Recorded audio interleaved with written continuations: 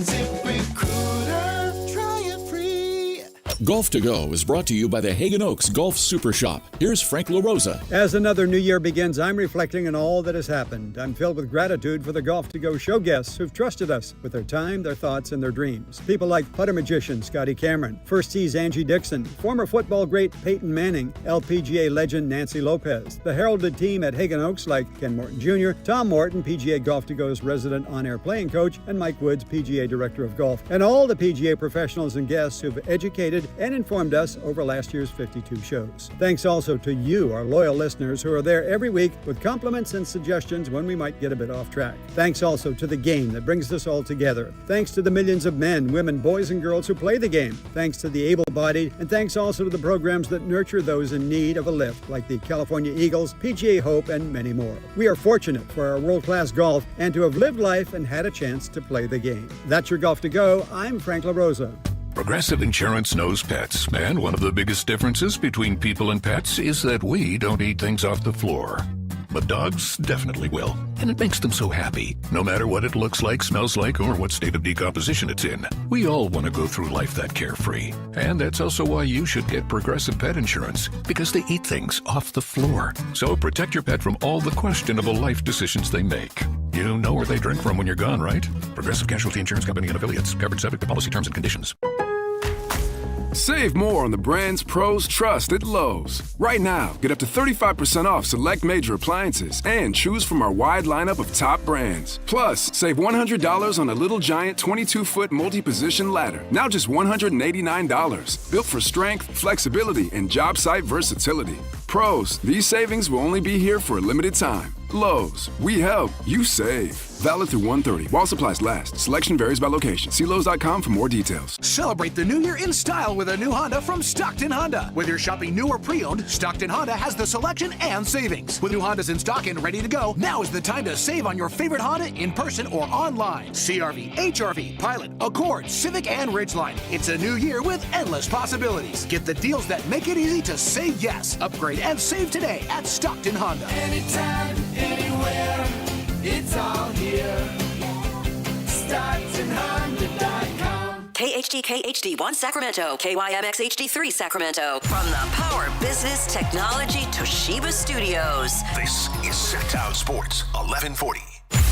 It's Matt George and Kayla Anderson. Online at SactownSports.com or on the app. Kings, Niners, and Sacramento. The Matt and Kayla Show starts now. It's Friday. It's Friday. Nope. We're not doing that. You know we're going to hear it today. Nope, we're not doing that, He's Kyle. not going to surprise me. Forbidden. It is forbidden. Welcome in to the Friday edition of Matt and Kayla here on Sactown Sports. I'm Matt George. That's Kayla Anderson. We got Kyle Ledbetter in the other room. Shout out to Jason Ross for another fun edition of Friday Fun and Games, although I never do well, ever do well in Friday Fun and Games. But Kayla, I have to admit, we were going to talk a lot about the Sacramento Kings and their loss to the Philadelphia 76ers last night, and there's actually reason to celebrate today. We'll get into that in the next segment, and you think I'm joking, but a lot of people are truly celebrating that Kings loss today. But I missed over a half of that game. Oh. Because my son has been pretty sick for the last week. Oh, I'm sorry. That's okay. We thought it was just a cold, a fever, right? So he's going through it, and it stuck around, and it stuck around, and it stuck around. And we're like, okay, you know what? Fine. It's been long enough. Let's go take him to the doctor and get some tests, see what's checked out. So we get some tests done. Everything looks great. Okay, good. No pneumonia or anything like that, which is what my mom currently has on a cruise ship right now. Not fun at all, by the way. My mom is on a cruise ship and has spent the entire cruise in the cruise ship hospital with pneumonia. So that might be the worst. Sorry, Mom. But he doesn't have pneumonia, doesn't have the flu. They go, we're going to do one last test for strep throat. Oh, no. Positive.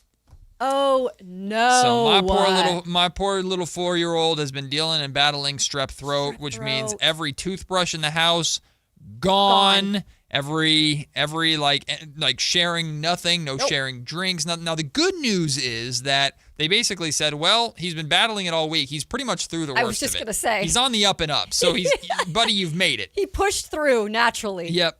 But my poor kid, it's only a matter of time, Kayla, before CPS is called on my wife and I, because my son is like the typical like 4.5-year-old that just is hanging from the ceiling and Tasmanian devil jumping off of everything in sight, covered in scratches, bumps, and bruises, has been in the hospital in the ER already on 4 separate occasions for 4 completely different things.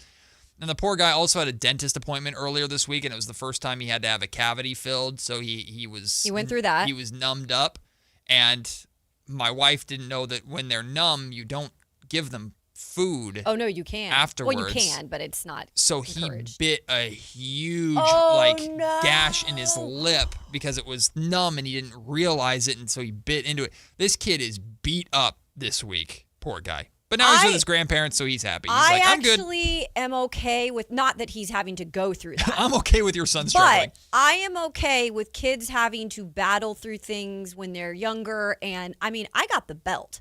So there was no easiness that, growing up in my days. And I'm not saying that's what you should do now with kids. Things have changed drastically. That's why you jumped over a fence, a barbed right. wire fence at 15? I can overcome things like that. But I do in a strange way like that, though, because it's like you can overcome that stuff as long as it's not something you can't overcome. And you go outside when you're younger. I don't know about you. I was playing outside. I was catching bugs. Yep. And nowadays, I feel like all these kids are inside with their pads, and it's like, go get bruised and bitten. We did not raise an iPad kid, thankfully. Yeah, we are fighting for our life at restaurants because we're not giving him an iPad. I bet. So he's like climbing over booths and trying to talk to people and put his hands in everybody's food. But hey, no iPads. No iPads. No fun either. No. But no iPads. But he's doing fine. Good. I'm glad He'll he's be on good. the up and up. But strep is nothing to even bat an eye at, especially when you're young. But I've gotten it in my college days, and that was awful. Nope, not fun. And so my mom was first off, single mom. Second off, former paramedic, former ski patrol. She's my seen mom, it all. My mom was a badass, and then she had me, and I ruined her life. And she didn't do anything. You didn't. Then she started working for a bank. She's like, I did cool stuff. You were born, and this is boring now now. I just work for a bank or whatever.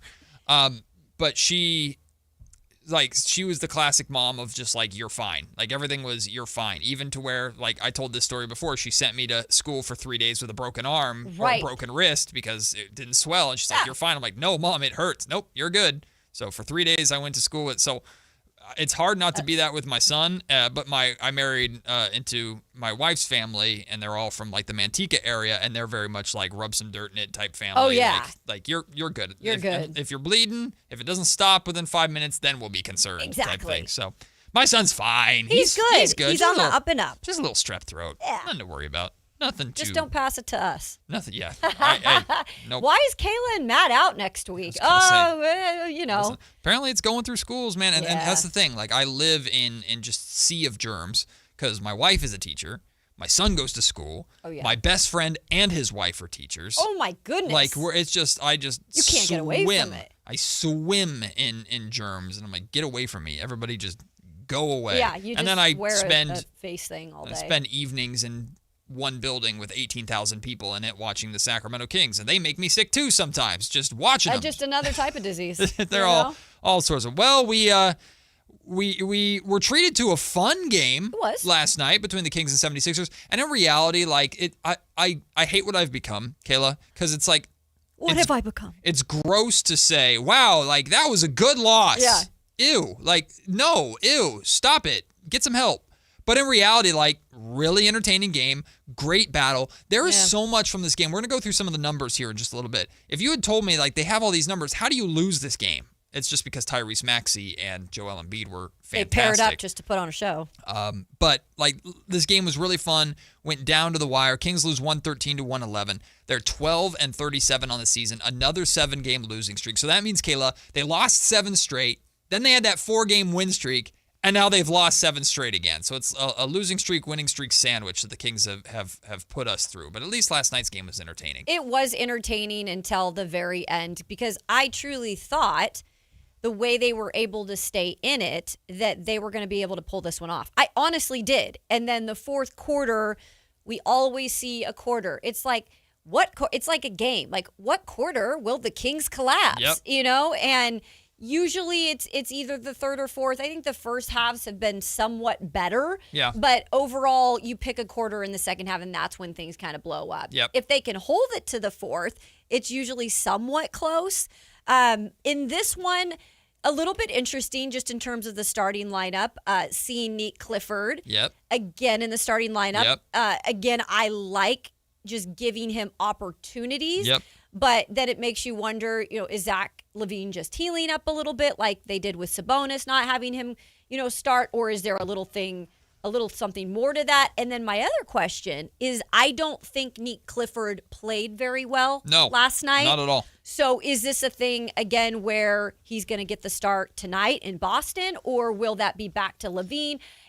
I'm still trying to figure out the algorithm of Doug Christie of how he decides to do certain things. Yeah, I think Doug was very intentional about bringing LaVine off the bench. I thought it was a very interesting, what's the word I'm looking for? Not brave necessarily, but or courageous.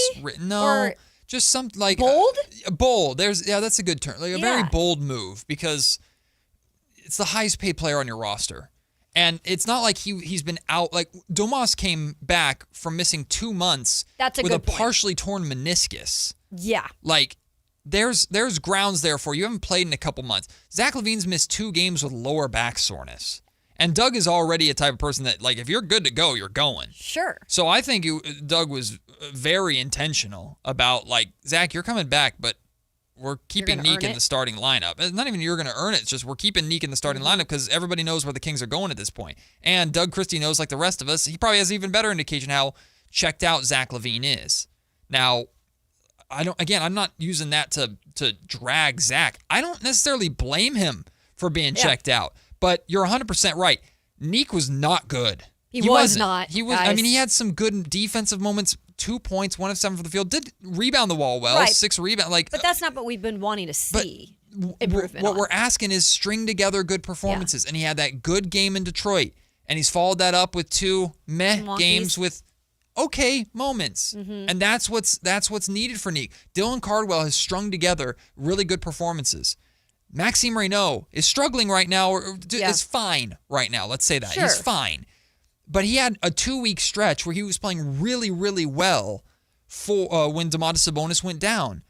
Neek hasn't given us that consistent stretch of impactful, solid play yet. And I do think his position does have something to do with it, right? Both centers have they're very reliant on their point guard, like Maxime Reynaud, really benefited a lot from playing with Russell Westbrook. Dylan Cardwell isn't much of a scoring option, but he's a very highly impactful rebounder, rim protector.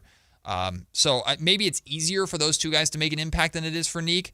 But, man, you're the highest pick. They moved into the first round for you. Just show us a little more. I'm waiting to see it. I know, and I really like Neek, so I'm like trying to give him, again, this is way early. I'm not like giving the benefit of the doubt in terms of what his career will be, but I'm trying to give him the benefit of the doubt of like how we start to put these things together. Because when you see he shot 1 from 7 from the field, and like 0 for 1 from 3-point land, like the numbers in terms of shooting aren't really getting better, and like I think you just need to see something on that end because he's being given those opportunities. Yeah. Like, you have to make a little bit more of it right now because you are getting starting opportunities. You are getting, what did he play minutes wise? He played 27 minutes. Yeah. He played 30 in the last game. Yeah, he had 33 in Detroit, right. 30 in the 30-ish last game. Like, he's playing big minutes. Yeah, and that's what we asked of Doug. Yeah, Doug's doing his part. Right, Neek's got to start adding the production. And like Zach LaVine ended up finishing or closing that game. And I had some issues with the closing lineup again. We'll get into that in just a second. But Zach LaVine was much better than Neek, so Zach deserved to be out there. And if you were to tell me Zach LaVine's starting tonight in Boston, I'd say, okay. Probably. Yeah. Like, he drastically outplayed Neek. Zach had 17 points, 5 of 16 from the field, 2 of 6 from 3-point range, 3 assists, a couple of steals. Like, not a phenomenal game for Zach LaVine, but an impactful game. Yeah. And I really like the 16 field goal attempts is very interesting to me. Because you know who also had 16 field goal attempts? Dennis Schroeder. And then DeMar DeRozan had 15 field goal attempts. So really quickly, I'd just like to give a shout out and a round of applause to our veterans. Let's go. Hey, it's less than a week to the trade deadline. They know what they're doing. We want to get the hell up out of here. Let's do what we can to raise our value a little bit. And nobody is playing with more get me the hell out of here energy than DeMar DeRozan right now. He had 34 in New York, and then he has 25 on 9 of 15 shooting, 8 assists in last night's game. DeMar DeRozan was like, damn it, I have value. Someone come and get me. Yeah, he's like, I'm cooking at a different level. Because all season, look, DeMar has been great this season. He's been the reliable, consistent, healthy piece to this Kings roster. But now I have definitely noticed in the past couple of games, he has turned that up a little bit, a different level. And I agree with you. And I could kind of just see it in his play last night in particular. Like, I think he's trying to showcase, like, look at me. I can help you. Any NBA teams right here, I can do it. I can get buckets, but I can also distribute. Yes. I mean, 8 assists is really good. And he's been consistently in that 4, 5, 6 assist range on a nightly basis. We've talked about this before. His steals are up. Is DeMar DeRozan suddenly a good defender? No, he's not. And defensively in the playoffs, there are going to be moments where you have to hide him. But again, I don't think any team, unless they have a injury like the Warriors have suffered to Jimmy Butler, I don't think any team is looking at acquiring DeMar DeRozan and making him a feature primary part of what they're doing. But if you can get 20 minutes of or 25 minutes of DeMar DeRozan, whether it's off the bench or as a mixed in starter, that can just get you buckets, distribute a little bit, and have that veteran presence, it makes perfect sense for me for teams to be out interested in him. And Sam Amick did talk about this a little bit today in his conversation with Jason Ross earlier, and talked about the possibility of maybe DeMar's like plan C or D for a lot of these teams. And when we get closer to the deadline, maybe things will start to change or heat up. But DeMar DeRozan right now is playing like, yo, I'm not like, and I don't blame him. It's not like I hate Sacramento, but I don't want to be wasting the final years of my career here. Like, get me to a contender. Get me to someone who's playing meaningful basketball. And I don't blame him at all. Like, he's been a consummate pro. Like, he's done nothing to draw any red flags pretty much his entire career. But in a situation that's been as messy as this one, he's just done nothing but be available and go out there and play basketball. What he's asked to do every single night for the most part. And I know the age thing has come into conversations too about a team bringing him on. I don't give a you-know-what about the age. DeMar has been healthy. There has been no indications that this guy can't play for at least a few more years at this level, because he's taking care of his body and he's done the proofs in the pudding, while all these other guys, including big trade name guys like Giannis Antetokounmpo, are struggling with injuries left and right. But this guy has had pretty much none of that, but yet you're going to question his age? Go home. So the Kings have played 49 games this season. DeMar DeRozan has played 49 games this season.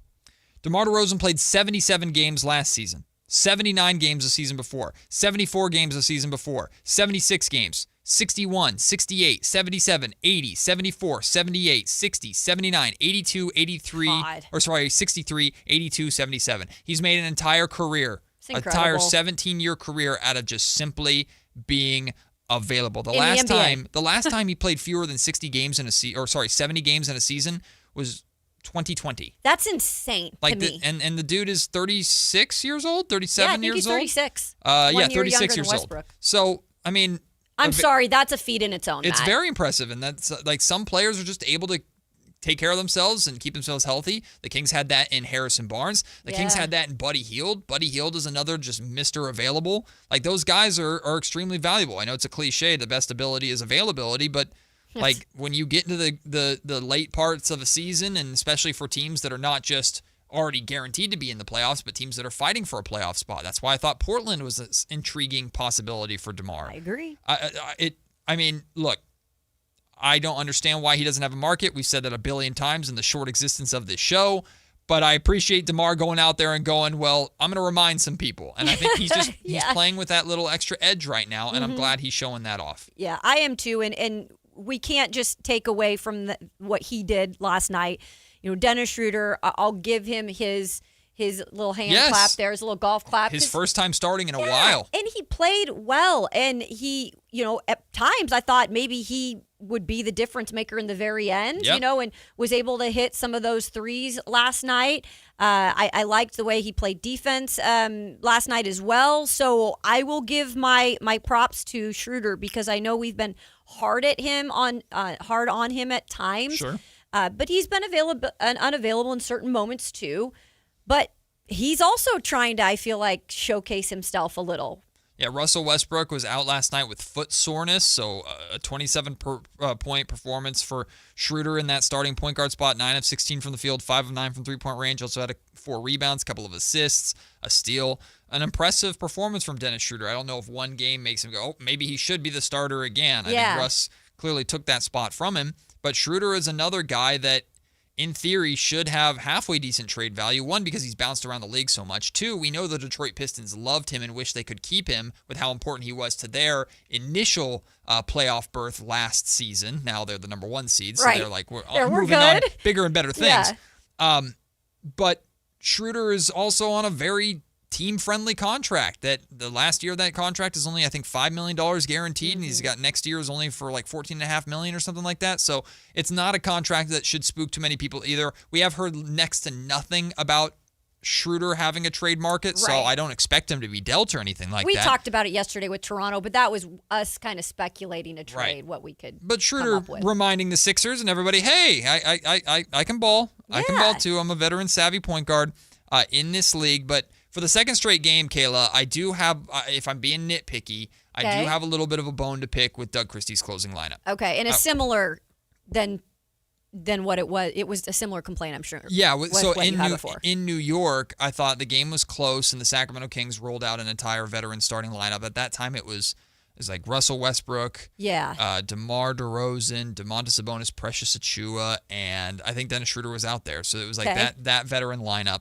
And I didn't like it. It didn't work. The Knicks ended up going on a run and winning that game. Yep. Last night, the Kings were up by, the largest lead was 11 points. The Kings were up by 11 points, 103-92, with 7:44 to go in the game. Okay. Yep. Now, I'm starting from this point because I think it's important, because this is not the point where the veteran lineup was in the game. So it's not all on the veterans. I got to make sure I'm very fair here. Because from this point on, right, the Kings are up 11, 7 minutes, 44 seconds to go in the game. These are all of what happened to the Kings. There are some made buckets and things like that in there from the Sixers. I'm just talking about the Kings. Maxime Reynaud is on the floor, 3-second violation. DeMar DeRozan miss. DeMar DeRozan foul. Zach LaVine miss. Maxime Reynaud foul. LaVine offensive foul. And at this point, the all-vet lineup is subbed in. So during this time, when this stretch is going on, Max is on the floor, makes a couple mistakes. Keon Ellis is on the floor during this stretch as well. So it didn't start with the all-veteran lineup. Sure. But the Kings were up 11, and then like a minute and a half later, Schroeder, LaVine, DeRozan, Achiuwa, Domas. That's the lineup, and the Kings are up 6, 103-97. So the lead was essentially cut in half before the veterans came in. That's important to note. But from that point on, here's what happened with that all-veteran lineup. LaVine miss, Sabonis turnover, Achiuwa foul, Schroeder bucket. LaVine turnover, Schroeder turnover, Schroeder foul. Yep. At that point, at the 3-minute, 48-second mark, Dylan Cardwell checks into the game, which I was happy to see, but the game is tied at 105. Right. So the momentum has already shifted towards the 76ers. A 6-point lead is nothing. So it's not like, oh my God, this veteran lineup blew a massive. No, it was a 6-point lead. But the point is, during both of those stretches, even the ones where Max and Keon were in the game, I'm reading a lot of turnovers and missed shots and offensive fouls from the veterans. Yeah. Again, I'm being nitpicky here because the Kings lost the game with Dylan Cardwell on the floor. I'm glad Doug went back to Dylan Cardwell and got him those minutes. My gripe is not that the Kings lost the game. Low-key happy about it. My gripe is that in these moments, these are teaching moments. I want Max out there to get a 3-second violation and pick up a foul down the stretch because he's going to learn from it. I want one young guy, whether it's Neek, and I know Neek played terrible, so maybe there's a reason why Neek wasn't out there. I'm glad Dylan Cardwell was in there because even though they lost, Dylan got to experience trying to guard Tyrese Maxey with his game winner at the rim. That, to me, the lessons learned in those moments are more valuable to me for Doug than a vol veteran lineup out there that increases your chances of closing out that game and winning. It's nitpicky, but that's how I feel watching that final stretch. And Doug Christie clearly, wants to win, and I think he truly felt like putting those guys in, the veterans in, that would give them the best chance because they were in it, right? It wasn't a situation where it had been blown up by the fourth quarter. They were right in it. And look, we have to give a ton of credit to Tyrese Maxey, like you said, because he just balled out last night.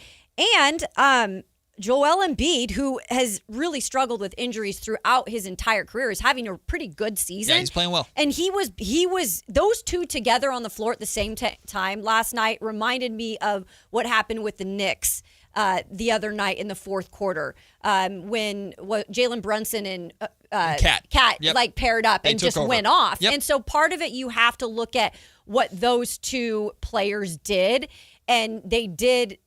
In terms of the Kings, they did kind of inflict themselves with the turnovers because they looked like the better team, more so most of the game, being able to cause the 76ers to turn over the ball. But when it mattered, it was the opposite in the fourth quarter. But I get what you're saying with that. So why don't we keep a Maxi Marino in for that and let him work through that instead of subbing out everybody because Doug is like, the veterans need to try to get it done and I trust them. And I imagine if any of the Kings coaches, from Doug Christie to the assistants, that they are listening to this, they're probably rolling their eyes right now going, you idiots don't know how this works, because if Max isn't playing well and I have these veterans on the bench who have been playing well, I for that individual game, I got to reward them and I got to get them back out there. Again, I understand that. I'm looking at this season as a lost season. A win in Philadelphia led by your veterans does and means nothing to me. But a young guy getting opportunity, and again, Dylan Cardwell was out there for the final 3 minutes of this game. So Doug kind of gave us what we wanted. And he kind of, like you said, he had that last moment with Maxey. And so those are really good learning lessons against the league's best. I agree with you on that. But let's start to see that more, though. Even if it ends up resulting in failure, at least these rookies are getting that best example of what they need to play like in different situations. And I admit, wholeheartedly, it's nitpicky. But I want to see a young guy pretty much out on the floor at all times, especially in closing moments of a game where you can really learn. And you're not guarding the second or third string of the opposing team. You're guarding freaking Tyrese Maxey and Joel Embiid, who combined for 77 points last night. Just wild, right? So 40 points for Maxey, 37 for Joel Embiid. The next closest was Paul George with 15, and then nobody else on the Sixers scored more than 5. Like, it was two guys. Domination. Two guys that beat you. And that's what's crazy is there's so much about this game statistically that was great for the Sacramento Kings. The Kings shut out the Sixers in second chance points, 24-0 in second chance points. Yeah. Like, that's nuts. How do you lose a game when you're up 24-0 in second chance points? The Kings out-rebounded the Sixers 46-24. Domination on the glass, 15 offensive rebounds. Dominated the paint, 52-38. Right. Like, those numbers mean you won by double digits. Isn't that insane? But it's just 2 stars that beat you. 2 stars and 7 turnovers in the fourth quarter. Yeah, that kills you too. That is icky. Yep. That is icky. That kills you too. But it's not all bad. There is a reason to celebrate, guys. I'll tell you what that reason is when we come back. Plus, we got to show some love to Keon Ellis too. I thought he was really good off the bench last night. So that's coming up next. Matt and Kayla, we're just getting started here on Sactown Sports. Sacramento weather is brought to you by Elk Grove Honda. I'm Tamara Berg in the KCRA 3 Weather Center. It's finally Friday. Out the door in the valley, some dense fog. Expect some reduced visibility during the morning commute. And then the fog fades. We're looking at partly cloudy skies today with light north winds and highs peaking in the lower 60s. Get the latest forecast on the KCRA 3 News and the KCRA 3 app. At Elk Grove Honda, you can drive a 2025 Accord Hybrid Sport and enjoy a tradition begun with the first Accord in 1976. Ask about the least you can do. We're Elk Grove Honda in the Elk Grove Auto Mall, Highway 99 at Elk Grove Boulevard. I gotta get an Elk Grove Honda. When your check engine light comes on, do you see a repair bill or do you see peace of mind? For 20 years, CarShield's been the name America trusts to help keep you on the road. While other companies stop covering you when your car gets older, CarShield offers protection plans up to 200,000 miles. With over $1 billion in claims paid, we don't just promise protection, we deliver it. Don't let a breakdown break your budget. Get the flexible month-to-month coverage you deserve. Go to CarShield.com. That's CarShield.com today. Why choose a Sleep Number smart bed? Can I make my site softer? Can I make my site firmer? Can we sleep cooler? Sleep Number does that. Cools up to 8 times faster and lets you choose your ideal comfort on either side. Your Sleep Number setting. JD Power ranks Sleep Number #1 in customer satisfaction with mattresses purchased in-store and online. And now, the more you buy, the more you save on beds, bases, and more. Plus, get free home delivery on most beds with base. Limited time. For JD Power 2025 award information, visit jdpower.com/awards. Check it out at a Sleep Number store today. Hagen Oaks knows you can buy a driver off the shelf anywhere, but Hagen Oaks is the only place where you'll find total game fitting. The Hagen Oaks TrackMan-powered player performance studio fits clubs to your swing. Ping's Ballnamic Ball Fitter finds your optimum golf ball. The putter fitting studio makes you a better putter, and FootJoy's 3D foot scanner finds your correct fit. In fact, Hagen Oaks will fit you from head to toe with equipment and apparel to make you the player you want to be. It's total game fitting, and it's only at the Hagen Oaks Golf Super Shop, Fulton Avenue at the Cap City Freeway. Guys, low energy, low drive, or strength not what it used to be? For many men, it's low testosterone. At Revive Men's Health Sacramento, start with a free T-check exam and consultation to get real answers. And this month only, qualified patients may receive 25% off testosterone replacement therapy. Call 916-619-3000 or visit ReviveMen'sHealth.com. Terms apply. Must medically qualify. The other guys must think you failed math. Get this huge discount. Then the fine print hits you with $5,200 in mandatory ads. It's adorable in a scammy kind of way. At Hoblet, we skip the tricks. The price you see is the price you actually pay. What a wild concept, huh? Hoblet, family owned 77 years. Experience the difference online at hobletdodge.com. This message comes from Viking, committed to exploring the world in comfort. Journey through the heart of Europe on an elegant Viking longship with thoughtful service, destination-focused dining, and cultural enrichment on board and on shore. With small ships that bring travelers closer to the destination, there's more time to explore. And every Viking voyage is all-inclusive, with no children and no casinos. Discover more at Viking.com. Big tax changes this year could mean a bigger refund, and Jackson Hewitt knows how to get you your biggest. You'll get $100 just to try us. That won't make you filthy rich, but definitely gas plus groceries rich. And since we know all the new tax codes, you could get thousands back, which would make you low-key loaded. Or at least wealthy adjacent? Go with our trusted pros and get $100 to switch. Rest easy. Jackson Hewitt's got your taxes. Guaranteed. Limited time offer for new clients. Participating locations only. Details at jacksonhewitt.com.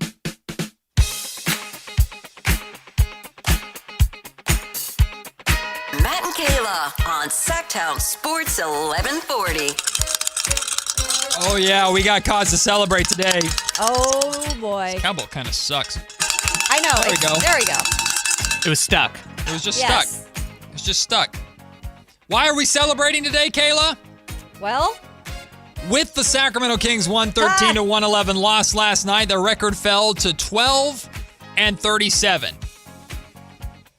Ladies and gentlemen, that is tied for the with the New Orleans Pelicans for the worst record in the NBA, the best draft lottery odds. Yeah! Way to go, Kings. Front of the line. Oh, yeah. Still not guaranteed that first. Yeah, no. But, you know. But guaranteed top 5. We are the worst, kind of, with Pelicans. We are the worst, kind of, with the Pelicans. Doesn't really roll off the tongue, does it? No. But with tiebreakers that don't matter right now, we are the worst. And the Pelicans don't want to be the worst. They just happen to be the worst because they don't have their draft pick this season. The Atlanta Hawks are very much rooting for the New Orleans Pelicans to be the worst. Oh, yeah. So the Kings are the ones, they're the worst and they want to be. Exactly. Yay! We own that category. We suck enough. Yes. Ethical tanking. Yes. Hey, listen. I'm happy about it, but I'm not happy about it. And there's no guarantees of anything. Again, the way the lottery system works, and the NBA did this to try and fix tanking, which I don't know if it has or hasn't, but it's the worst 3 teams in the league have equal odds at the number 1 overall pick, which is a whopping 14% chance, ladies and gentlemen. 14%. Not even 15. 14. Yeah, Trying to make it 14, man. Yeah, we love 14%. All right. But the big deal is, in addition to the 14% chance, they have a 52.1% chance. So over a majority or over a likelihood that, or slightly over a likelihood, that they will be in the top 4. Okay. Yeah, that's more like it. Yes, whatever. And a 100% chance they will be in the top 5. Hey, I like 100. The top 5. That's a good number. Hey. Of course, there's a ton of season left to be played, and what's spooky is you look at the Kings' schedule towards the end of the year, and you're like, oh, I can see them winning a lot of those games. Yeah. Especially if Russell Westbrook is playing still and he decides, thank F your draft pick, I'm Russell Westbrook. Right. Which might honestly help your chances of losing games, because sometimes Russ goes, I'm taking over, and we're like, yeah! And we're like, good, you're going to turn Russell the ball over Westbrook! 18 times and miss your shots. Okay. 25 shots on your poster giveaway day. There we go. We love you, Russ. Thanks for doing it for us. Here's Thanks, your Russ. video tribute package as you get us Peterson. It's Get us your replacement. Yeah. Exactly. Play for your replacement, bud. This is, I mean, I know it's a joke, but it's also kind of a fair argument. Like, look, like, do the Kings really need to trade these veterans away? Because they're doing a pretty darn good job of tanking with these guys right now. The answer is still yes, because in addition to the Kings losing basketball games, I would like them to lose while also having something that I'm a little more hopeful for or optimistic for the future. I would love to see them lose, but see what Jonathan Kuminga looks like taking 20 shots. I'd love to see them lose and see what RJ Barrett looks like back with Scott Perry. That doesn't sound like either of those trades are going to happen. Right. But in our minds, we think it'd be fun. You know what I mean, though. It's like, what can you get? Or if it's as simple as, like, getting a DeMar DeRozan or a Zach LaVine, which isn't happening, but one of these guys out of there so that frees up the rotation to get other looks at other guys. Like, it just gives me something different to look at for the second half of this season. And I understand the Kings fans out there probably feel the same way. They don't want to continue looking at the same type of Kings team every single night, because we still have plenty more games to go. And if it doesn't happen in terms of anybody being traded away, and even if Keon Ellis, who we'll talk about in a minute, I know, is going to get traded away, it still doesn't really change what we're going to see out on the floor, at least unless Doug drastically does something different, which I don't foresee him doing if the veterans are still here. So, I mean, it would be nice if even one little move was made to see one body here that was new, or just a younger lineup in general. You're still going to lose games because this team is not good, and there's always an injury that happens on this team that allows one person to come back and then the other person to go. That's been the trend. Whitey Gleason gave us a not-so-fun note, though, our own Whitey Gleason. You can hear him on the Drive Guys with Alan Stiles. They have another very short show today, but they are doing Game Day tonight. They're hosting Game Day before the show, or before the Kings broadcast starts. So tune in for that, starting at 2 o'clock today. And we'll have them join us for the crossover at 1:45. But from Whitey Gleason, since the NBA lottery odds were flattened back in 2019, the team with the worst record has ended up with the first pick a total of 0 times. Which means, Kayla Anderson, that is due to happen. Hey! Odds are in our favor. All right. Odds, but the wrong odds. Hey, law of averages, right? Now's the time. They're literally not. It's still 14% no matter what. But hey, you got to play the mathematical chances, right? Whatever helps you sleep at night. I mean, well, you know what? Screw you, Whitey Gleason, and screw you, odds, and screw you what's actually happened, because we have this thing called Tankathon. Oh, let's do it. And Tankathon's not going to let us down. Tankathon, we're going to do our Tankathon now with the Kings and the New Orleans Pelicans again tied for the number one worst record in the NBA. It doesn't matter. As long as the Kings are top 3, that's where they want to be, but let's sim the lottery, and can't be worse than 5. Well, I mean, it's fine. The Kings dropped 2 spots to 3, so they're top 3. Hey, the good boozer. Either Boozer or AJ, maybe Wilson if you like him. What I don't like about this, and this is becoming a trend and it's pissing me off, and I think Tankathon is doing this intentionally. The Indiana Pacers win the draft, which, can you imagine, they were in the finals last year, and then Tyrese Halliburton went down. They win the draft, so they get Peterson and Tyrese Halliburton, or whoever they want. If they want AJ, they want Cam Boozer might make sense for them. I don't know what number 1 overall, but he's the most NBA-ready prospect. You plug him right in, Indiana's fine. But Dallas moves up 6 spots to 2. Oh my gosh. Why is Dallas always in That's the what I'm mix? saying. Why? That's what I'm saying. Why? Because they traded Luka. Yeah. Okay, so they should be Conspiracies. getting punished. Yeah, no, Nico sold his soul to He might have. the literal devil. Might have. to make sure the Dallas Mavericks, I guess, just have draft lottery luck. Because every time we do this, at least on this show, it's been Dallas. The freaking Dallas Mavericks are in like the top 2. Yep. Every single time. Yep.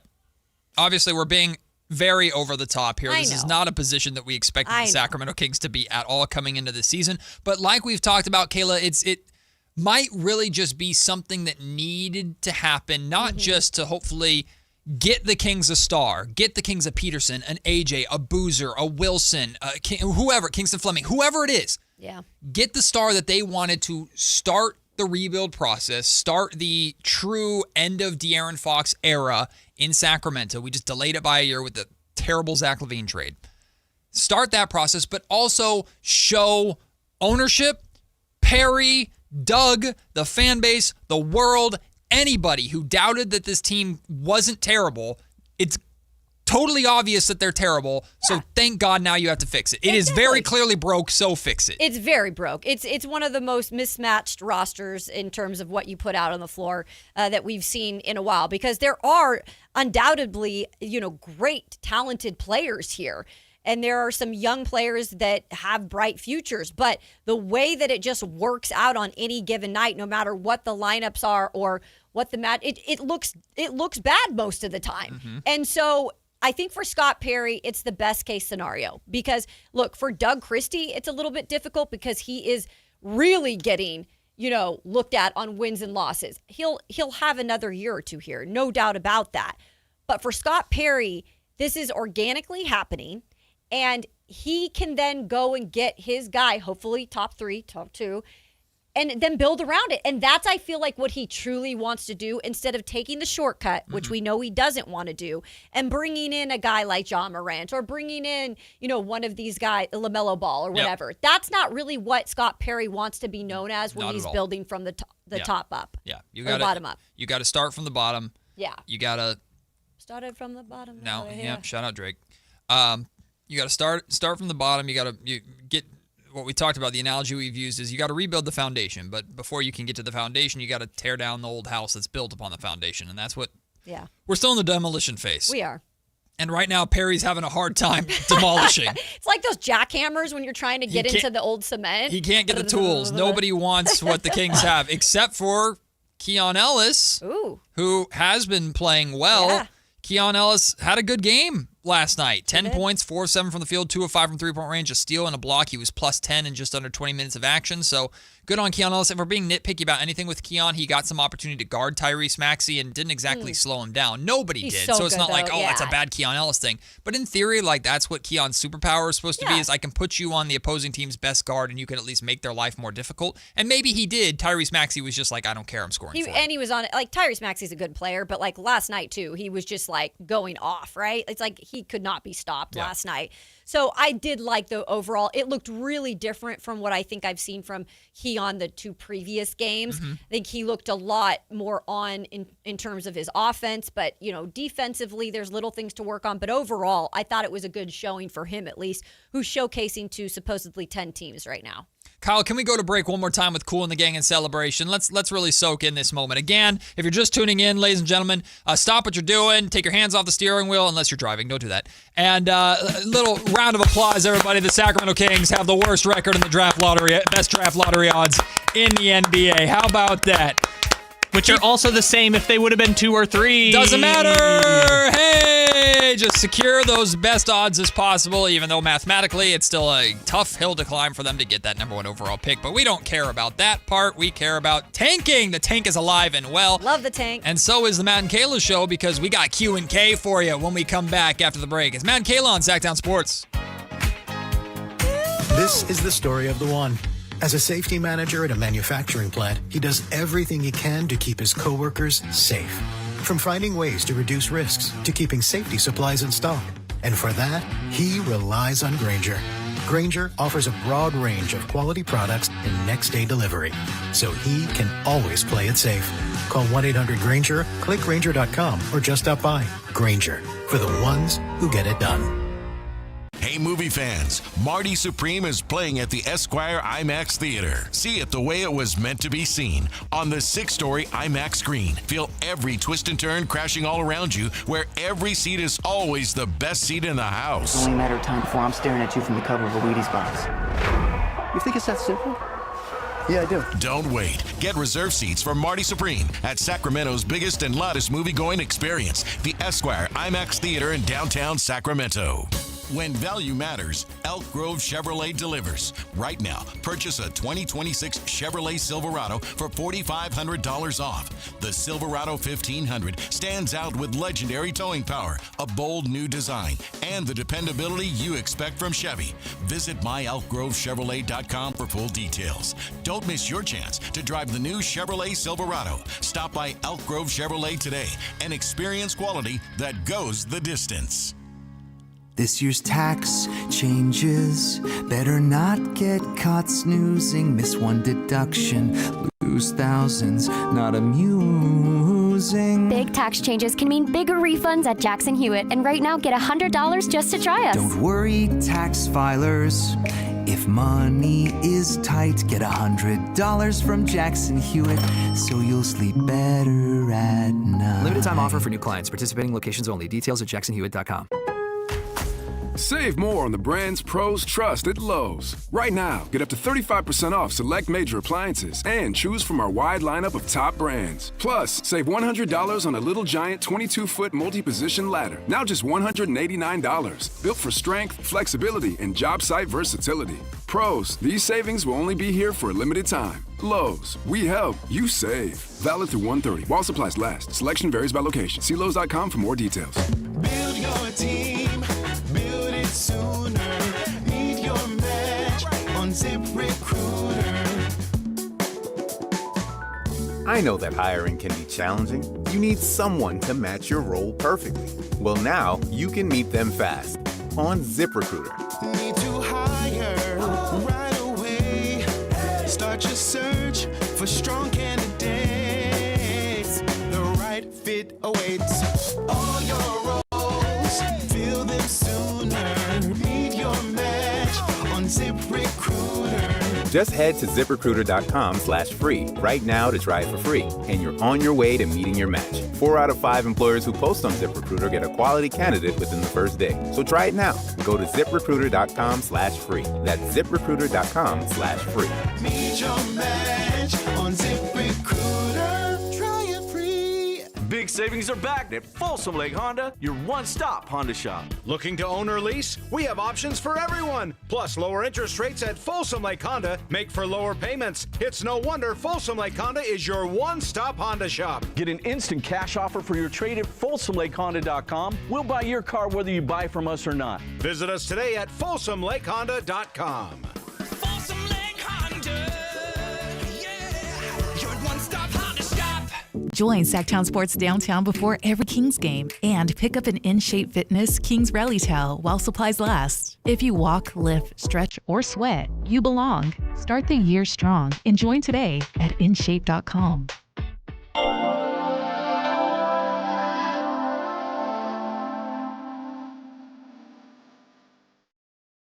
It's Matt George and Kayla Anderson on Sactown Sports 1140. Before we get to Q&K, unfortunately a bit of sad news today, Kayla, and I know this hit you pretty hard. You're a big fan of her. I am. Catherine O'Hara has passed away. 71 years old, legendary actress, Yep. of course known for Schitt's Creek, Home Alone. Beetlejuice. It's very uncomfortable saying that on the air. I can but tell you got caught for a second. I hesitated, but that's the name of the show. Don't get mad at me. You're allowed to say it. Home Alone. I mean, she's been in She's all iconic movies. That's a tough one. I don't usually, I mean, I hate it to see when people pass away that are like actors.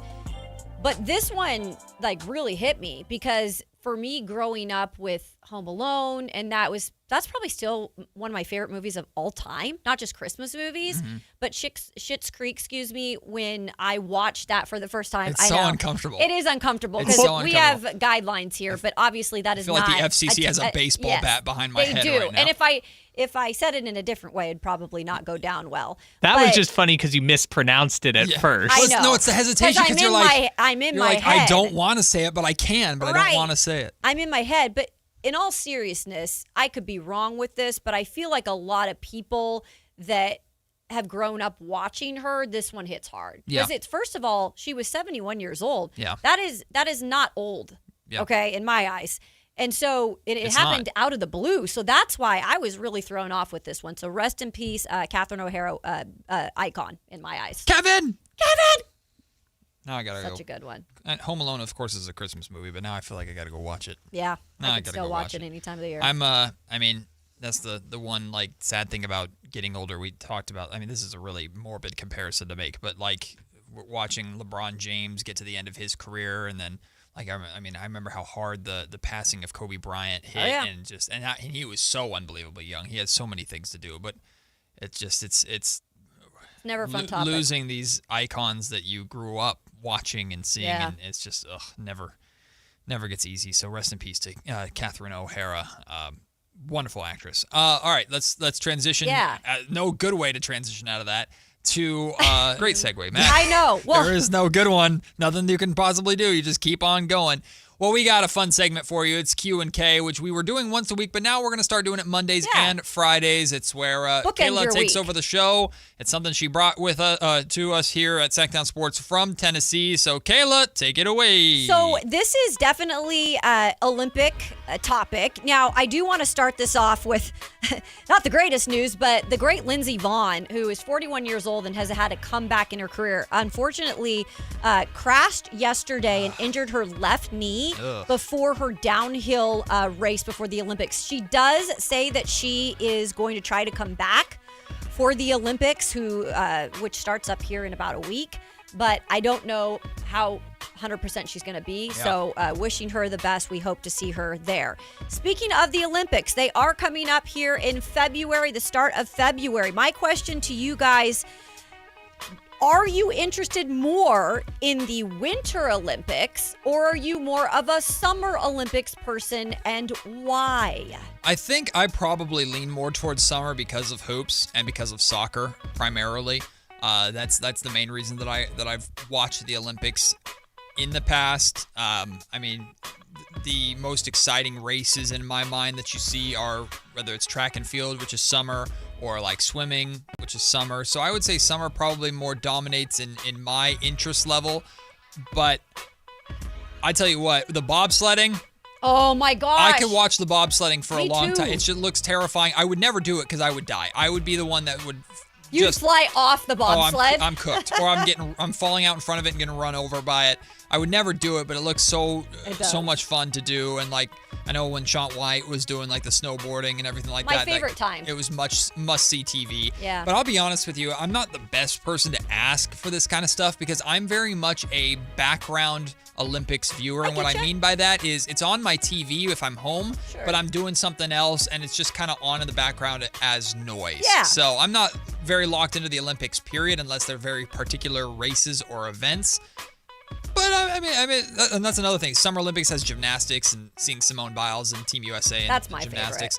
But I like the Winter Olympics. It's just not. I guess it's not. It's hockey's back in the Winter Olympics. That's cool. I think that's going to be incredible. Macklin Celebrini for Team Canada. Yeah. San Jose Shark. So what did Brody say on the same line as Sidney Crosby? Yeah, when Team Canada is insane. Playing, that's going to be must-see TV. When Team Canada is playing in hockey. Mm-hmm. Kyle, what do you think? Yeah, I mean, I'm not an Olympic person. Okay. Kind of like Matt, it's a background noise thing for me, but also if I didn't live with other people, I don't think I would watch the Olympics really at all. So you don't have a favorite like sport in either Olympic that was appointment TV for There's you? not one that I'm like I'm going to go to, and I feel weird saying there's this sport I love at the Olympics because I feel like if I liked it at the Olympics, I should follow it when it's not the Olympics. Like I shouldn't only watch gymnastics during the Olympics to say I'm a gymnastics fan. So that's a big thing with track and field too. Like track and field, watching those sprints is really, really fun, but who watches track and field? I mean, no disrespect. If you do, great for you. But I've never paid attention to track and field outside of the Olympics. Yeah. I've always thought it's like I shouldn't call myself a fan of a sport if I'm not going to like watch it other than when it's the Olympics. But I guess when I was a kid, I really did like watching the hockey. I think it was the 2014. It would have had to have been the 2014 Olympics because that was the last time hockey was at the Olympics. Mm-hmm. I got really into it that year when I was a kid, but I'm more of a summer person. Olympics. If you're making me pin down one, I think part of that is just I'm more familiar with the events of the Summer Olympics. Like you grew up watching Michael Phelps, you grew up watching Usain Bolt. The only real Winter Olympic memories I have is that hockey and what's the guy, Apollo Anton Ono? Oh, the speed skater. Yeah, the race where they go in the circle. Yeah. I remember watching that when obviously he was American and he won it. That was cool. But yeah, I guess I never got into the figure skating. I never got into a lot of the Winter Olympics. But maybe part of that's just this will be the change. I used to love figure skating growing up. I would actually try to like do some of those things, Really? like the little twirls. Oh, I'm scared to ice So skate. for a little bit, I was like working on the ice trying to, and then I realized, I definitely can't put the time in for this. But it is fascinating what they can do. Like at that speed with those sharp blades, I'm like, it would be disaster. I would cut someone's face open. Yeah, I I know. would, all of that. I think what's hard for me with the Olympics, and I'm excited for this year's, I'm going to try to watch. They're on in so many different places, different apps, and like it's just become harder to really watch. Yeah. And also the time change, and like the stuff is happening over there before here. Mm-hmm. It's just so hard in a world that we're living in now with so much other stuff to keep track of everything. I will give them a lot of credit. By them, I mean NBC. Like the Peacock interface for the Olympics last year, super easy to navigate. Like I'll give them all the credit in the world. They like had it organized by sport, and then if you click the sport, it was organized by date, so you could go back and watch it. Like I was really impressed just from like a sports media person. Like the interface of Peacock was so easy to navigate. Now it would glitch every time you tried to watch a live event, but the interface was very easy to find stuff in 24. Yeah, I think I look at the Olympics like as a festival. I look at it as like a celebration of international sport. Sure. It's less than I'm like locked into different things specifically. I think like I'm such a casual Olympic viewer though, to Kyle's point about the Peacock interface and how great you can find your individual things, which if you're interested in individual things, great. I'm very much a shout out to our friends at KCRA3. I'm going to turn KCRA3 on and you're going to show me the most important thing that I need to be seeing right now. Yeah. And the Give me the highlights. The biggest memory that I have of the the Winter Olympics is probably watching the Winter Olympics in the morning with my mom while eating breakfast before going to school. Like that was the Winter Olympics experience to me. Is you turn on KCRA3, whatever event's going on, you eating your breakfast, then you get out the door early in the morning because it was probably somewhere in Europe or something like that. So I'm excited about it. I'm not going to be locked into it. I'm not going to lie to you. No. But I'm excited about it, and I look forward to those moments that capture my attention that then come on the show and we talk about, did you see the bobsledder go 1 billion miles per hour? What's that event where the ski jumper jumps like basically off of like a building? Oh, it's a ski jump. Those big ski jumps. Hell no. Yeah, that to me is insane. I'm going to fly 1 billion feet through the air and land on these 2 little toothpicks attached to my feet. Right. Hell no. It's crazy. February 6th, start of the Olympics, by the way. So one day after the trade deadline. So maybe if good job, NBA. Get out of the way. If you're feeling crappy, that the Kings didn't make any moves, maybe you can delight or treat yourself to the delight of the Winter Olympics the next day. To watch bobsledders. Listen, hey, are you mad that the Sacramento Kings only traded Keon Ellis? Watch some figure skating and shut the hell up. How about that? Or you can go watch a bunch of Canadian hockey players beating up a bunch of Finland hockey players. There you go. There you go. I am excited about the Winter Olympics. And then this summer, of course, we're going to have the World Cup here in the USA, which is going to be really cool, although I am worried there's going to be some not so fun stuff around that. But look, the World Cup being in the USA is going to be exciting too. And I'm excited because when we come back to start the second hour of the show, Sam Amick spent the morning on with with Jason Ross. Carmichael Dave was off this morning. And Sam talked a lot about what's happening around the NBA. Of course, talked a lot about the Sacramento Kings too. We're splitting it in half. We're going around the NBA with the things Sam had to say in particular about Giannis Antetokounmpo. That's coming up after the break. This is Bill Cartwright. Join us Thursday, February 5th at the Golden One Center for the Sacramento Sports Hall of Fame celebration. Celebrate the new year in style with a new Honda from Stockton Honda. Whether you're shopping new or pre-owned, Stockton Honda has the selection and savings. With new Hondas in stock and ready to go, now is the time to save on your favorite Honda in person or online. CR-V, HR-V, Pilot, Accord, Civic, and Ridgeline. It's a new year with endless possibilities. Get the deals that make it easy to say yes. Upgrade and save today at Stockton Honda. Anytime, anywhere, it's all here. StocktonHonda.com.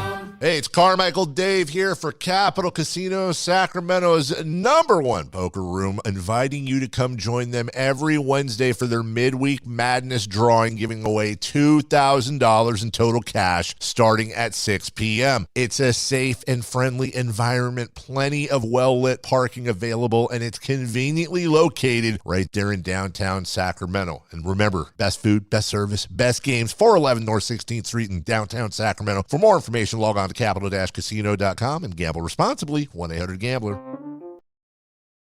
Not sure how to tackle your taxes? Are you sweating the small print? You may be experiencing FOMO, the fear of messing up. The answer? Using TurboTax on Intuit Credit Karma.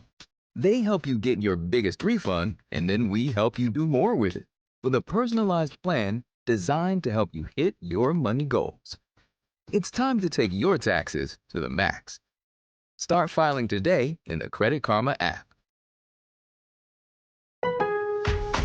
Save more on the brands pros trust at Lowe's. Right now, get up to 35% off select major appliances and choose from our wide lineup of top brands. Plus, save $100 on a Little Giant 22-foot multi-position ladder. Now just $189. Built for strength, flexibility, and job site versatility. Pros, these savings will only be here for a limited time. Lowe's, we help, you save. Valid through 1/30 while supplies last. Selection varies by location. See Lowe's.com for more details. I've always wanted to learn French, but the app I tried didn't help. If you want to memorize words in another language, there's an app for that. But if you want to really learn another language, there's Babbel. Babbel was designed by over 200 language learning experts to be the most effective way to learn another language. With other language learning apps, I was just playing games. I wasn't really learning. Babbel's different. Every time I open the app, I can choose to work on my writing, speaking, or listening. And it saves my mistakes for me to review, so I'm constantly improving.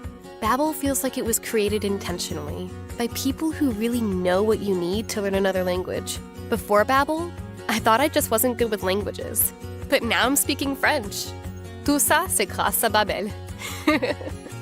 Want to really learn another language? Save up to 50% on your Babbel subscription when you sign up at Babbel.com. That's Babbel.com to save up to 50%.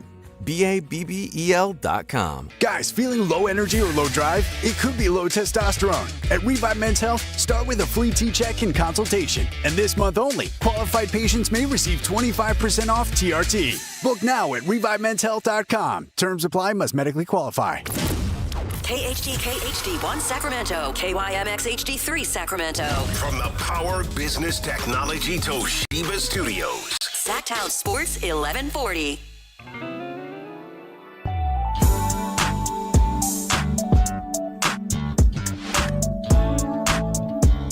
Matt and Kayla on Sactown Sports 1140. We're very grateful you're wrapping up your week, spending the afternoon with us. Well, still late morning, I suppose. Matt George, Remember Kayla we said Anderson. at 11. Yeah, it does. 11 might as well feel like afternoon.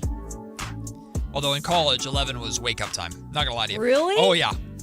Oh, yeah. Oh, you were a late riser. I am a night owl, and I am very much a... If I have the opportunity, like I would much rather stay up till 3 a.m. and then go to bed and wake up at like 10 or 11 than I would go to bed at like 9 p.m. or 8 p.m. and wake up at 7. Like I'm just, it's just how I'm wired. That's just how you're wired, yeah. I got I'm my most productive at night. Like I keep my office dark at home with a candle lit and like a like blackout curtain, so it just feels like perpetual nighttime.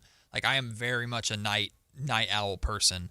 That's funny. I'm very opposite. Yeah, I'm the exact opposite. I think I've woken up at 11 o'clock once in my entire life. If you give me the opportunity, like if my wife and son are gone and I have the opportunity to stay up late, play video games, do dumb stuff, and then sleep in till 10 or 11, I can go right back to college me so quick. That's crazy. I don't think I could do that. However, with this new job compared to, because when I was working at ABC 10, my workday didn't start till 3. That's right. So I would stop. It was definitely late. I would wake up, take my son to school, and then come back home and go back to sleep. Now you can't really do that. No. So this has given me a much better work-life balance, a much better consistent sleep schedule, which my family appreciates. So sure, 11 o'clock's afternoon. Yeah, 11 o'clock is, if I can bring out breakfast food till 10, I'm fine with it. But breakfast food after 11, I'm not fine with it unless it's some like brunch buffet on like a Sunday. So I hope everybody out there is having a nice Friday, getting ready for a weekend without football though, Kayla.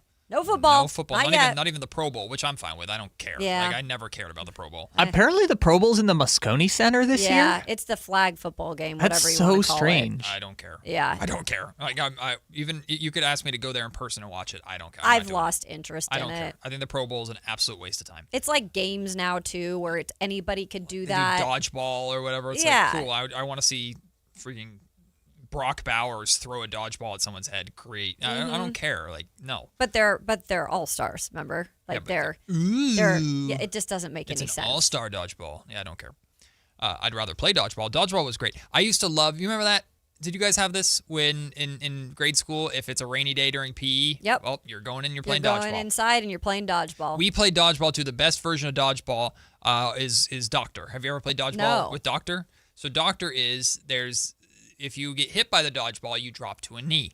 Okay. And on every team, you have a doctor, and they have a pool noodle, and they typically stand in the back and they get protected. And if you get knocked down and they hit you with a pool noodle, you're right back up. That's funny. So it's everybody That's just great. going after the doctor, and so you have to protect the doctor while also cool. trying to win the dodgeball game. But once the doctor got hit, they're down. And no one else got revived. Yeah, you're done after right? that, pretty much. Like So you have to that's take out the interesting. doctor first. Very well. You want to get rid of the front line, and then when the doctor comes to get the front line, then everyone goes kill him.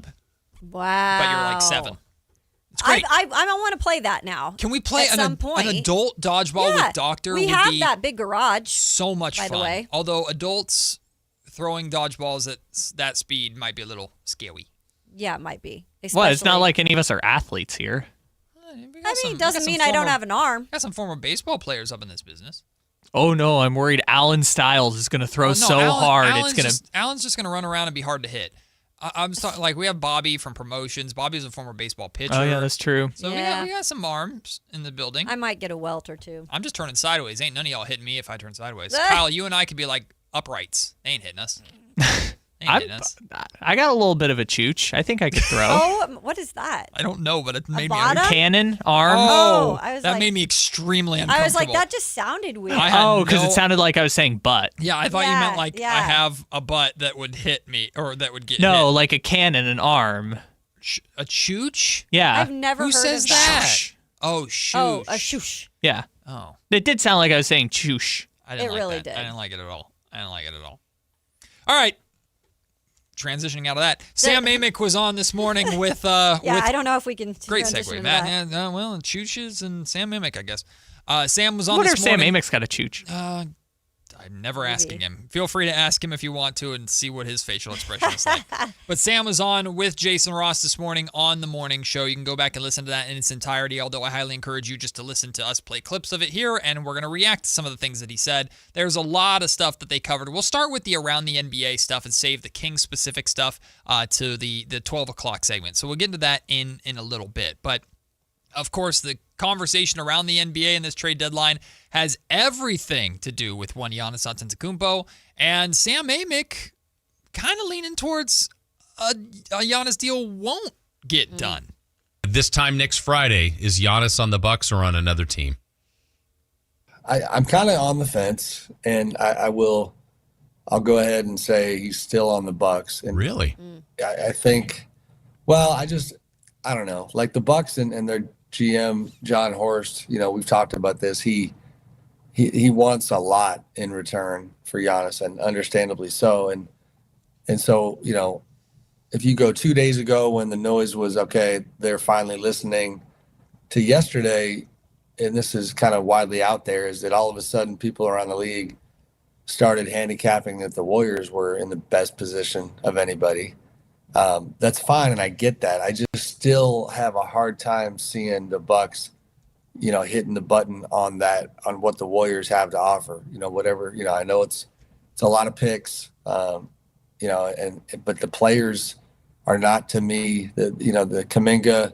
If Jimmy Butler's in there, like whatever the package looks like, I don't think it's not the type of thing that I've envisioned John Horst saying yes to. And the picks specifically, timeline wise, are of the variety that, like, if you give Giannis Antetokounmpo to the Warriors with Steph Curry, who's still at an all-star level, and I don't know if Draymond's still going to be on the team, probably will be.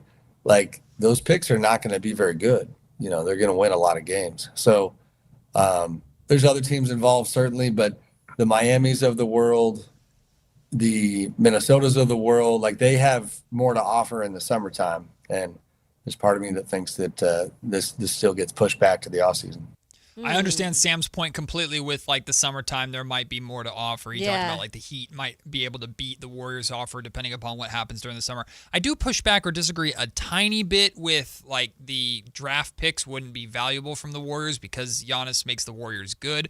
Maybe not the most immediate ones, but in theory, like, if you're getting 4 firsts and a pick swap, which is what this alleged Warrior deal would be, 2 of those firsts are 4 years down the line from now. Yeah. By that time, Steph is retired unless he's Superman, which he might be. Yeah, maybe he is. And Giannis is not as old as Steph necessarily, and I know Giannis will be around, or in theory should still be around at that time. I believe he's 32 Would he right be now. 30? Oh, sorry, he's 31. He'll be 32 next season. Okay, yeah. So he's still got, so maybe by the time so 4 years from now, when that first draft pick is conveying, Giannis will probably maybe be towards the end of the next contract that he would hypothetically sign with the Warriors. And again, I don't think the Warriors do this deal unless they have pretty good belief that Giannis will be able to stick around long term. In fact, Mike Dunleavy Jr., the Warriors GM, has talked about that. Like, if we're throwing all of our assets at someone, we're going to have him still be here when those assets are conveying. Mm-hmm. So I understand that point of things, but the last 2 picks, to bare minimum, the last pick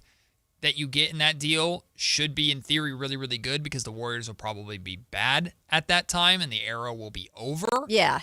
But maybe only one, to Sam's point, maybe only one good pick out of all those. Out of all the 4, Yeah. or likely good pick out of all 4 is not enough for Giannis, which that makes sense when Sam's saying that. Yeah, it's interesting when he says wait until the summer. It might happen then. And what I'll say on that is it has heated up in the last few days. And again, we've had time to really talk about all these places for Giannis. And that number has grown. The list has grown for teams. Now, the Minnesota Timberwolves are kind of being involved because supposedly Giannis wants to play with Ant.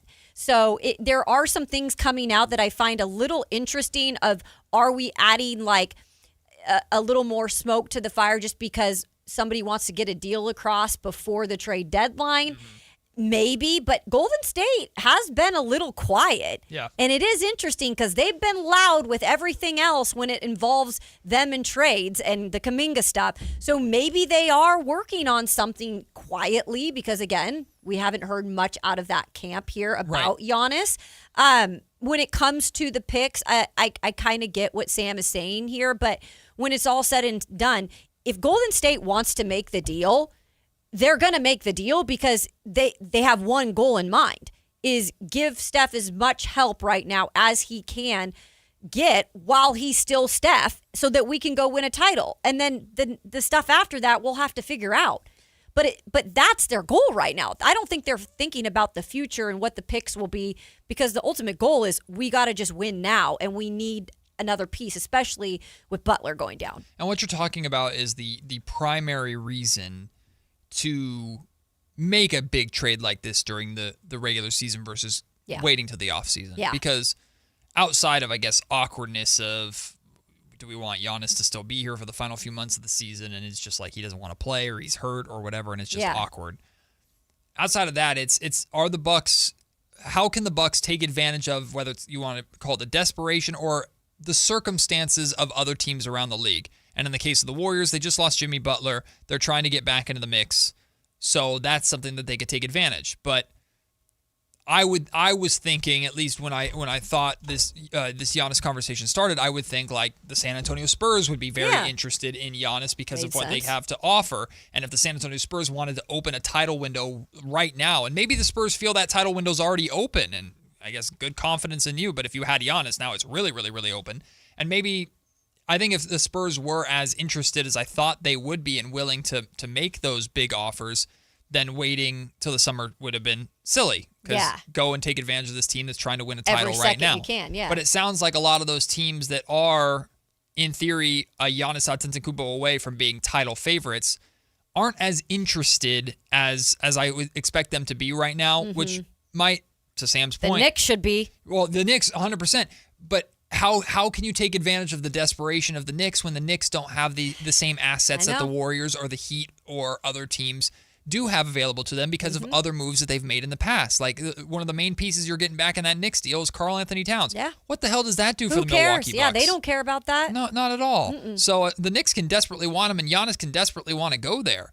But the Bucks are not obligated to do what the Kings did, which is give the player what they want and get pennies on the dollar in return, or get something bad in value in return, which is what a cat deal would be. So I guess it makes sense to kick it down the road to the summertime if you don't feel like you're taking advantage or leveraging the win now or desperate circumstances of different teams. That's why the Warriors make sense, because they lost Jimmy. And they have the picks, because picks are like gold right now, and I know Sam addresses that as well. But here's one more question then. Because it seems like all the trades that we're talking about, if they don't have the draft capital, the trade pretty much can't happen right now, because we know Milwaukee wants that in terms of picks. So is there a way, though, that these teams are working together and that it is like a 3-team trade or something to make all of this work? I mean, that's the only thing. I feel like that's how complicated we're getting now with these trades to make some of them happen. I think if the Knicks want to do a trade, it's got to be 4 or 5 teams. Yes. Good. Yeah, goodness. And there are going to be teams like the Kings on the fringe or on the side that would want to get involved in those, but for their own personal reasons, not to help facilitate anything. Yeah. And if you're the Bucks, you might feel that if I push it to the summer, we can get into more of a bidding war than right now. It's more in their favor. Because a bidding war is what you want. In theory, like if we're shrinking it down significantly to Keon Ellis conversations, we know there's 10, 12, some odd teams that are interested in trading for Keon. What Scott Perry wants is those teams to start bidding against each other to raise the price to get Keon themselves. So Milwaukee doesn't want to have to call these different teams and try and talk them into sweetening the deal. Yeah. He wants to call the Warriors and go, well, Miami came through with this, beat it. Exactly. Or call Miami and go, hey, the Spurs came through with this, They beat want the it. fun job. Right. Now, like, pay for my love. Yeah, exactly. Exactly. So it's like a giant game of The Bachelorette. So the Here's one, your rose. Oh yeah, there's that too. The one thing that you did mention, Kayla, that it benefits them to go to the summer, where that isn't in the Bucks' favor, is that the closer you get to Giannis's free agency, the more Giannis controls the destination. Which, in fairness, like you mentioned, Mike Dunleavy Jr. is saying we're not going to trade for him without an assurance he's going to want to stay. Right. So that's kind of already happening now. But if you get to the summer, that is a true 1-year rental before he hits free agency. And similar to De'Aaron Fox, like Giannis is incentivized to move now if he wants to maximize what he's going to get on a contract extension, because you can't sign it until like 6 months after the trade type of situation. And so we know, just so everybody's clear about Giannis's contract situation, so he's got 2 more years left on his deal, $58.4 million next year, jump change. And then he has a $62.7 million player option the 2027-2028 season. Which he will probably decline. Yes, because he'll more than likely decline and then sign a supermax, which the maximum of whatever team trades for him will. they'll get him for that last year, in theory, and then they'll sign him to a new deal. I think I saw a number. It's expected to be 4 years, $274. 4 years, $274? Yes, which comes out to an average of something like $67 million a year. Goodness, I'm just worried about paying my car payment every month. See, Kayla, you can't see me, but I was hitting the Okay. 6-7, and Matt's just mad at $67 million a year. It always comes up somehow. I'm just saying. My doctor did a 6-7 thing with my son yesterday. Ugh. Yeah. Why was the 6-7 brought She was up? like, it usually takes 6 to 7 days for it to wear out. I'm like, And then did she go Ugh. 6-7? She didn't do it. No, she just moved her hand. She did the hand motion. I know what she was doing. Pissed me off. It's kind of funny. Pissed me off. Well, now I've just ruined the mood. But yes, Giannis can get... You brought us to a standstill, Kyle. Yeah, Giannis can get $6-7 to $6-8 million a year on his next contract, which you can't sign it until you've been on a team for 6 months. Okay. So, in theory, if a team trades for him in, say, September, they can't sign that extension until March or April, which is a lot of time for things to go very poorly if you trade for Great Giannis point. and don't get that extension. So, yes, it does help the Bucks in terms of more teams might be suitors, but it also benefits Giannis in the sense that he directly controls where he's going to go, because all he has to do is just say, I won't sign an extension with that team, and the deal is done. This is exactly what Kevin Durant did when he was leaving Phoenix, where he was like, Minnesota's trying to trade for me. I don't want to go to Minnesota. I'm not going to sign an extension. And the Minnesota deal was dead. And if I'm the Golden State Warriors, I am pushing to the max to get this done, not just because of the Jimmy Butler injury, because I don't want to get into a bidding war with these other teams. I don't want to wait until Miami can potentially put something better on the table, or maybe the Spurs flame out in the playoffs this year and go, oh, okay, maybe we do need a Giannis Antetokounmpo, or the Thunder don't make the finals, and they're like, wait a minute, we have all these treasure troves, let's get right back there. Like, The longer you wait, the more things can I feel come like into the situation. the Warriors are in the driver's seat right now, Yes. so drive. I get know. Get across the finish line. Yeah. So we'll see what the Golden State Warriors do with that. But Sam continued talking with Jason Ross this morning, and he talked about like how San Antonio feels and about the situation that they have. Also talks about the Houston Rockets and Atlanta Hawks or at least in their involvement in this Giannis Antetokounmpo sweepstakes. Did it surprise you, whether this is fully accurate or not, but some of the intel out there is a team like the Rockets, maybe even the Spurs, aren't interested? That's at least according to report. No, I mean, that's been the intel for a while. And the backdrop there is the way that Oklahoma City built their group. And really, you could, I think, throw OKC in there, even though they won the title and they're out in front. You know, like they could certainly put something together to get that job done and get Giannis. But the desire for longevity and building from within, Atlanta is also claiming to be taking the same stance, that they're out, for those similar reasons. And it's just a matter of, it's like, again, it goes back to the first question and how much it's going to take to get him.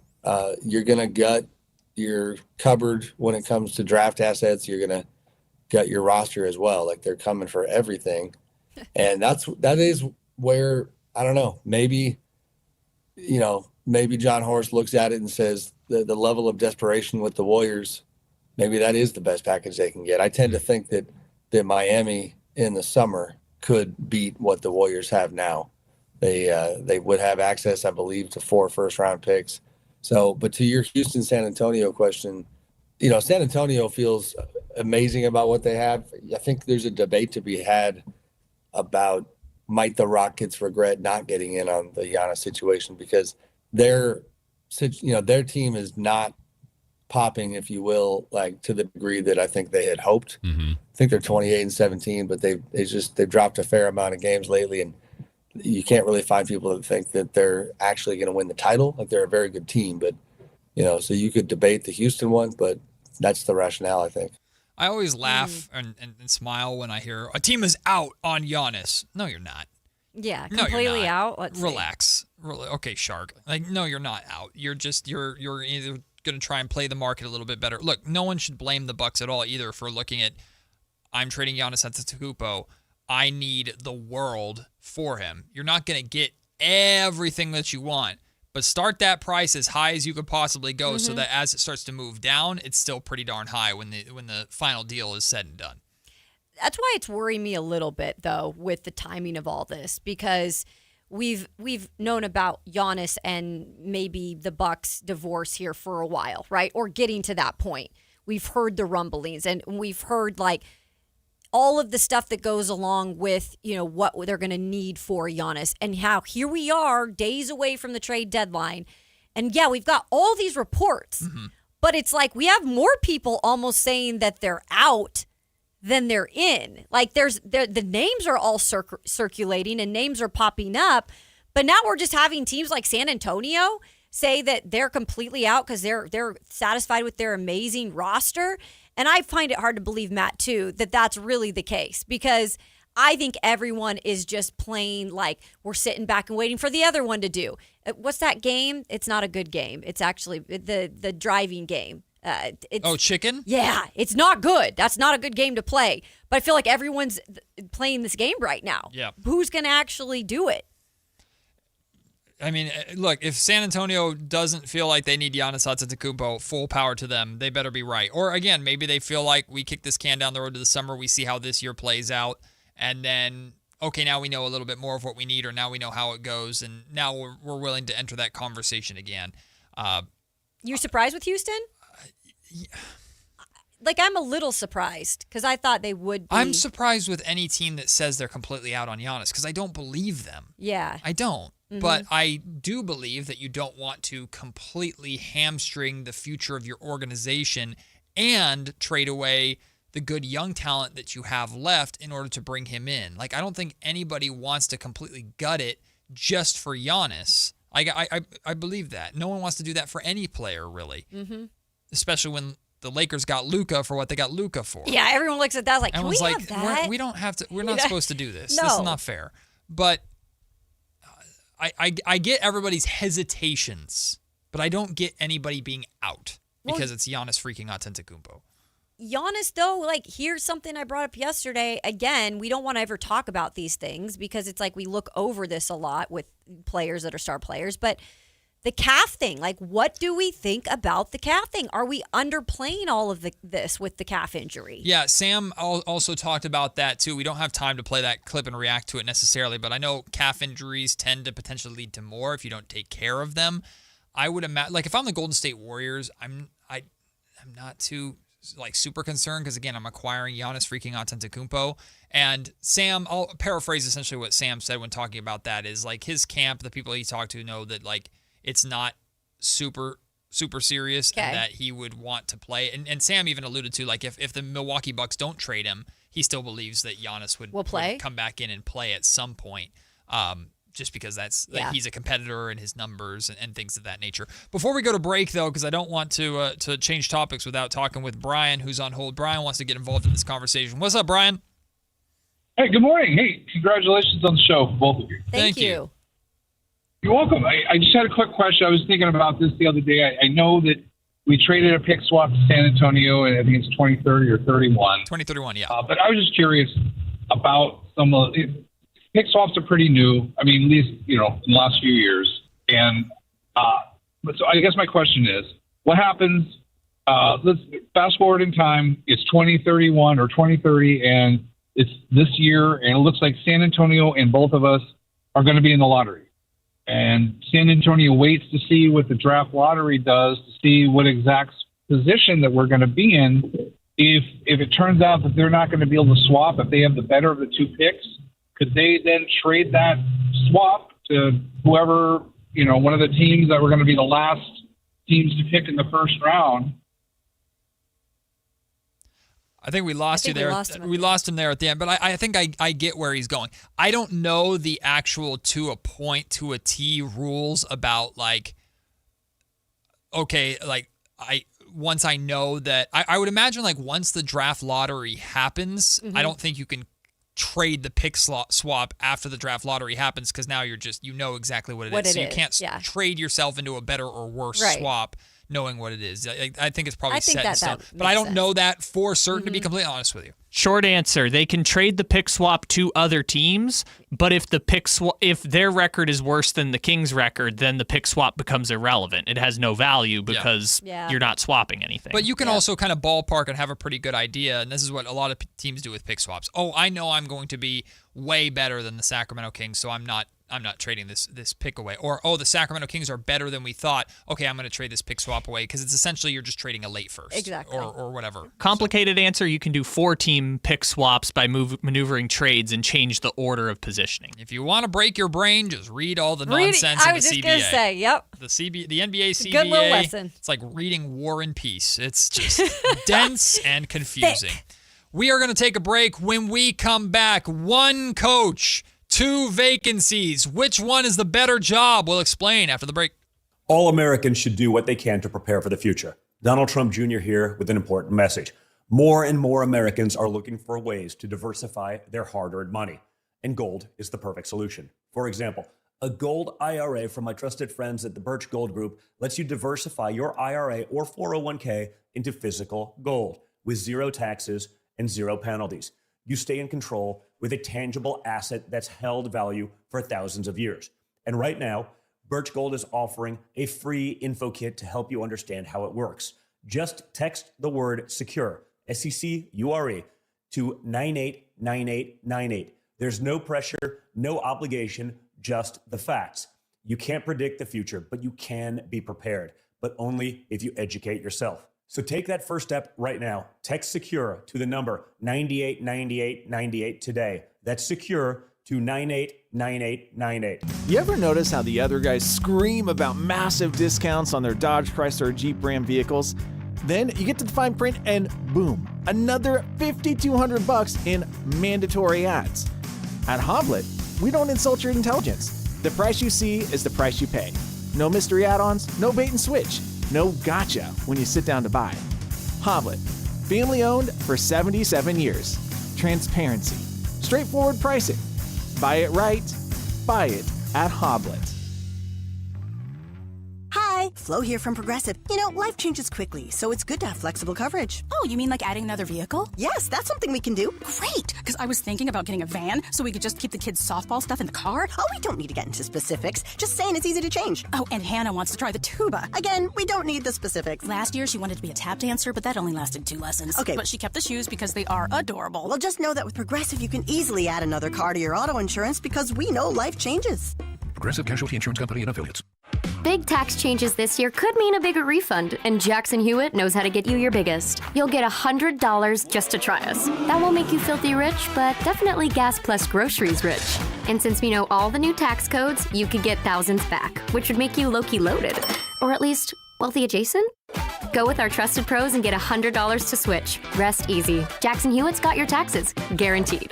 Limited time offer for new clients, participating locations only. Details at jacksonhewitt.com. When life calls for a little extra, a kitchen upgrade, paying off debt, or that dream vacation, Valley Strong Credit Union is here to help. With a Valley Strong home equity loan, you can tap into your home's value with competitive rates, flexible terms, and local guidance you can trust. Get approved in as little as 5 minutes, with funding in as few as 5 days. Your goals are within reach. Visit valleystrong.com to get your offer today. Valley Strong Credit Union. Grow your possibilities. Equal housing lender, NMLS number 456506. Country in the Park is back. May 8th and 9th at Cal Expo. Miranda Lambert, John Party, and more. Line dancing, live DJs, mechanical bulls, huge festival area, and food trucks. Tickets start at only $68. It's the perfect Valentine's gift. Surprise them with live country music and dancing. Country in the Park, May 8th and 9th at Cal Expo with Hoblet, Chrysler, Dodge, Jeep, and Ram Center and Hilton, Sacramento. For more info, visit CITPFest.com. If your passion is bass fishing, only one radio show has the action, information, and excitement of your favorite outdoor sport. Ultimate Bass, hosted by Tournament Bass Pro and California Outdoor Hall of Famer Kent Brown, takes you live to where the fish are biting every Saturday morning. Only Ultimate Bass feeds your passion with the latest news, products, tips, and advice from the pros. Ultimate Bass with Kent Brown, Saturday mornings at 5 a.m. on Sactown Sports 1140, part of SEP's Saturday Morning Outdoors. If you're serious about your golf game, then you need to know about Total Game Fitting at the Hagen Oaks Golf Super Shop. Whether it's the TrackMan-powered player performance studio for your best fit clubs, or the cutting-edge technology putter fitting studio, or the free Ballnamic ball fitter and 3D foot scanner, the Hagen Oaks Golf Super Shop offers you total game fitting from head to toe with equipment and apparel. Find your advantage at the Hagen Oaks Golf Super Shop with the latest offering of new golf products in Northern California. Fulton Avenue at the Cap City Freeway.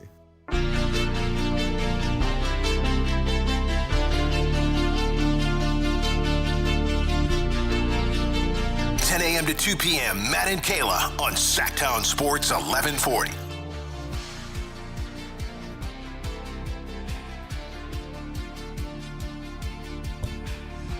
Two teams in the NFL are coachless. They got nobody. One's Just yours. a bunch of players wandering around going, who do we listen to? Who's your daddy? Who's Papa? Where's Papa? Where's Papa? Well, those teams are my Las Vegas Raiders and somebody's Arizona Cardinals. Or nobody's. Do you want to claim them? Are they yours? Yeah, give us a call if they're Yeah, yours. if they're yours, sorry. I can't talk either. I'm a Raider fan. But apparently Clint Kubiak, who's a little busy right now, is going to be or has been doing interviews with both of these teams ahead of the Super Bowl. And it's now our job to debate, if there even is a debate, as to which of those two, if you're Clint Kubiak and you got two offers in front of you, of course, money plays a factor. Maybe one offers more money than the other, circumstances, incentives, blah, blah, blah. We don't know that. We're just looking at pure jobs. The Arizona Cardinals job or the Las Vegas Raiders job. If you're Clint Kubiak and you're offered both, which it sounds like he's very serious consideration for both of those jobs. He is, yeah. Which one are you picking? I'm gonna take my biasness out of this conversation until after I hear you guys answer the question.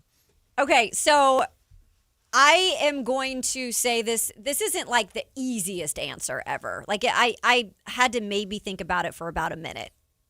And then I knew what my answer was going to be. So good work. The Arizona Cardinals are the forgotten franchise sometimes when it comes to the NFL.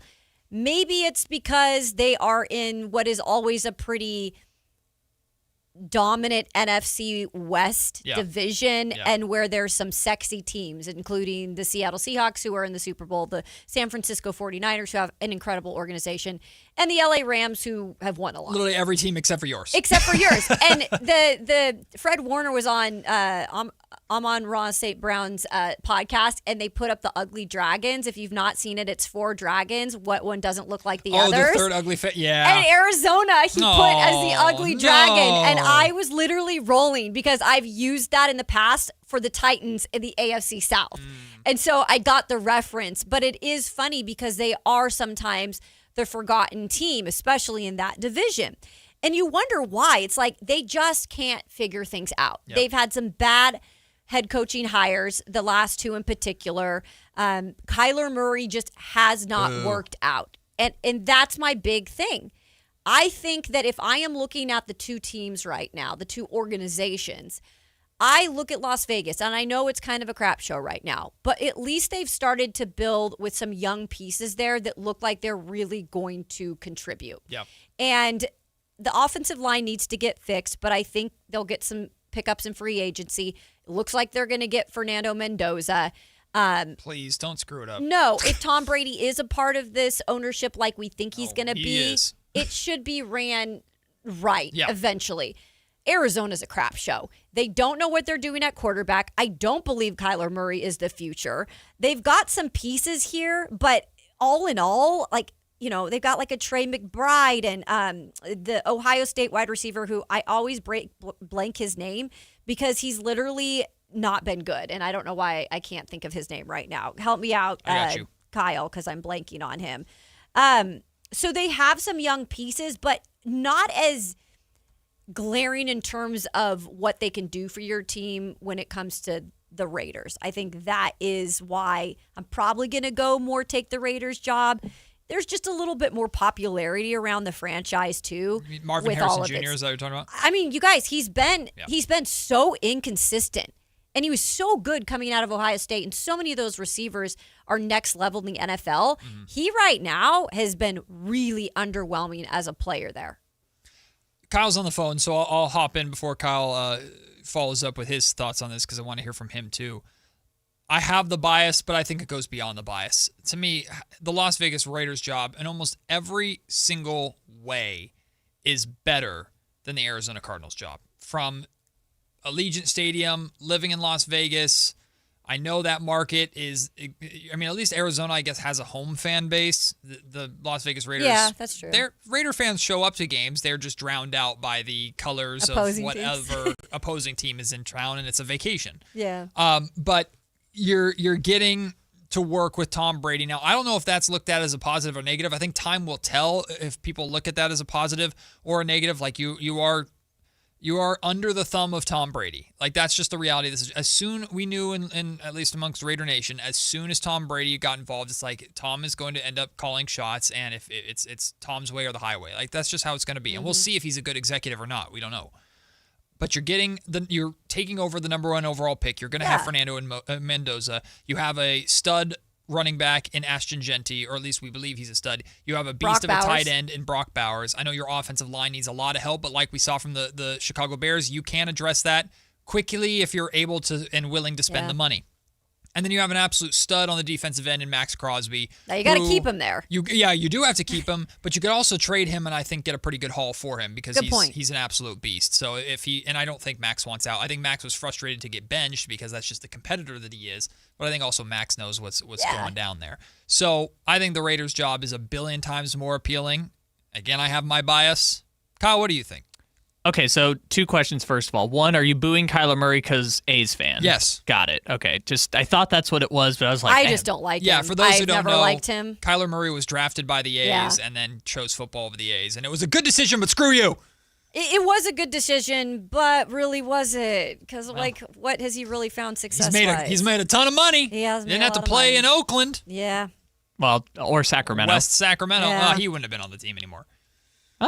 Well, yeah, that's a good point. If he was good, the A's would have traded him. If he was bad, he wouldn't have lasted this long. That's great. That is a great point, Matt. Wow, that is incredible. A's fan, baby. Second thing, that was funny, Kayla, that the Titans got the Ugly Dragon meme because, I feel like they all just alternate who uses the dragon meme. It's really, the Jags have been there at times, but it's usually the Titans. What's the? I'm blanking Well, on the Texans were the worst organization in football for 4 years. What is the division? I'm blanking on it, and shame on me. But I've seen it in reverse. There's one good dragon and 3 ugly dragons. The NFC South. NFC South. The NFC South. And I'm assuming let's see. The Bucks would probably be. Yeah, it was the Bucks, and then everybody else was just the ugly dragon. I've seen it in reverse, too. I love that thing, by the way. Oh, it's great. so funny. It's great. Yeah, how bad you have to be the ugly dragon in the AFC South? That's brutal. I know. Like you said, they've been trading spots a lot. But, yeah, between Urban Myers and Texans doing Texan things. Yeah, it's been a revolving door. I know this isn't pick a side yet, but I will make the case for the Arizona Cardinals. Go for it, please. Yeah. One, they have,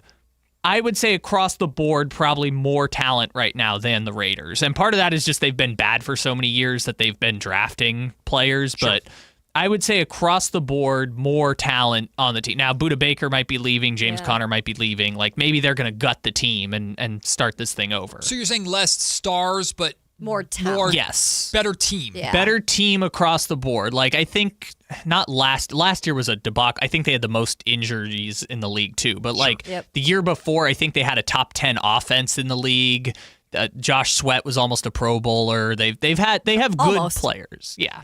I mean, the Pro Bowl doesn't matter anymore. Joe Flacco's a Pro Bowler now, apparently. Jeez. Oh, goodness. But I will say the Cardinals have more talent across the board, don't have a quarterback situation, but the Raiders also don't have a quarterback. They just have an easier path to acquiring a quarterback. Pick. Yeah. They got to pick. Something, baby. They've got that premium pick.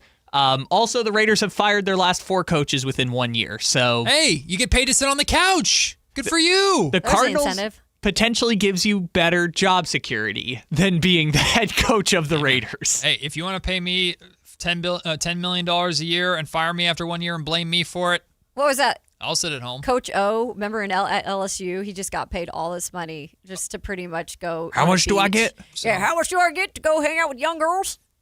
Allegedly. Yeah, allegedly, sorry. Okay, but here's the thing. When we say young girls, it's like he's in his 60s and they're in his 30s. No, so it's they're at least, more like they're in their 20s. Well, there was that one time that he Why do we always get on He did this show up on subject? someone's Snapchat. I did forget about that. Between him and But he was Kiffin. bringing like moms to practice and stuff. Okay, like, hey, can we football coaches? Come on, let's Be have better? let's have a come to Jesus moment here. Look, just hey, rich, powerful men, be better. Yeah, hey, good point. Just because there's a new model in the car lot, that doesn't mean that you gotta drive it. All right, or you gotta just have it in the driveway. Let's just work. Let's pump the brakes. Can we be better? Let's just be better. Yeah. All right. Let's just be, because it's not a good look. Just ew. Oh, by the way, supposedly I heard Belichick and the young Jordan girlfriend are no longer together. Now that might have been a parody account. Jordan? Oh, is it Jordan? Yeah. Oh. I call her Jordan because it's spelled Jordon. To me, that was America's couple, not Travis Kelce and Taylor Swift. That was America's couple. Oh my goodness. What a weirdo. He's like, I gotta win. Based off of how America is right now, I think that was America's couple. Oh boy. Well, you know what? Our first pick a side, I'll spoil it for you. Okay. Pick a side number 1 is this. Is it appropriate to date 40 years under your yes or no? Pick a side. I say no. All right, we'll come back with some real pick a sides on Matt and Kayla, Sactown Sports. Planet Fitness has everything you need to get stronger just around the corner, so you can give everything you've got. Whether you want to crush a few reps before class with our expanded strength equipment or sweat it out on your way home from work. With over 2,800 locations, there's a Planet Fitness close to you, and most are open 24 hours. Join the club today and save $28 or more when you join for $1 down, $15 a month. Cancel anytime. Deal ends January 30th. Are you coming? Planet Fitness. We're all strong on this planet.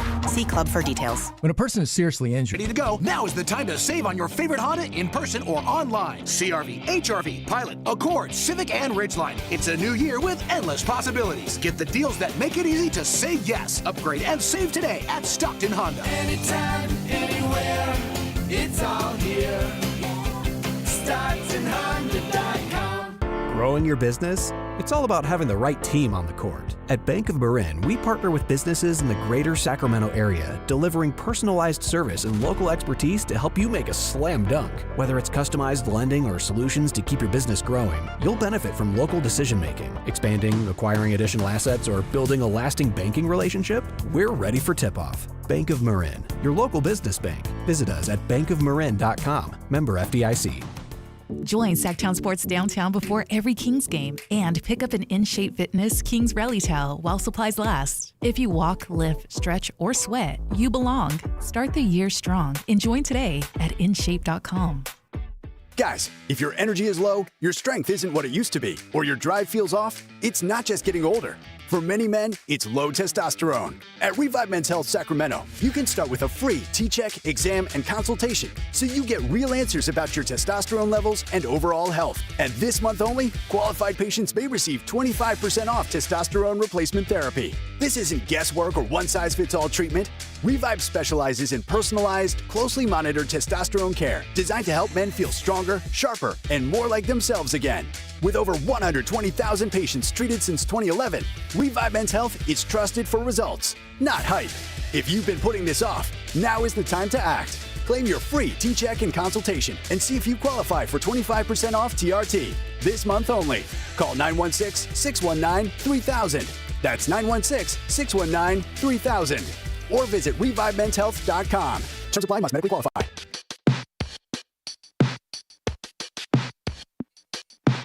Matt and Kayla on Sactown Sports 1140.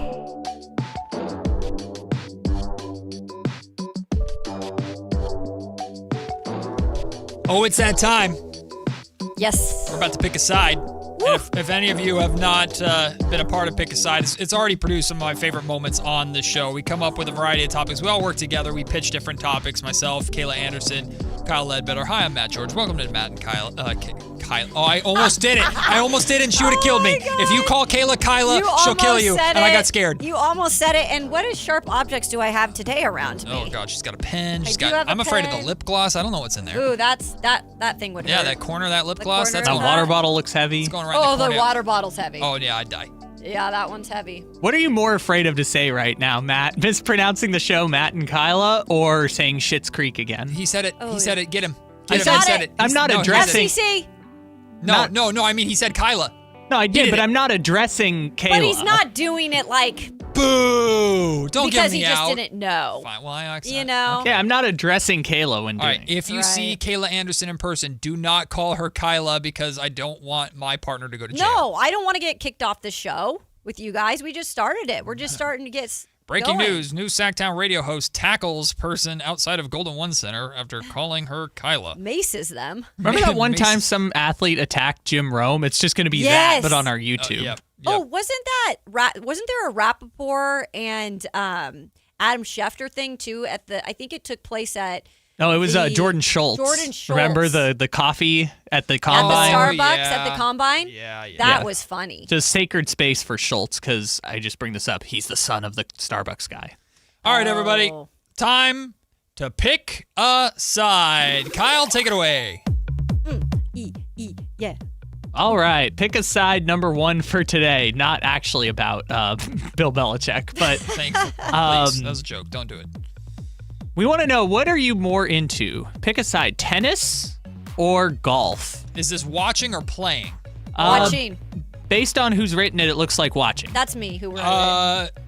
I mean golf.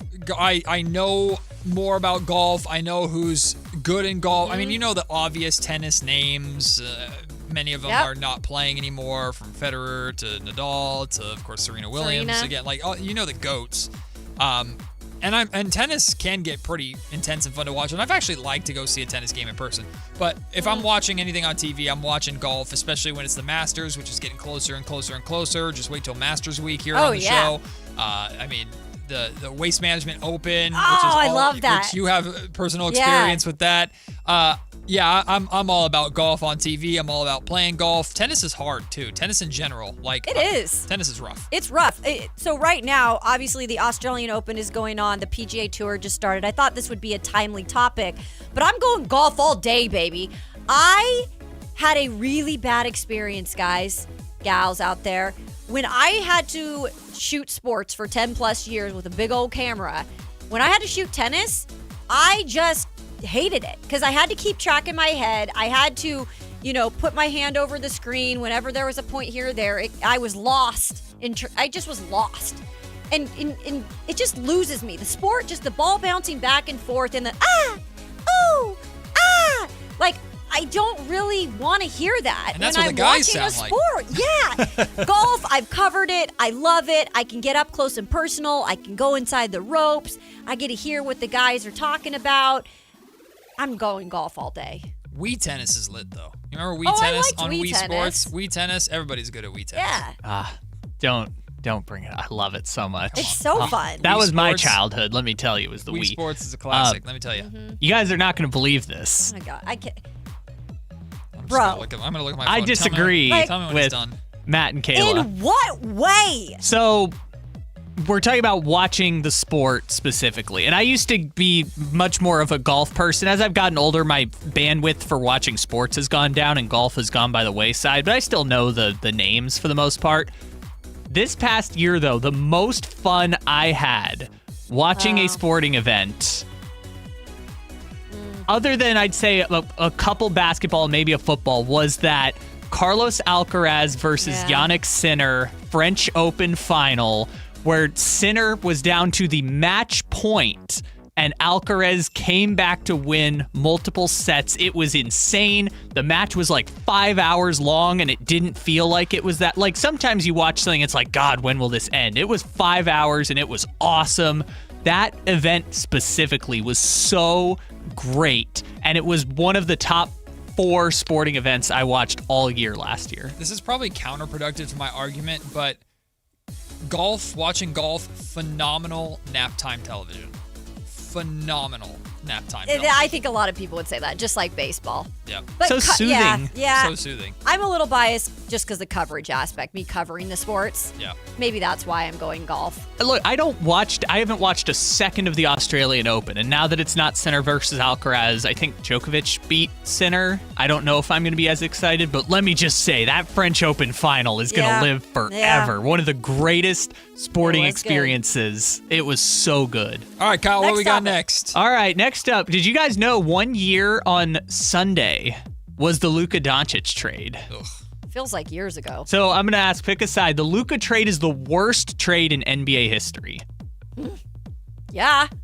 I mean, I don't know how you could see anything else but that being the worst trade ever, because it was so pathetic that Shams, when he put out the tweet to notify everybody that this was actually happening, that everybody thought it was a freaking joke. Yep.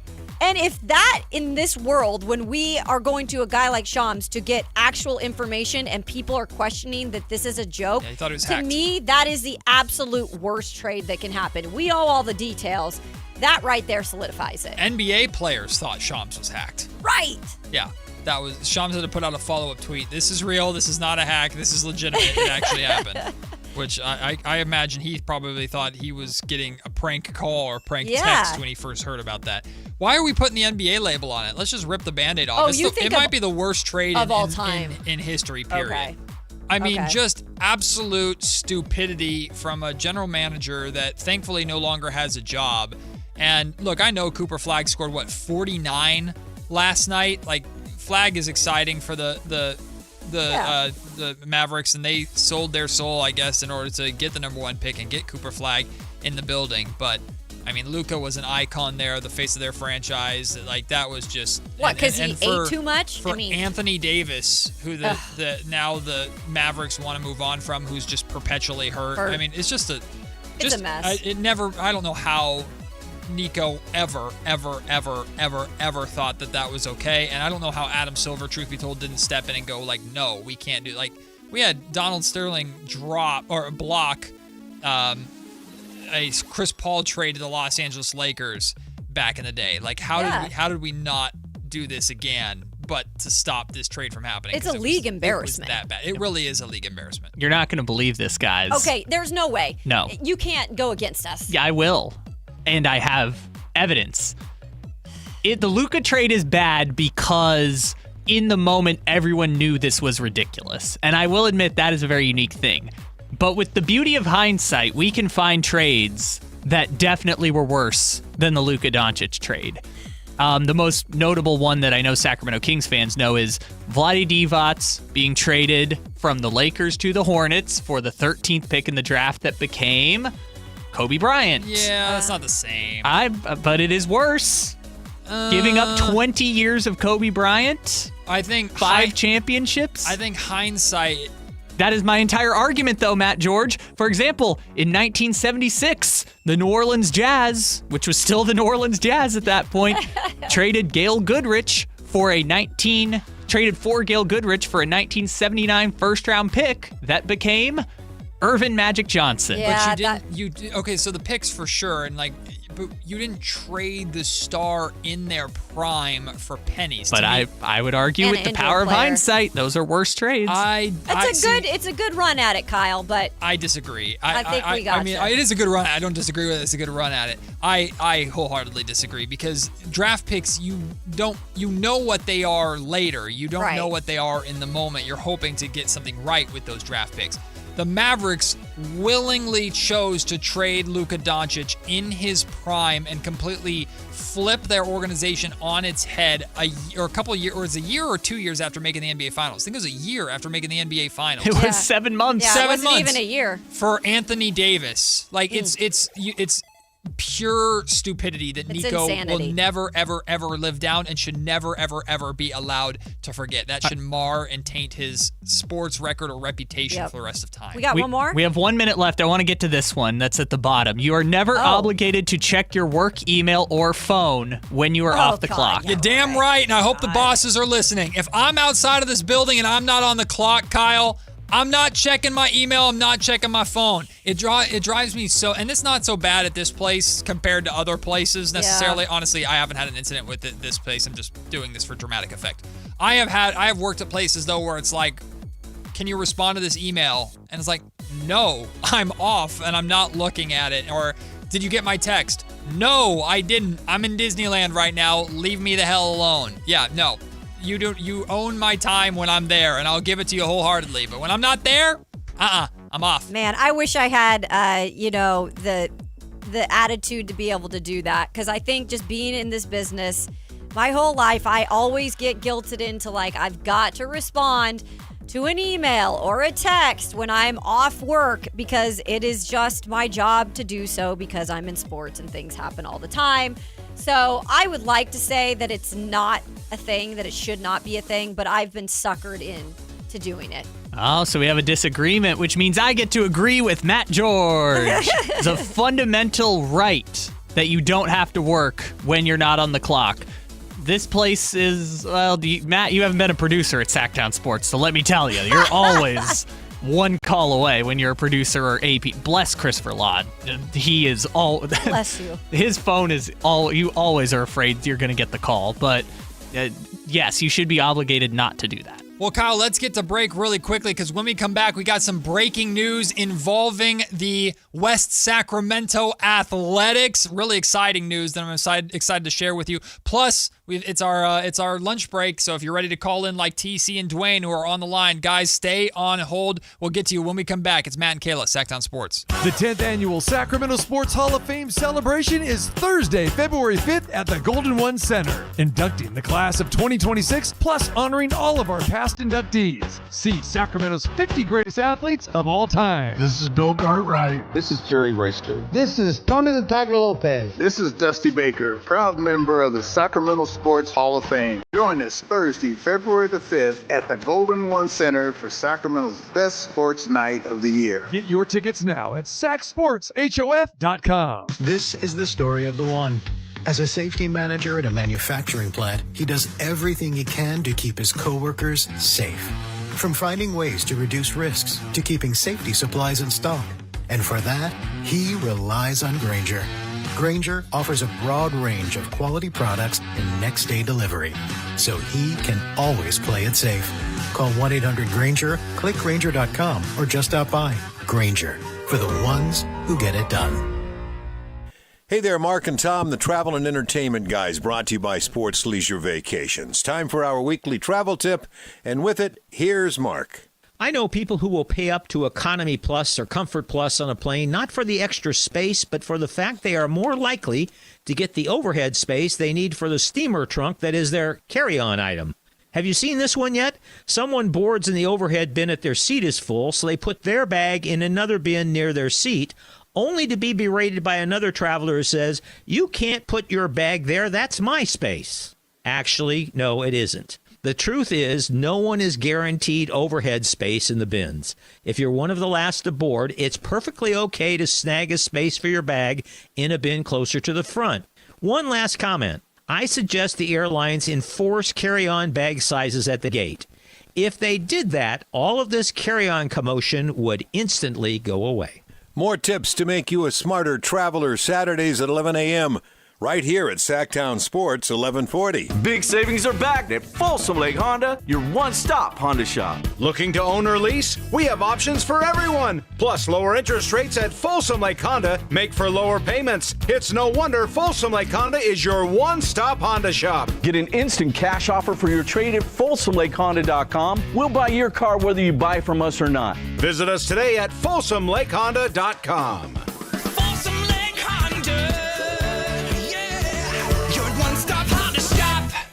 KHD HD 1 Sacramento, KYMX HD3 Sacramento. From the Power Business Technology Toshiba Studios. This is Sactown Sports 1140.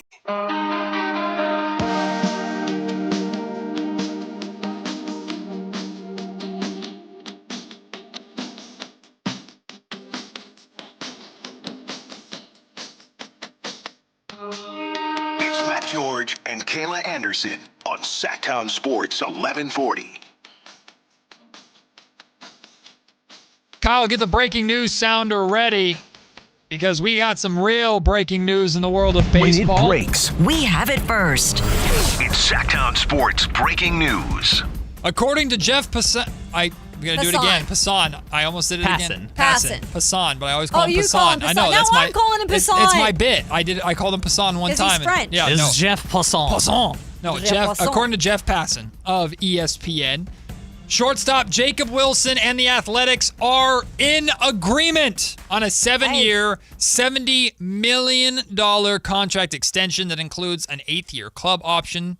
Wilson, 23 years old, finished second in the American League Rookie of the Year voting behind his teammate Nick Kurtz after hitting .311, .355, .444 splits. This is Let's go. well done by the A's. I have my gripes with the A's organization. I'm an A's fan. I have a gripe with the A's organization and the fact that historically they failed to keep their young talent around. Yeah.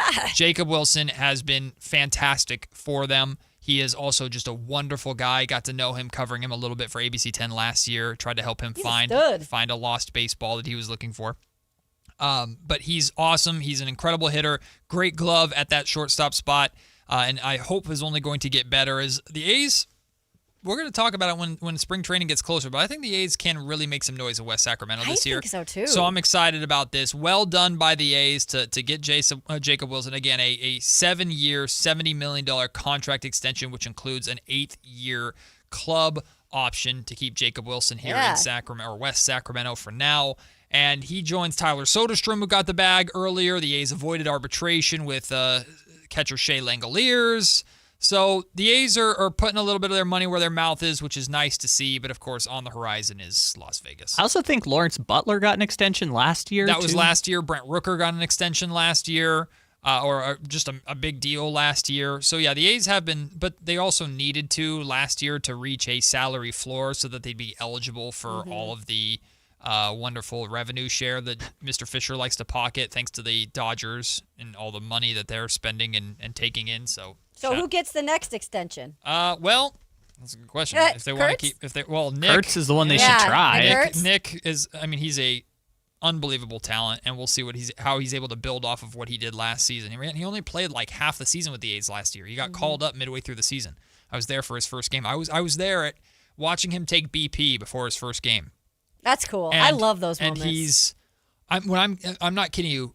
He's hitting the top of the scoreboard. He's hitting the top of the batter's eye. He's hitting clear out of the ballpark, like over the new clubhouse in left field. Like he's a monster. Kayla, the most like jaw-dropping moment maybe I've had at a baseball stadium was Kurtz hit one 490 to dead center in a game, and we were all just like, "Oh my god!" I think our guy Jeremiah was like sitting next to me, and we were just both like, I can't believe that he just hit a baseball 490 feet. I'll be there this year to see some of those games. Get ready to see home runs. The ball flies out of that ballpark. I'm excited. The ball I know flies. the pitchers hate it, but... Luis Severino can't stand it. Yeah. But let me tell you, like, the ball flies out of that ballpark. We saw Aaron Judge hit a couple dingers there last year. Saw Fernando Tatis Jr. hit one clear out of the ballpark last year. Like, it's fun to watch.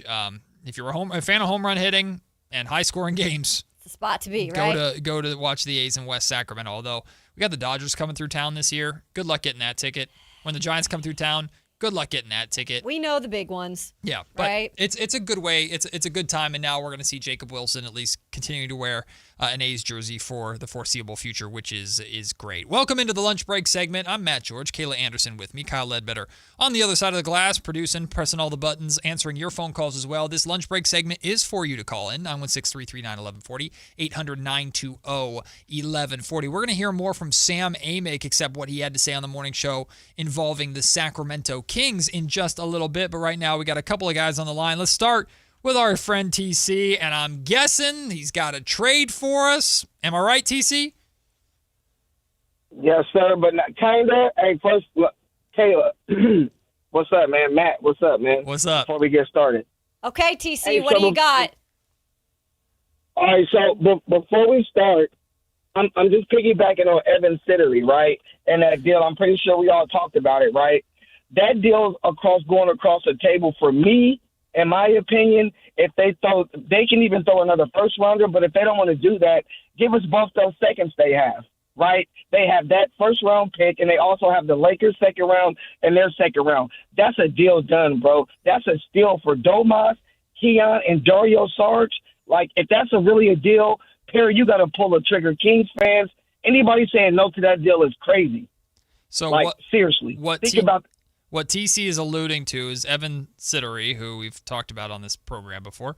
Evan Sittery put out a potential Kings-Raptors trade, and we did one of these yesterday as well, but it's very different from ours, where essentially it was R.J. Barrett, Jakob Poeltl, who has a god-awful contract, Ochai Agbaji, and 2 first-rounders for Domantas Sabonis, Keon Ellis, and Dario Saric. And Sittery added a note at the end of that the Kings are requiring or will require additional draft compensation in addition to that for Poeltl's contract. So you're getting 2 firsts, base, R.J. Barrett, Jakob Poeltl, Agbaji. What you're saying, TC, is forget another first on top of that. Oh, TC's gone. Yeah, 2 seconds on top of that. Yeah. I mean, look. That's a lot. I don't think the Raptors are ever including that many draft picks to get Sabonis. I don't think they're that desperate to get Sabonis, number one. Number two, I don't want anything to do with that Jakob Poeltl situation. That was the big reason why we actually didn't involve him in the trade that we all worked up yesterday, because of that. Like, it's just so hefty. It's like, it's not worth it. Mm-hmm. And I don't think they would think it would be worth it business-wise. Yeah. All right, we also have Dwayne on hold. Dwayne wants to hop into the conversation. What's up, Dwayne? How are you? Hey, what's up, the homies? What's up, Dwayne? Hey, hell no, that ain't cool. Hell no, that ain't cool what Belichick is doing. He probably got grandchildren older than that little girl. Oh, at the end of the day, bro, Belichick not like us. Okay, all right, Dwayne.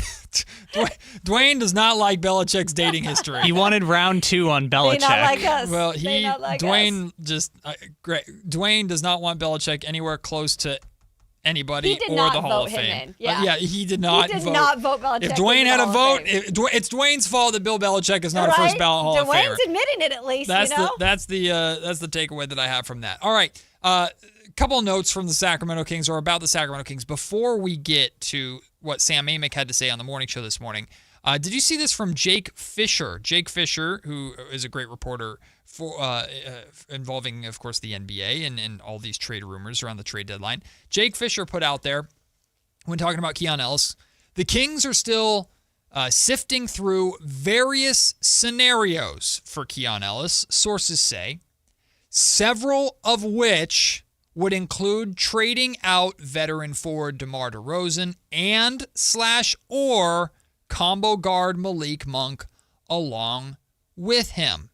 So what I took away from that report, again, from Jake Fisher, is not that anything is done necessarily, but that what we had talked about, what is the best use for Keon Ellis to the organization at this point? Mm-hmm. And I'd shared that I believe what the Kings are really trying to do is find a way to use Keon as a sweetener to move on from one of these contracts. That doesn't mean that you're just dumping Keon for the sake of dumping him. And I think some Kings fans are misunderstanding either what I'm saying or what this report means. Scott Perry is not using Keon Ellis to get someone to take DeMar DeRozan's contract so that he doesn't have to pay $10 million of guaranteed money next season.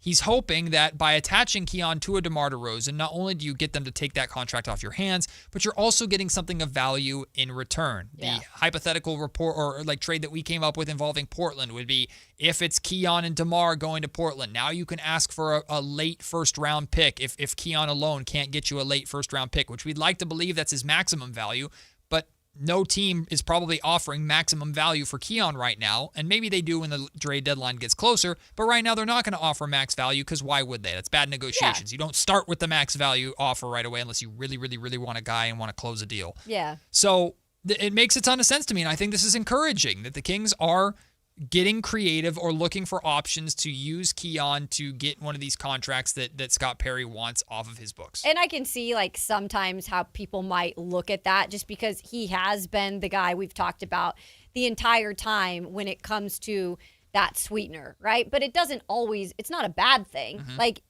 when you are taking on bigger contracts as a different organization, you have to have something in return. Yep. And it just happens to be that in the situation right now that the Kings are in, they have some of these different pieces they can work with. And they are valuable, else they wouldn't attach it to it, because then it wouldn't be valuable at all if you were just if it was like DeMar and Saric. Mm-hmm. Like, no one gives a damn about Saric. Like, he can be in a package somewhere, but you got to have an actual sweetener, a real sweetener, not the fake stuff. Let's put it this way. If you can get 2 second rounders for Keon Ellis, okay, or you can also get 2 second rounders for Keon Ellis and getting off of one of these contracts, why wouldn't you want to? Yeah. You're close to the same thing, because Keon by himself is not netting such an amazing return as They much as we already might asked, like Keon. Like, it's just not happening. Right. They asked for a first initially. Right, and one of the best benefits that's what they're looking for, is a late first round pick. That's what they're asking for. The best, what you want to take advantage of is the fact that Keon Ellis is paid nothing. He's paid $2.5 million or something like that. Chump change. That means teams can take his value and absorb him. Like that's a true sweetener, because if you're adding a player as a sweetener, but he makes $18 million, you now have to find a way to move on from $18 million of salary to add him in. It doesn't make sense. Keon, you can use him as a true sweetener right now because of how little money he's being paid. That, to me, is the best case scenario for what to do with Keon if you can attach him to one of these contracts. And you're not just giving him away. You're doing it so you can move on from a contract and get some sort of draft compensation in return. It's like stevia, because I use stevia in my coffee every morning because I want that sweetener, but I'm not getting all the empty calories of just sugar and lumps of sugar. That's Keon Ellis. He's our little stevia that we're trying to, put into the coffee. So Sam Amick was on with Jason Ross this morning. We played for you earlier his comments involving the Giannis Antetokounmpo situation, but of course, Jason asked him plenty of questions about the Sacramento Kings, including, of course, stuff about Keon Ellis. And as Sam has talked about consistently over the last couple weeks, Keon Ellis continues to have a really good market. Not shocked, but a little surprised that nothing's actually gone down there yet. I think and assume, and I've partly heard that it's like the market's really good. And after I had written some stuff about it, Mark Stein indicated that I think he said 14 teams were interested in Keon. The Kings have wanted a first. And for one, I think the fact that there's still a lot of time before the deadline means teams are, they're not really incentivized to put their best offer on the table unless, they're trying to win games and they want that guy now. But I'm just curious to see if they ultimately get that first, because you can have a lot of interest, but I have run into some teams that they're pausing on the idea, and this goes back to the little strange way that the Kings have used their roster on the floor, is like, okay, we're giving up a first for a guy who's not really playing that much. It's hard for some teams to rationalize that, and so again, lots of interest for sure. I fully expect to go somewhere. Just curious to see what they get back.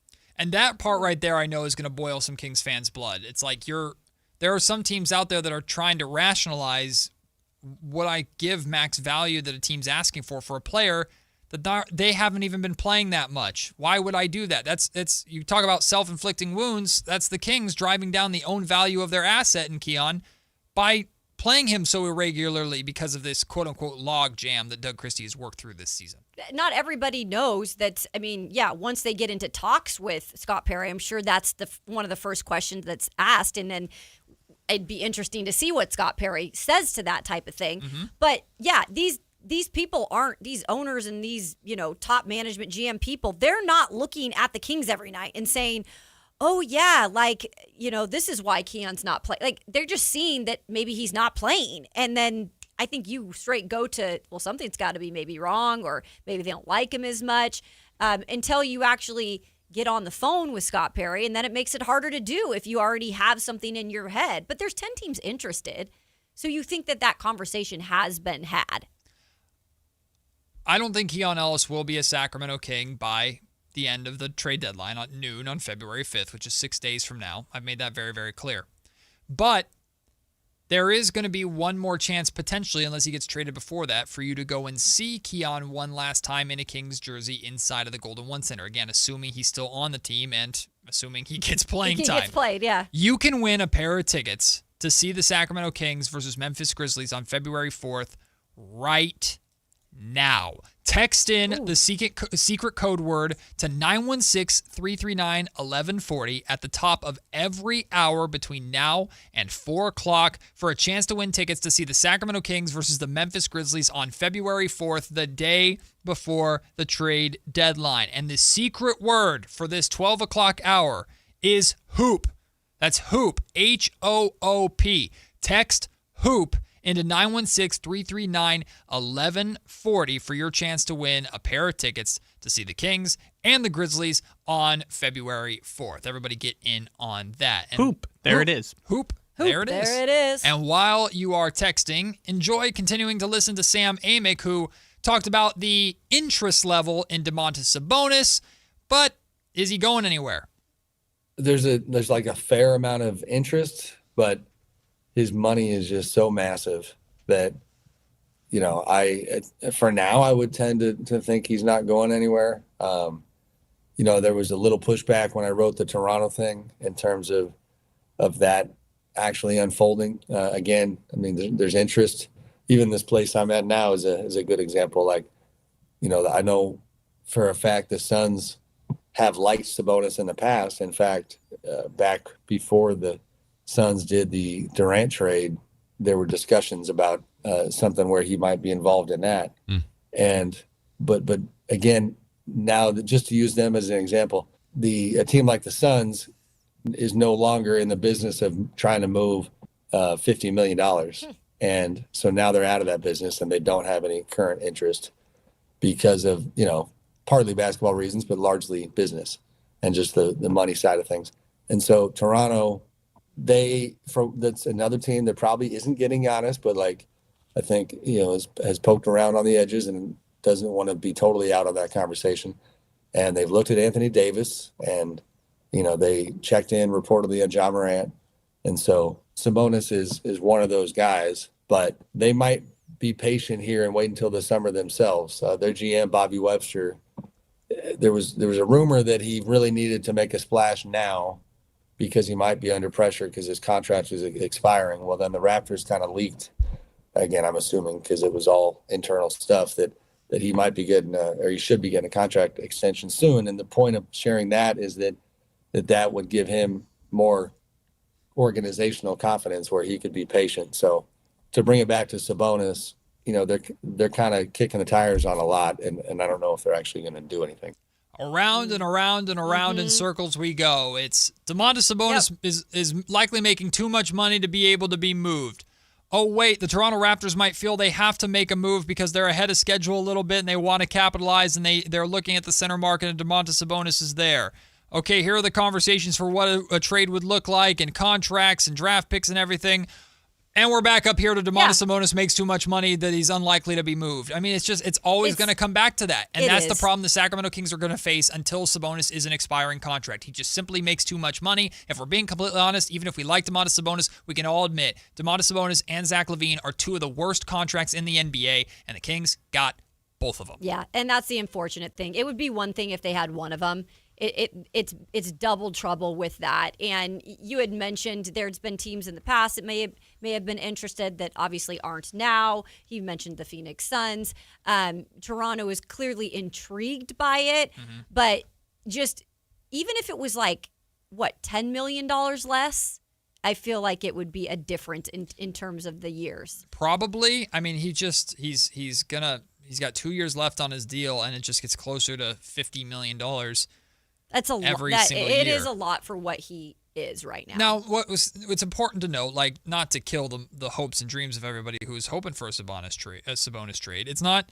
Sam's not saying there like that the trade is not happening, that it's over, it's done with, it's dead. Sam's just saying he doesn't believe it's going to happen because he's saying the Raptors have been less like we want Sabonis and more like we're going to check in on a bunch of different options that we potentially have, which is exactly what they should be doing. The Raptors are having I won't call it like a breakout season necessarily, but there have been a surprise kind of fun story in the Eastern Conference. They're, as of right now, a playoff team in the Eastern Conference, and they want to see what they can do to keep themselves there and make some noise when they get into the playoffs. But really, it makes a lot of sense. Just like if we think back to where the Kings were at when they were having a season like that, being Team 1, it's let's see how we do with this group. We revisit this in the summertime once we have that context, and we have those conversations then. So maybe a Toronto Raptors Domantas Sabonis trade still does happen. We just have to wait till the summer for that to happen. Like all the rest of these trades that can happen in the summer now, Maybe, I feel like. But I remember going back to last summer, we were talking about, hey, maybe wait till the trade deadline. Then it'll happen to the trade deadline. We can't keep kicking the can down the freaking road. At some point, Perry's got to close these out. He does. And for this team in particular, we're joking around about some of these trades not happening until the summer. Some of these teams, they can afford a little bit more to do that. It's just with this Kings team, the later that you sit on these big contracts and don't make moves, the later the rebuild or the longer the rebuild is going to take. Yeah. Kyle, you look like you wanted to jump in. Well, the one thing that we might talk about later, too, is like you talked about it like tearing down the foundation on the house, and that's kind of what the Kings are doing now. You have to tear it down and build it back up. But at least in this situation, if you wait long enough, then the house will just kind of fall over on its own because these contracts will expire or at least become easier to demolish at that point. So waiting sucks. It's impatient. It's not fun. But if Scott is talking about prudence and opportunistic and being prudent and being opportunistic every time that he does an interview, then maybe the prudent and opportunistic thing isn't here. Yeah, but here's the reality too. As like I get those terms and I understand what they mean, but those terms are already becoming a joke and a talking point amongst this fan base. Like, yeah, great, wonderful. Like we dealt with Monty McNair for years talking about flexibility, and then he didn't do anything for years. And this Sacramento Kings fan base, whether that's Scott Perry's fault or not, this fan base is staring at what's going on right now and going, how is this any different? How is anything going to change? And we're going to talk about this a lot at the 1 o'clock hour too, because we'll dive into if the Kings do go the patient route and they say, okay, we're going to wait till the summertime. The amount of pressure that puts on the Kings to get a lot done over just the offseason period while the Giannis distraction may be still going on and who knows about the free agent market or anything like that.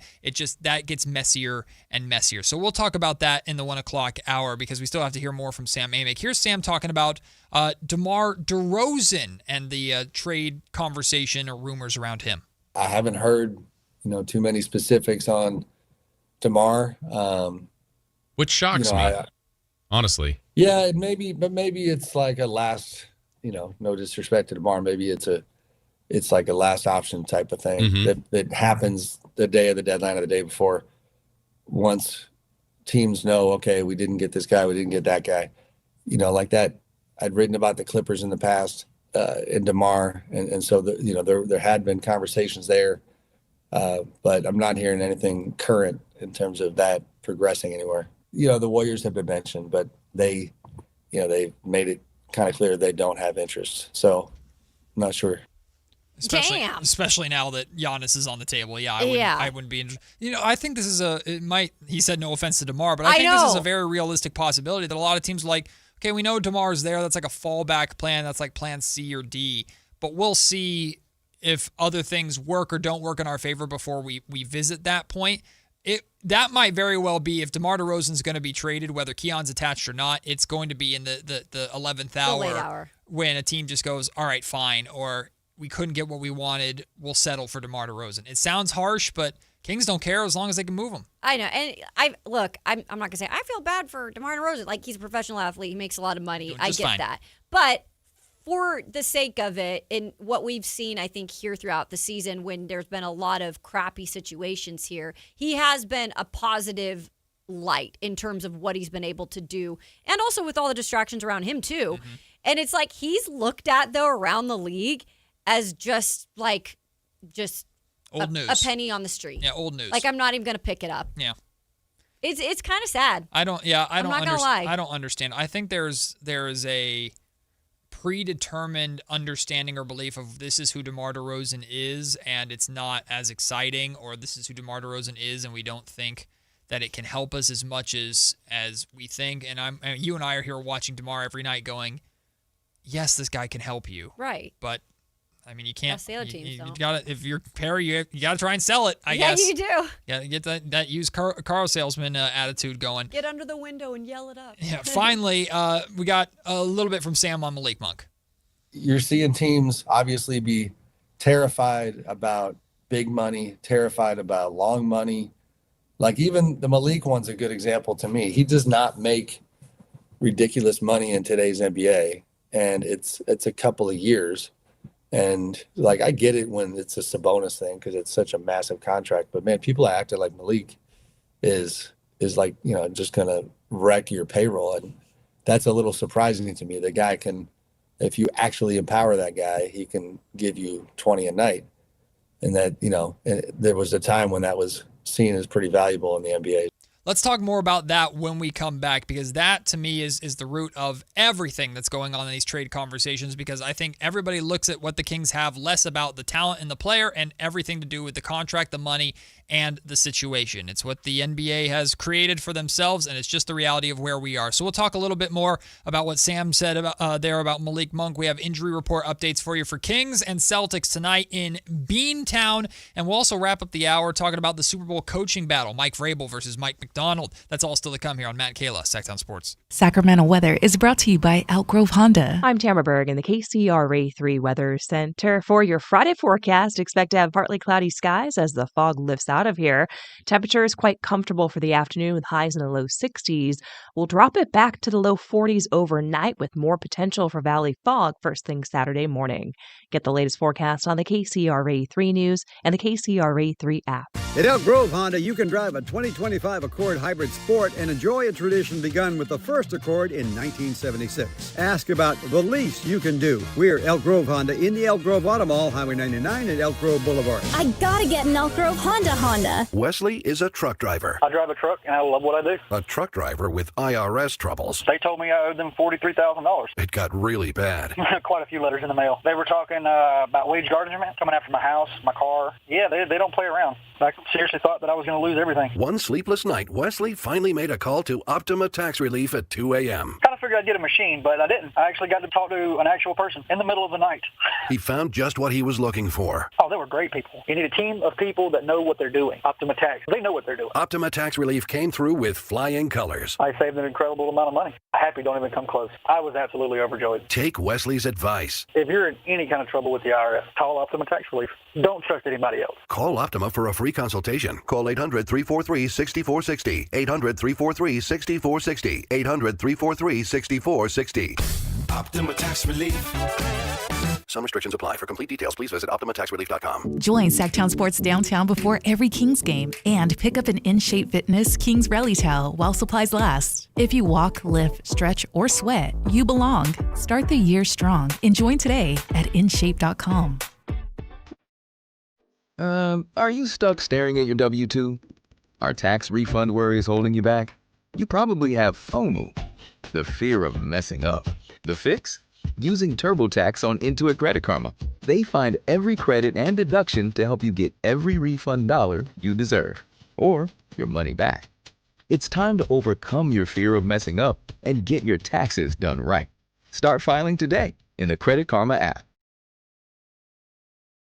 I'm Ed Evans, CEO of Consumer Cellular. You know, the big wireless companies say they have discounts for people over 55, but unless you're willing to sit on hold and ask, you're probably paying more than you should. At Consumer Cellular, there's nothing to hunt down. We're built for people 50 plus with plans starting at just $20. And our 100% US-based customer service actually answers the phone. Call 1-888-FREEDOM or visit consumercellular.com today and get your second month free for a limited time. Taxes, fees, and other third-party charges will apply. See website for additional details. Taxes was waiting on the refund you needed yesterday.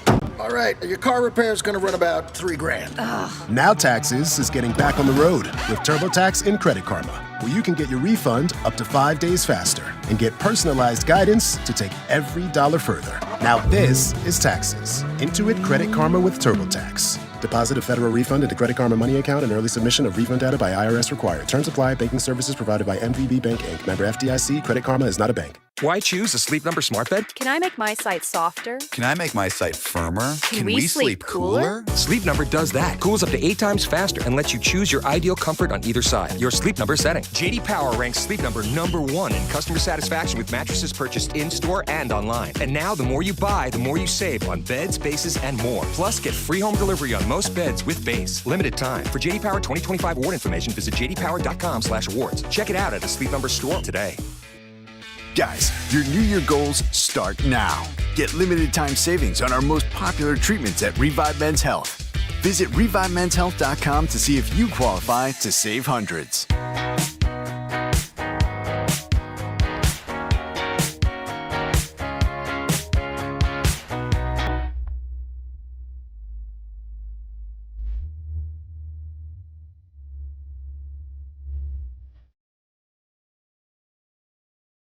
Matt Kayla on Sactown Sports 1140. Well, I got good news if you're a Malik Monk fan. One, he's likely to remain here Yes. in Sacramento. I'm not mad about it. Two, he back tonight. Let's go. Malik Monk will be Pizza back guy. for the Sacramento Kings. He is available. I love that. So you've heard them play that at the arena, right? Yeah. Yeah, they play that at 3 hits threes. I think that's great. Oh, I love it. Kayla, did you know that Malik means king in Arabic? I did hear that. Well, you'll hear it every time And he it does makes anything. so much sense that he's here. Every time he does anything, The someone joke tweets is it Mark out. Jones says it all the time. Yep. I So love it. Malik Monk is back tonight. But I'm a pizza guy. with how this season has gone, if one returns, another must go. We already knew Keegan Murray's out with the ankle. Yeah, Russell sure. Westbrook is out again Wow, back to back. with foot soreness. Uh-oh. But Domantas Sabonis, sit your ass on the bench. Oh my freaking You ain't God. playing. The meat. Domantas Oh my Sabonis gosh. is out for knee load management. This is the second time he has sat on the second night of a back-to-back since returning from his knee injury. I think this has more to do with a back-to-back than any of you going, eyeball emojis. Yeah. He's not playing. He's going to get traded during the game. Maybe he just stays in Boston. Maybe they just give him to Boston. Give him to Boston. Maybe that could happen. I don't know. But this is the second time on the back-to-back that they've rested Sabonis on the second night. He had a partially torn meniscus in his knee. That's nothing to go be crazy about. I get that. And also, the Sacramento Kings, who are number one with the worst That's record right. in the NBA, best draft lottery odds. The Sacramento Chances Kings. are 14%. I don't think the Kings mind too much about, we're probably going to lose in Boston. Now we're more than likely going to lose in Boston. Hey, we'll continue that trend Are we going. celebrating him not playing tonight? No, we're celebrating the Sacramento Kings. Number one my pick, best odds, number one Guaranteed overall of a pick. top five pick. No matter what they do, no matter who's in and out of the lineup on any given night, this team always shows the most pathetic whatever quarter, third, fourth, you pick it, and loses the game. So it doesn't matter who's sitting. I mean, sit the whole half the team at this point. Let's just play Saric. Let's play Devin Carter. Let's have fun Saric, with it. who? Oh, he's still on the he's team? on the team. Oh, that He guy. is on the team. That's the guy that sits on the bench Yeah. and doesn't do anything. Huh. Oh, play Dougie. You know- Play Dougie McDermott. Here it goes. Wait for it. Wait for it. Teach me how to duck. There it is. Teach me how to duck. You know what I love about that rant from Kayla? Teach me how to duck. Kayla has very quickly become indoctrinated in Sacramento Kings culture. It didn't take I me saw long. there was a vein. There was a blood vessel on her temple that I do started have one. throbbing. Oh, I saw it. I know. It popped out a little. I'm like, yep. Yeah. She's one of us. One of us. One of us. She's getting stressed out by the Sacramento Kings because Yeah. they do the same thing every night, regardless of who's playing. But Right. here's the rule: every day. Hey, do you have a favorite player on the Kings that's not playing right now? Hey, do you want Keegan Murray back? Who are you essentially ritually sacrificing in order to get him back? Which voodoo doll are you going to stick the pin in?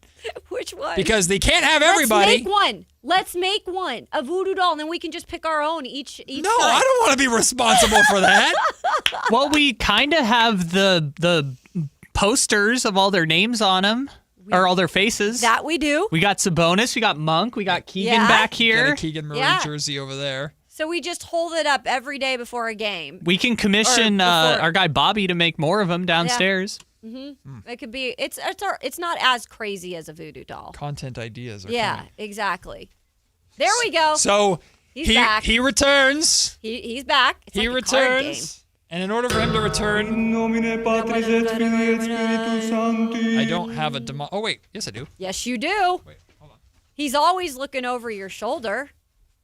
No, I got one right here. Oh, you okay. do? So here we go. I don't think we have a Westbrook one yet. This is do we? completely visual. I apologize, radio listeners. Sorry. There's a cardboard cutout here of Domantas Sabonis, and he's going rawr. Yeah. After he scored in that horrible blue Kings jersey that they did a couple of years ago. All right, so Sabonis is here, right? Yep. All right. And you want Malik Monk back? So we got Malik Monk right here, right? So what happens? We want Malik Monk back, so just trade it like a trading card. There we Bye, go. Domas. Bye. You're gone. It's like the traders when they throw out whoever's been murdered, just throws it on the ground. Now Malik's back. Malik's back. Good trade, everybody. We also don't have Keegan, but I've got Keegan spiritually. You protect Keegan. You keep Keegan safe. We don't do anything to Keegan's the goat. We don't do anything. He's been out almost consistently. Yeah, poor Keegan. Keegan's been banged up so much this year. I know. Such a lost season Might be for the Keegan. best thing. And we're making a joke out of this. Look, I've talked about this before, and I don't want Doug Christie to use it as an excuse.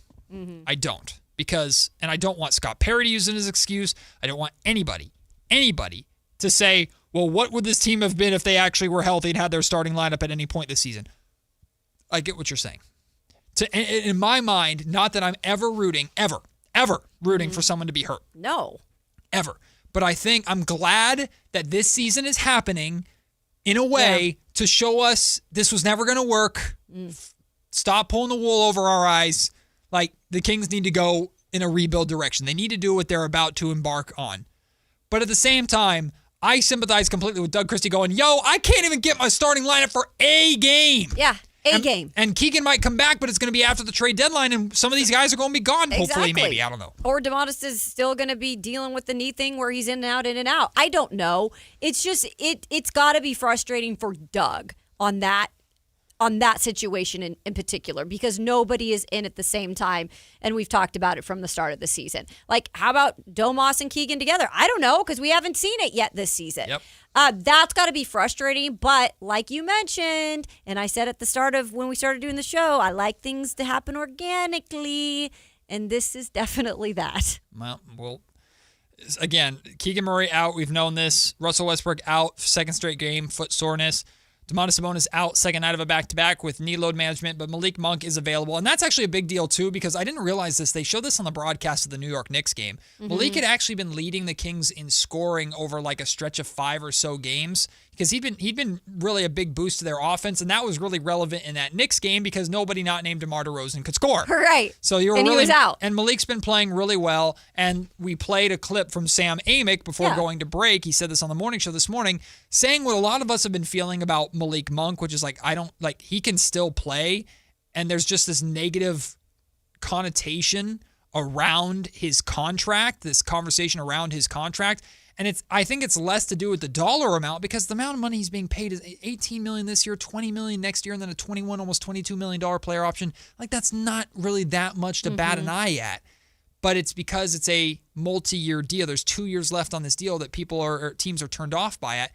And that's just where we've gotten to in the NBA right now, is we don't judge players and talk about players and their value for who they are as basketball players. And I'm guilty of this too. I don't talk about Zach LaVine as the unbelievable 3-level scoring machine he is when he wants to be.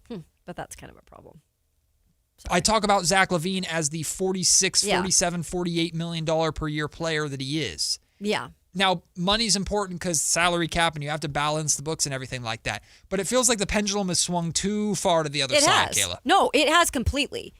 And I was kind of joking, but I'm kind of not. Like with the Zach LaVine thing, I don't think he's helped himself necessarily. No, he has not. So part of that is a little bit of his play on the court and inconsistency. But yeah, the contract is the biggest part when you're looking at these players right now. It's almost like there's no human on the other side. It's just like they're just looking at the face, and it's just all the money. Yeah. And that's unfair for players like Malik Monk. And that's bad for the Kings right now, because they have a couple players like that are movable pieces, but the money is the only thing that these teams are looking at. We can't do that. Oh my gosh, a third year on that contract, or $20 million. Like, that in the past would not be a problem. Malik has more than shown like what he can do to benefit a team, especially a contending team right now. Yeah, the trade deadline has become less about the game and more about business. And yeah, that to me is a problem. We know the NBA is a business, but it's a game first and foremost. And when the fans are treating it more like a business than a game, that's where you know maybe you've gone a little bit too far. By the way, for the Celtics, Jaylen Brown is doubtful for tonight's game with a hamstring. Usually when the star player for the opposing team doesn't play, that's actually bad for the Kings. Yeah. Neemias Queta, former King, is probable. He's been dealing with an illness. Of course, Jason Tatum continues to be out with his torn Achilles. But when we come back, switching gears to football, we're talking about the head coaching battle in this Super Bowl. Mike McDonald versus Kayla's best buddy, Mike Vrabel. They're on a first-name basis, y'all. They're texting each other. That's how big Kayla Anderson is. And she joins us here, Matt and Kayla, Sactown Sports. On the move? Got somewhere to be? Take Sacramento Kings basketball with you. The Sactown Sports app will let you stay connected to your passion. Never miss a moment of Sacramento Kings basketball with the Sactown Sports app. Sactown sports fans, when the final buzzer sounds, the real action is just getting started. If you live for big moments, big crowds, and unforgettable nights, you'll find them all right here on the Sactown Sports live events calendar. Get ready to laugh until it hurts with Daniel Tosh, live January 24th at the venue at Thunder Valley Casino Resort. Then turn the volume all the way up with Ernest, bringing high energy country to Ace of Spades January 31st. Slow it down and vibe out when Jodeci delivers the classics live February 15th at Hard Rock Live Sacramento. Experience iconic sounds and the smooth style of Chris Isaac February 28th at Hard Rock Live Sacramento. And rock legends Jefferson Starship take the stage March 15th at Hard Rock Live Sacramento. Comedy, concerts, legendary performances. Find every show, every day, and plan your next big night out with the Sactown Sports live events calendar. Play hard, rock harder, only on Sactown Sports. At Power Business Technology, we're not another big box corporation. We're your neighbors, locally owned and operated. We know what businesses like yours need, from reliable printers to high-performance copiers. We'll help you find the right solution with personal service you just can't get online. Need setup or support? We're just down the road and always happy to help. Power Business Technology, family hometown service with big-time solutions. Contact us today for all your business printing needs at 844-POWER-BZ. That's 844-769-3729, or visit us at powercopiers.com. Big savings are back at Folsom Lake Honda, your one-stop Honda shop. Looking to own or lease? We have options for everyone. Plus, lower interest rates at Folsom Lake Honda make for lower payments. It's no wonder Folsom Lake Honda is your one-stop Honda shop. Get an instant cash offer for your trade at FolsomLakeHonda.com. We'll buy your car whether you buy from us or not. Visit us today at FolsomLakeHonda.com. Folsom Lake Honda, yeah, your one-stop Honda shop. The Travel Guys, new on KHTK 1140 every Saturday at 11 a.m. We'll make you a smarter traveler. Tips you can use on the road and at the airport, plus reports from top consumer advocates. The Travel Guys, 11 a.m. on Sactown Sports 1140. Build your team, build it sooner. Need your match on ZipRecruiter. I know that hiring can be challenging. You need someone to match your role perfectly. Well, now you can meet them fast on ZipRecruiter. Need to hire right away. Start your search for strong candidates. The right fit awaits. All your roles, fill them sooner. Need your match on ZipRecruiter. Just head to ZipRecruiter.com/free right now to try it for free, and you're on your way to meeting your match. 4 out of 5 employers who post on ZipRecruiter get a quality candidate within the first day. So try it now. Go to ZipRecruiter.com/free. That's ZipRecruiter.com/free. Meet your match on ZipRecruiter. Try it free.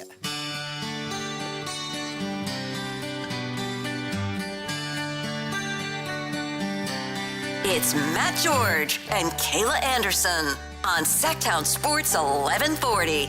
We're so grateful for all of you who spend your afternoon with us here, your midday with us here. The support for this show now as we wrap up our third week has been pretty phenomenal. I know, 3 weeks already. Can you believe it? Thank you to everybody who continues to support, whether you're on the YouTube chat line. Shout out to all of our YouTubers over there. Shout out to everybody on the text line who always keep me honest about when I say the wrong names. Like, I think instead of saying David Stern earlier, I think I said Donald Sterling, which is a completely different person and really, really bad. We've been doing that all week, by the way, mixing names. I've been struggling with names this week. Bad. Must be something Thanks to everybody for keeping me on my toes there. And to everybody who's called in as well. Steven, I see you on hold. I know you want to talk about Keegan Murray. I'm glad you do. Yeah. I'm going to encourage you to stick around just for this segment because we're going to dive into another Kings conversation at the start of the final hour of the show, the 1 o'clock hour. So stick with us, or you can call back in, Steven, because I'd love to talk to you about Keegan Murray. But right now, I want to transition to a little bit of football. And Kayla, I'm very interested to hear your thoughts on this.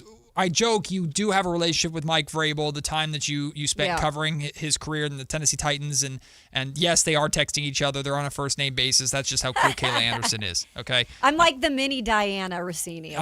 I'm just trying to but specifically for Mike Vrabel. I'm just trying to shine in her shadow. But Mike Vrabel and the Patriots in the Super Bowl, an incredible season for them. Mm-hmm. We have no football this weekend, so we have to wait one more week for the Super Bowl Sunday. Then you have the Seahawks, who are the favorites, should be the favorites. I think all the pressure's on the Seahawks. It is. Of course, Mike McDonald, the head coach of the Seahawks. When you look at this coaching battle, we talked about coaching a lot when we went back to the Niners-Seahawks game, Shanahan versus McDonald, and I think McDonald completely outcoached Shanahan in that game. And then, I mean, the coaches McDonald has had to beat just to get here have been pretty incredible. So what do you make of this coaching battle between Vrabel and McDonald? And if you were giving any kind of edge to either one, just for the coaching, not necessarily their rosters. Yeah, I do have to think about that a little more if we're just putting it Mike McDonald versus Mike Vrabel. Mike. Which Mike is better? Who's the supreme Mike? Who's the better Mike here? Let's start with Mike McDonald. Yep.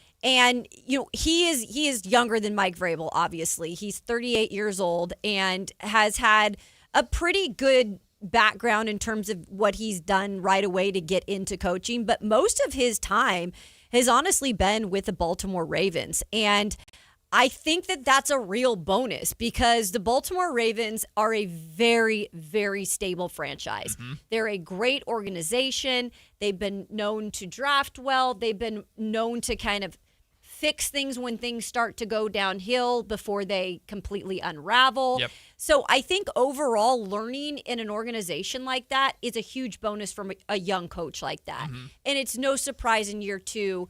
I mean, it is a bit of a surprise, but when you look at what he's done, it's like, okay, I can see how you got there.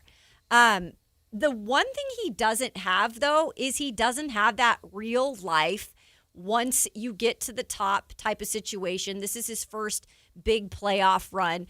He hasn't been put in every situation yet. Mm-hmm. They've gone through a really difficult schedule, more so than the New England Patriots. But I feel like they've been like the ones that have had the advantage.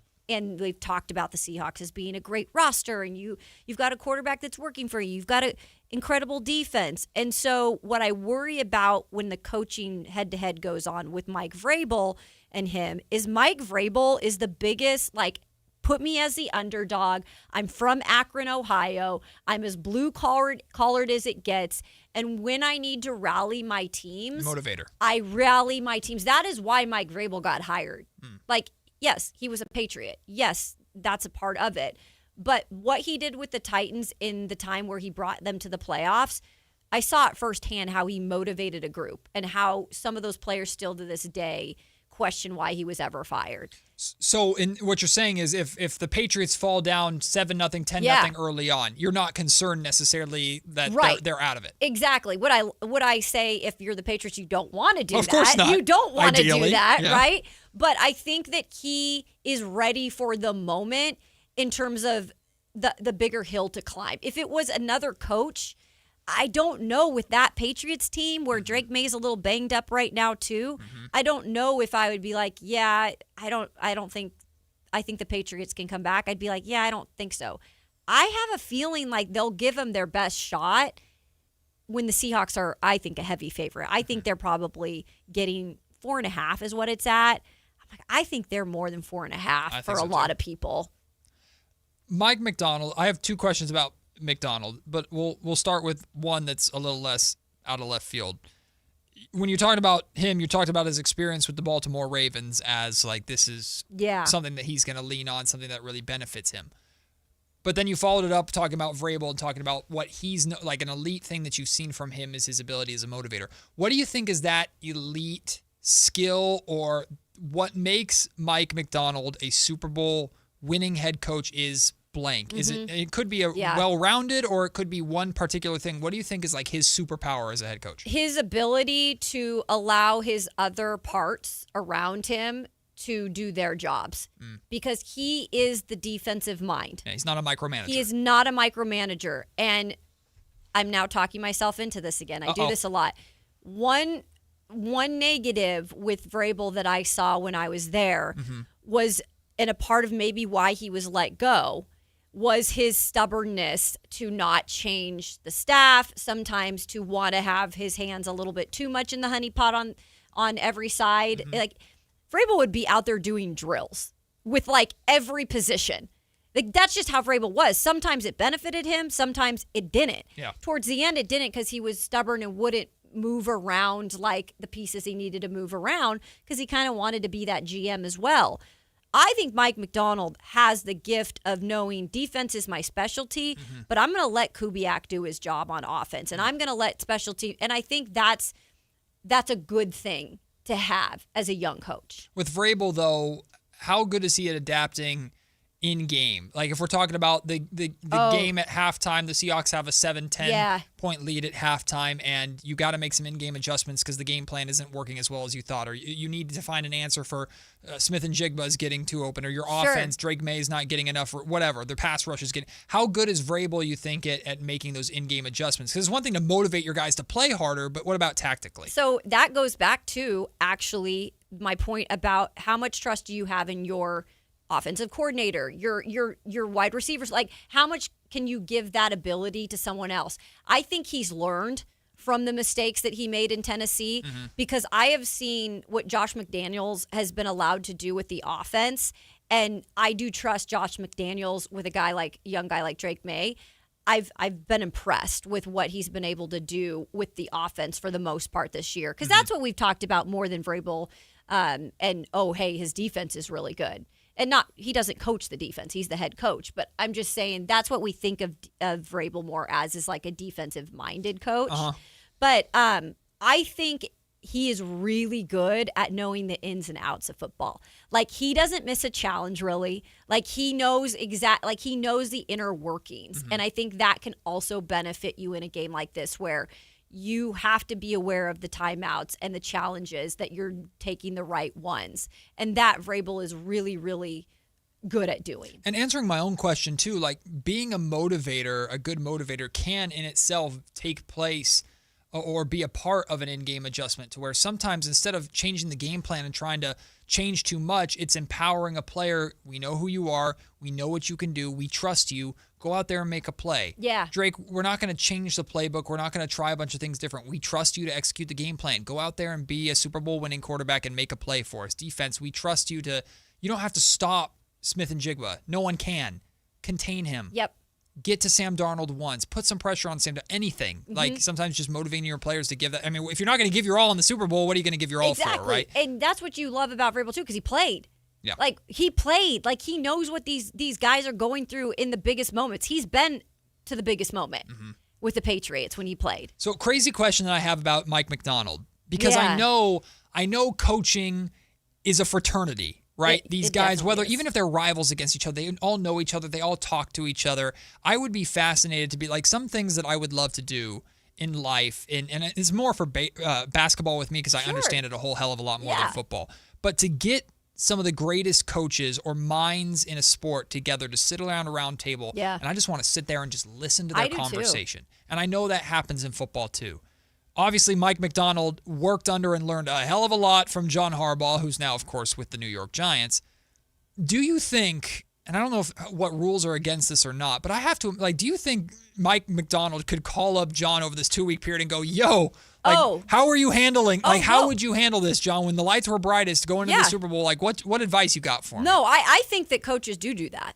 And obviously not if you're playing that team. Like, John, drop the playbook for me, bud. That's a no. No, I really do feel like, and I don't know if Mike Macdonald does this, but he is a young coach still. Sure. Like, he doesn't have a ton of experience yet as a head coach. Look, he's got a great supporting staff and great, people up in Seattle. And John Schneider is a heck of a general manager. But I would not put it past him to, at some point, have had or will have a little chat with Harbaugh. First of all, hey, congratulations on the New York Giants gig. Yeah. But also, I'll beat you next year, but help me now. Exactly. Like, I know what I'm going up against in Vrabel. Like, you've coached teams against Vrabel when Baltimore played Tennessee. Like, I think it's actually smart. I think you should do stuff like that, especially when you're taking on a guy like Vrabes. Who's Vrabes calling, you think, to give him that edge against, oh my gosh. Seattle? Well, I mean, we all know Dwayne's favorite, Bill Belichick. I mean, I don't know how much he actually talked to Belichick. I actually think him and Brady are pretty good friends. When they did joint practices, Brady and him, had conversations and stuff. So, that's a really good question. I would even say, probably one of his former Ohio State coaches. It just kind of going back and seeing some of that. Matt Patricia. No, absolutely not. If you could see her face, Kyle, right now. No, I would probably say, like, Tom Brady doesn't coach, but maybe you take something from Tom Brady. Well, I don't know. I know who Mike Vrabel's texting. It's Kayla Anderson. That's who he's texting. Kayla, what would you do? How do I beat your Seattle Seahawks? Here we go. Let me give you all the intel. You have a direct line to the boss. Tell me the weaknesses of your team. Oh, exactly. Sam Darnold? Okay, got it. Oh, yeah, just literally take him out of the game. Perfect. Okay. Kayla's advice to Mike Vrabel is just let Sam Darnold be Sam Darnold and you'll have a chance. Make him see ghosts. Well, I'm excited to talk about the Super Bowl more. Of course, next week is Super Bowl week, and we're just getting started with our Super Bowl coverage and conversations, but you have to wait till next week for that. Next week is also the NBA trade deadline. When we come back, more Kings conversation, but this is where I want you to get involved. Steven is on hold, wants to talk about Keegan Murray, but you listeners out there, Kings fans, I need your help on this because I don't want to speak for you. If the Kings go the patient route, what does that mean for you for the rest of the season? And how much pressure are the Kings then putting on themselves to deliver in a major way this summer? We'll dive into that when we come back to start the final hour of the week. Matt and Kayla, right here, Sactown Sports. This is the story of the one. As a safety manager at a manufacturing plant, he does everything he can to keep his coworkers safe. From finding ways to reduce risks to keeping safety supplies in stock. And for that, he relies on Grainger. Grainger offers a broad range of quality products and next-day delivery, so he can always play it safe. Call 1-800-GRAINGER, click Grainger.com, or just stop by. Grainger, for the ones who get it done. Award-winning guitarist and songwriter Gary Clark Jr. Tour 2026, Saturday, January 31st, 7 p.m., the venue at Thunder Valley. An electrifying night of music with Gary Clark Jr. Special guest, Marcus King Band. On sale at the venue at Thunder Valley. For tickets, visit ThunderValleyResort.com. Gary Clark Jr. Live. Planet Fitness has everything you need to get stronger just around the corner, so you can give everything you've got. Whether you want to crush a few reps before class with our expanded strength equipment or sweat it out on your way home from work. With over 2,800 locations, there's a Planet Fitness close to you, and most are open 24 hours. Join the club today and save $28 or more when you join for $1 down, $15 a month. Cancel anytime. Deal ends January 30th. Are you coming? Planet Fitness. We're all strong on this planet. See club for details. Want the best movie experience in town? Join Sactown Sports IMAX Pass by visiting SactownSports.com. Sign up today. You can win tickets to see this week's films at the Esquire IMAX Theater. Celebrate the new year in style with a new Honda from Stockton Honda. Whether you're shopping new or pre-owned, Stockton Honda has the selection and savings. With new Hondas in stock and ready to go, now is the time to save on your favorite Honda in person or online. CR-V, HR-V, Pilot, Accord, Civic, and Ridgeline. It's a new year with endless possibilities. Get the deals that make it easy to say yes. Upgrade and save today at Stockton Honda. Anytime, anywhere, it's all here. StocktonHonda.com. Golf to Go is brought to you by the Hagen Oaks Golf Super Shop. Here's Frank LaRosa. The new year is a great time for reflection, to appreciate all the good things in your life, and to prepare your resolutions, or bucket list as I like to call it. 2026 would be the perfect time to introduce someone new to the game of golf. Let them in on the fun. Or if you've never played, it's a wonderful time to start. Maybe go to a driving range, maybe take an introductory lesson. If you're an established golfer, maybe you want to get fitted for a new set of golf clubs. Maybe you want to take some refresher lessons to sharpen up your game. Consider a golf getaway, either with your significant other or a group of buddies. It's a great way to play new golf courses, eat some tasty new foods, and certainly laugh a lot with your friends. If you normally use a golf cart, consider walking with a push cart, or maybe even lightening your bag and carrying your golf clubs. Go back and play where you played your first round of golf, or your all-time favorite round. Remember why you play the game and how much it means to you. Leave the course in better condition than you found it. That's your Golf to Go. I'm Frank LaRosa. KHD1 Sacramento, KYMX HD3 Sacramento. From the Power Business Technology Toshiba Studios. This is Sactown Sports 1140.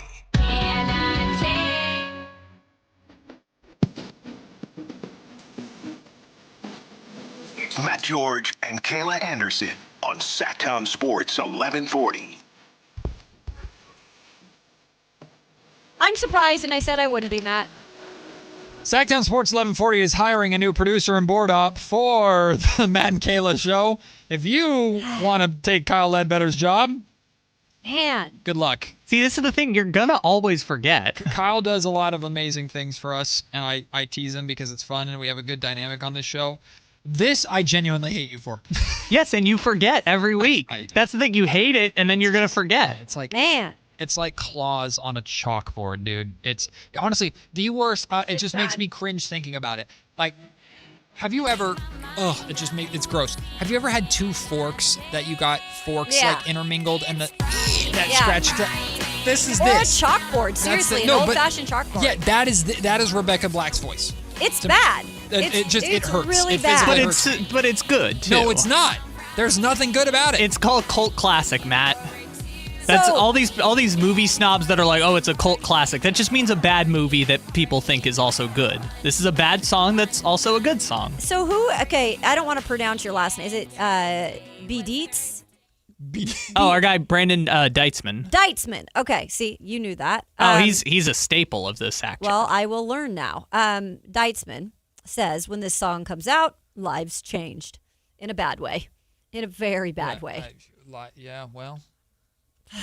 I mean, I can never recover from hearing it, and now I have to hear it every week on my show. I even said I'm not going to be surprised when it plays today, and then when did you say that? Literally to start the show. Yeah, to start. She did say it at the beginning. Oh, okay. To start the show. I was working back here. I but knew that's it was. funny. I knew it was coming. It still just doesn't feel good. Your reaction didn't seem like you knew it was coming. It seemed like you were having another conversation with Kayla, and then it hit your ears. And you just dropped. No, I heard it. Also, from the YouTube chat line, Martin Ramirez, what about Double Down? That's a great song. That's a classic, and whoever wrote and performed Double Down, if you put that in the same classification as Rebecca Black, I'll never talk to you again. At least I danced to Double Down. That's a vibe. That's a bop. Double Down makes you have a good time, regardless of the circumstances or the subject matter of that song and the takes in that song. I feel like Double Down is more like ironic now. Like the Rebecca Black is trying. No, Double Down is a bop. I rode that beat. Double down, baby, I'm a double down. It's the voice that gets me. Yeah, I mean, that's a lot. You talk about veins popping out of foreheads. I mean, there was a lot of veins popping out of foreheads for that one. Oh, trust me. I was out of breath by the end of recording that sucker. The Sacramento Kings, well, we are less than 6 days away from the trade deadline, Kayla. And the Kings are trying. I give them the credit. They're trying, whether it's like Jake Fisher reported earlier today that there's scenarios involving a Keon Ellis trade that do involve attaching him to a Malik Monk or a DeMar DeRozan to try and move on from that contract. We've talked about a potential Domantas Sabonis deal to the Toronto Raptors, but the Raptors sound like they're more just poking around, testing the market, less like super interested in going after Sabonis. Mm-hmm.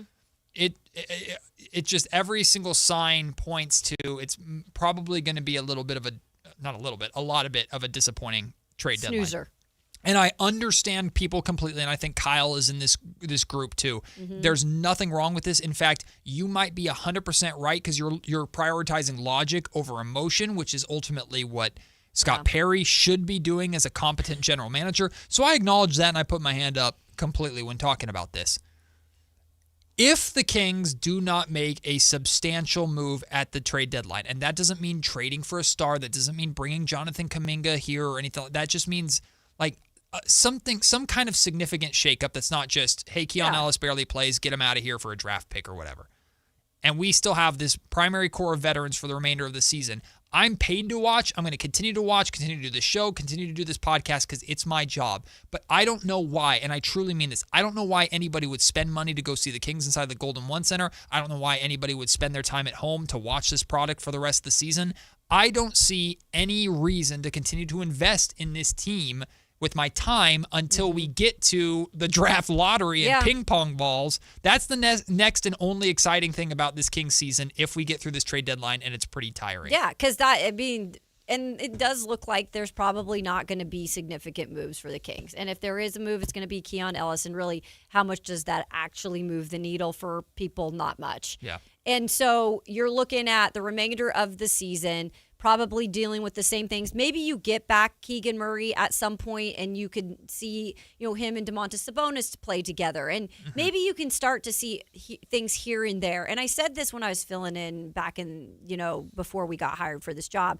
I had mentioned, I think, like maybe people look at it as, because there's a lot of really great fans here. You guys have proven that through all the crap you've been put through with this organization, that people might just want to see the future, in front of you. Just give me something to be hopeful about. And it'd be nicer if you got some young, picks back or whatever. But I think it's going to be watching the guys like Nick Clifford, watching the guys like Dylan Cardwell and Maxime, and hoping and praying that they can show you more. Keegan's return. Keegan's return. But other than that, I don't blame you if you don't want to spend your hard-earned money in the climate that we're in right now to go watch the Kings. But then again, I really praise all of you who do, because I really love what I've seen out of this fan base, because I've been in other markets where they don't support their teams when they're crap. And I have so much more respect for fans that do through all the crap, because eventually, I swear to you, it will come back around. Yeah.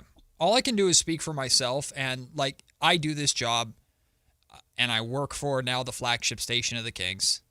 And I have hosted a podcast about the Kings for years. I've managed to turn a love and a passion of mine into a career, but it's always at its core going to remain a love and a passion. And if it doesn't, then I'm not fit to do this job anymore. That's what I firmly believe. There's only one team. There's only one city I want to work in. It's Sacramento. There's only one team I want to cover the way that I do. It's the Sacramento Kings. That's based off of just a passion and an obsession that many, many Sacramentans share about this team. But the best way I can describe it, Kayla, is it's so stuffy and stale in here. Just open a freaking window. Do we have one? Give us a breath of fresh air. That's what you're asking for from the Kings organization. Just give us something, some kind of breath of fresh air that doesn't get rid of the stank, because it's going to take a while. It's like a skunk. You got to turn on a lot of fans, but open the window. Give us something to breathe about, or give us a breath of fresh air for the remainder of this season. We're not reporting that nothing is going to happen. It's just every time there's a conversation that we've had on this show about a potential deal, it's always followed by a pretty big but. And don't giggle, children, when I say that. B-U-T. B-U-T. Kyle. T. No. Oh, you mean that chooch? Yeah, whatever you said. Something could happen between now and the deadline. And look, most trades in a season happen in the 24 hours leading up to the actual trade deadline itself. And I'm hoping that's the case. But I'm just mentally preparing myself, as I think the fan base should mentally prepare ourselves for. It's not going to be the most eventful trade deadline that we were hoping for. And it's not for a lack of trying with Scott Perry. It's just the way the market is. But here's the conversation that I want to have. Steven, I'll get to you in just a second. I'm so sorry. I know you're on hold. You want to talk about Keegan Murray. What we're going to dive into is this. If the Kings do what maybe logically they should do, that Kyle made a great argument for yesterday when we were talking about the Domantas Sabonis trade, if they kick the can down the road to the summertime, the amount of pressure that puts on Scott Perry to make multiple moves or make some pretty significant shakeups during the summer that goes beyond, like, you're going to get a draft pick. It's hopefully going to be a really good draft pick. That's one thing that's going to be refreshing for this fan base no matter what. But my biggest thing is, if you roll into training camp and to the start of next season, and Zach LaVine, DeMar DeRozan, Domantas Sabonis, and Dennis Schroeder are all still on this roster. I'm leaving Russ off because he's only on a 1-year deal. If he's here, great. If he's gone, great. Like, I don't know. Yeah. Seems like Malik Monk's kind of in that same camp. Malik might be there, but like, I don't include Malik in that because I see a future with Malik. I don't believe there's not a future with Malik. But with those 4 veterans, I have questions about, considering 2 of them are 2 of the highest paid, worst contracts in the league. If you subject Doug Christie to that core still being here while expecting him to pivot towards this new young star and hopefully a healthy Keegan Murray and year 2 of Cardwell and Neek and Max, you're doing yourself a disservice. And I don't necessarily believe that it's going to be easier to move any of those guys in the summertime than it is right now. So you're just putting, if you're doing that, you can do that, buy yourself more time. But it's more pressure. You're just putting a lot of pressure to make a lot of moves during the summer. One more thing to that before you take the call. That's also hard then for, like you said, the pressure for Scott Perry to also evaluate what Doug is really going to be. Because the more you make this the same roster and you don't allow movement, the same, I mean, I don't think you can see much more with Doug's progression either. And by the way, you have to also make a brilliant, choice on what you're going to do in the future for that too. Yeah. Like, it's not like you have the coach for sure of the future yet. We're still kind of seeing how this is going to work out. Yeah. So you're also putting that behind. I have a big point on Doug Christie that I want to get to. Kyle, I want to get you involved in this conversation as well. But Steven's been waiting so patiently, wants to talk about Keegan Murray. Steven, how are you on this Friday? Man, I'm good.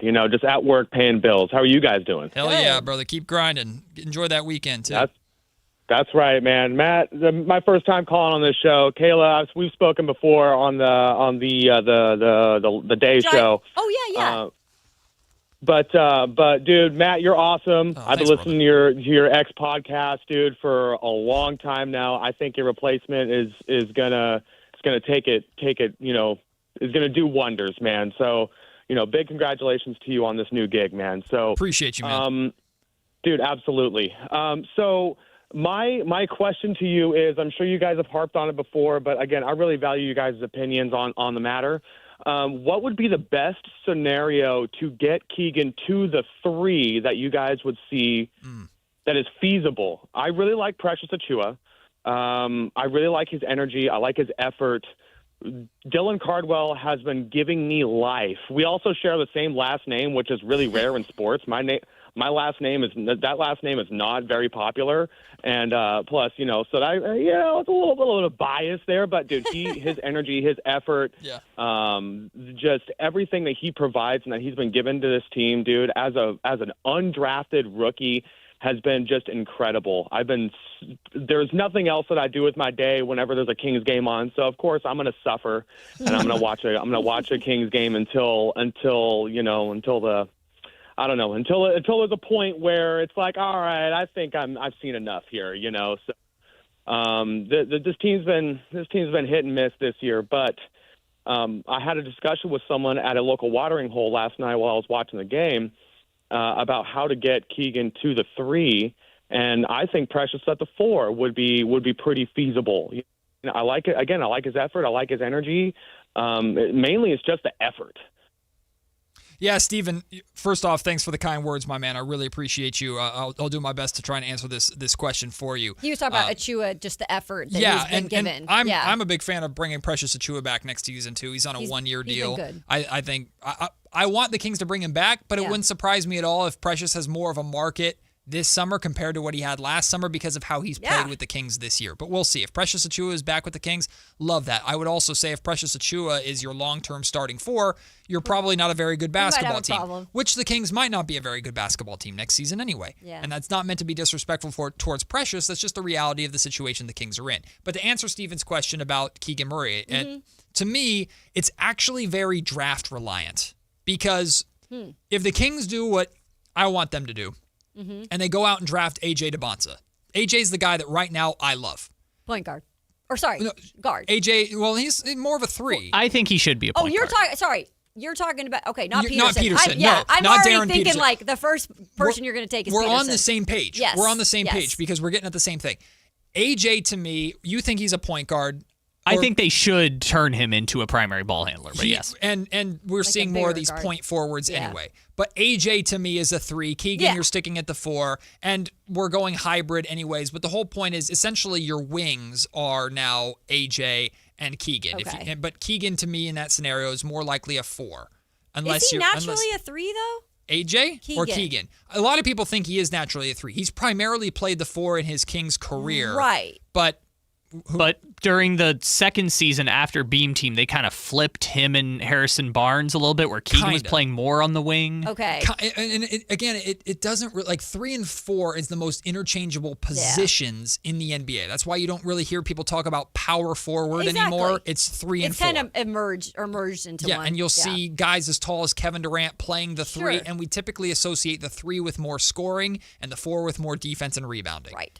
Which, depending upon if you bring in AJ, I think AJ takes on more of a scoring role and Keegan still remains a more of a defense and rebounding role. If you get Darren Peterson, this is where I think your brain was going, Kayla. Yes. If you get a Darren Peterson, if you get a Kingston Flemings, now I think there's more of a natural ability to have Keegan play at what people believe is more natural position is at the 3. You still have to address what you're doing at the 4, which maybe it's Maxime Reynaud or Dylan Cardwell with Domas if he's still here. Sure. Time will tell with that. But I think a large, if the Kings took Cameron Boozer, Cam's a 4, now Keegan's at a 3. Genuinely, It's like what the Kings want to do is Keegan Murray is the most established future piece that they have on this roster right now. And the fact that he got paid by Scott Perry, I think reflects that. Scott felt good enough to extend him. Yeah. Now, and to know he could work with him and maybe in a couple different spots. Right. So as soon as Scott drafts whoever he drafts in this draft, and hopefully he's got the number 1 overall pick and he can take Peterson or whoever the heck he wants, as soon as he drafts a player in this draft, we might look at that player as the future number 1. But the Kings are immediately plugging him into the foundation of your core is Keegan and that player you just drafted. Yep. So that's why it's interchangeable. That's why I think it so drastically affects where Keegan plays. Sure. But you still kind of have to figure out at some point. I think it all goes back to then if we do see him go to the natural position that some say is a 3. Like, what is the 4? Right. What does it look like? And like? that is like, is Maxime like good enough? Mm-hmm. Like, is that, are we okay with if the growth continues? Yeah. Right. Dylan Cardwell, like, I don't know if he'll ever grow into that starting 4. Jonathan Kuminga. But, I mean, and it could be. Jonathan But when? But I would argue Jonathan Kuminga is probably a 3 and Keegan's bumped down to the 4 if Jonathan Kuminga is here. So it again, but the 3 and the 4 is completely interchangeable. Yeah. I think what Matt ultimately Keegan is going to guard whoever's the best 3 or 4 or even 2. Keegan is typically going to guard him unless AJ DeBonsa they feel is like that good of a defender right away, which I don't think But he right would now, be right away. Yeah. So it's interchangeable, but it depends heavily. The point is, it's a loose way to answer your question, Stephen. But to me, the point is Keegan is the most solidified pillar of the future that they have right now. Whoever they draft will be added to Keegan, and it's however that duo most works together, regardless of their positions, right? So it's kind of a roundabout way to answer that question. But Keegan is going to get opportunity at the 3. Makes sense, Keegan's going to get an opportunity at the 4. You'll have those 2 there. Sabonis will probably likely still be here if he's not traded right now or at this trade deadline. Now you're filling in the rest of the spots around them with young talent / rookies / free agents that you spend a little bit of money on. That's where you're putting kind of the super glue and duct tape around things temporarily while you build this foundation out. But going back to the conversation we were having with Doug Christie, to me, Doug should and hopefully will no longer be judged because he's very much on a prove-it deal and he's very much still developing as a head coach. Doug should no longer be judged on wins and losses. Doug should be judged on how he clearly develops this young group going forward. Is he the right guy to get this rebuild going, and develop this group. Then we can get to the point where we got with Mark Jackson in Golden State, which is, okay, can he be the guy that now you've built them into a playoff team? Now can you get them to a championship? Yeah. We'll cross that bridge when we get to it. We're a long way away from that. Right now, for Doug Christie, it's can you develop the young guys? And I would argue, even if it's Darren Peterson, even if A.J. DeBonza, Caleb Wilson, any of these guys, Cam Boozer, even if you draft them on draft night, and you have him and Keegan and your rookies right now going into next season, but those 4 vets, again, DeMar, Zach, Domas, and the 4 ugly Schroeder. dragon heads. Yeah. I'm not trying to be rude, but You know what I'm saying. Those 4 vets are still on the roster, and they muddy things up and muck things up and make things difficult. I would argue you're not giving Doug Christie enough of a difference between this year and next year to show he's the right developmental coach for the future. No, you're not at all. And that's why, again, I think we on this show, more than any other show on the station, probably harps on just the urgency to make a move, because we're having to bring up the different points like you just brought up of it's affecting several things. It's not only affecting like what you're watching every night. That's like the least likely situation we're worried about. I mean, it is what it is at this point. But it's more so it is affecting the development, but then it's also affecting what we can start to see out of Doug Christie. We've got to see more, obviously, and that isn't going to happen until we see some of these other pieces get out of the way. And I think with even a younger player, whatever the talented guy that comes in here, hopefully it is a top 3 pick, top 2 pick, he's still going to have to get more out of them too. Like they're not coming, these are young kids coming in. Like they're going to be talented, but we want to see them reach a level in year 1 as well. Yeah. And that's going to be put on Doug Christie as well. Well, how about this for a hypothetical scenario, Kayla? Let's say the Kings get the number 1 overall pick. Yeah. And let's say it's Darren Peterson. Okay. You have this superstar, potentially scoring guard that is joining a roster with 2 scoring guards in Zach LaVine and DeMar DeRozan. I'm sorry. I don't care what those 2 guys have done. I don't care how much money they're being paid. Those 2 cannot get in the way. And I don't think if one of them were here, I don't think they would. Like, if DeMar DeRozan's here, I'm not concerned necessarily. If Zach LaVine's here, I'm like, okay, like it's kind of redundant, but whatever. It's the last year of your deal. We'll try and move you at the trade deadline, whatever. If both of them are here and Doug Christie has to work out, how do I fit Darren Peterson in this rotation with these 2 other guards that are making almost $70 million between the 2 of them? Like, you're doing a disservice to Doug. That like, actually there's makes just, me sweat a little. There's no way in any scenario, and I like to believe this wouldn't be the case, but you never know. Any veteran, any player, period, that includes Keegan, any of those guys that's on this roster right now that'll more than likely be on the roster next season, if they get in the way at all in the development of whichever rookie you're bringing in the door next season, that is a problem that you need to address, and you need to get one of them the heck up out of here. That's the first conversation I have if I'm Doug with Scott. Like, hey, Scott, we couldn't get any of these guys moved. Maybe the summer goes by, like you said. I don't see this happening, but, there still hasn't been movement because it's too much going on. Other teams are making deals first. Like, that cannot happen. Like, if I were Doug in that situation, I would have to go to Scott and have major concerns. Get him. I can't do that. Get him out of here. And then because you're being looked at by the fans and judging what he's doing every single game now. Yep. And now we're in year 2. It's like, this is a throwaway year. Nothing. That's how it is. It's a throwaway year. We get it. Next year cannot be a complete throwaway year. So the 2 prove-it guaranteed years of my contract, you gave me a roster that's essentially a wash? Like, what am I supposed to do with that? If I'm Doug, that would bother me That's like a sit-in job. Well, yeah, but that also kind of goes back to Matt's point about, like, you want to see something happen at the deadline.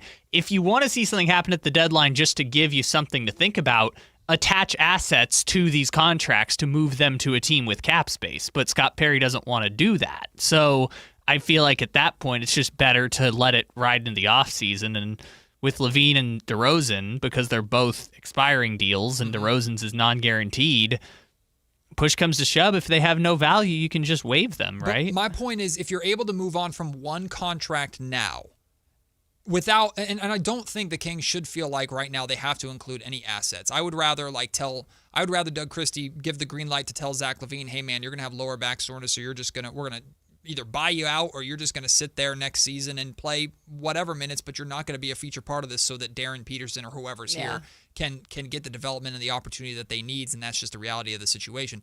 I'd prefer that to the Kings including draft picks to move on from any of these guys right now or move these contracts right now. My overall point is to what you're saying, Kyle, is if you don't move any of these contracts now and then expect to move multiple of them this upcoming summer, you're just putting a lot of expectation on your ability to make a lot happen during the summertime that typically that's not easy to do, and it hasn't been easy for Scott Perry to do, period, and I'm not so sure that 1 year less on their contract makes that big of a difference in these trade talk scenarios. But you can just waive them, at least Levine and DeRozan, because they're expiring. You can do a buyout and say Levine will pay you $39 million of your $49, and you can go sign somewhere else. Sure. DeRozan, only $10 million's guaranteed. Just say, we'll waive you. You can go sign somewhere else. Sure. We'll create cap flex. Like those two, I feel like isn't a problem because you can just cut one or both of them in the summer. And if you're fine just lighting money on fire for no reason, then do it. Guess what? I don't think you'd have another option at that point. Yeah. So and that very well be where we get to. William wants to talk about Doug Christie. What's up, William? Yes, how are you? Thanks for taking my call. I was just listening to you talking about and you talked about Coach Christie, Doug Christie. Yeah. Well, the guy's got $150 million starting payroll. He's got Levine. He's got Sabonis, he's got DeRozan, he's got Schroeder, he's got Murray, and he's got Monk as a sixth man. Now, for crying out loud, he can only get 12 wins out of that? It's a coach's job to get his best 5 people and get out there and win an NBA ballgame. William, thank you so much for the call. There's a lot of fans that feel the exact same way as William. 1, he hasn't had all that group together at the same time. Number 2, that roster, as we've seen, is completely incohesive, and they do not work well together. It's one after the other. Your turn. It's your turn, my turn. He has an absolutely talented roster. No ifs, ands, or buts about it. That doesn't always work. But that we've seen the Lakers try to throw together Steve Nash and Dwight Howard and whatever the hell that, or Karl Malone or whatever that group that was horrible. Like we've seen this in the past, and it doesn't. Just because you have a bunch of talent doesn't mean that it works and it's cohesive. Especially in the modern NBA, where teams like the Oklahoma City Thunder that are filled with role players who know exactly what their role is surrounding a star, that's what we see works. And Doug Christie simply does not have that. We talked about it from the start that this was going to probably be a situation. And guess what? It actually ended up happening. And at least you maybe get a high draft pick for it. But I think it's a little easier said than done. Just because you see these stars doesn't mean they all can come together. And sometimes it actually makes it worse. But I totally understand what William's saying, too. Yeah, like you have pieces. And there are members of the fan base that certainly feel that way. Well, regardless, no doubt, you can win a pair of tickets right now to see the Sacramento Kings take on the Memphis Grizzlies on February 4th. It's the day before trade deadline day. Text in the secret code word to 916-339-1140 at the top of every hour between now and 4 o'clock. And the secret code word for this hour is NET. NET, N-E-T. Text that to 916-339-1140 for your chance to win a pair of tickets to Kings versus Grizzlies on February 4th. We're breaking now. When we come back, it's Kyle's Curveball on this Friday. What's it going to be? We have no idea, and we'll find out next.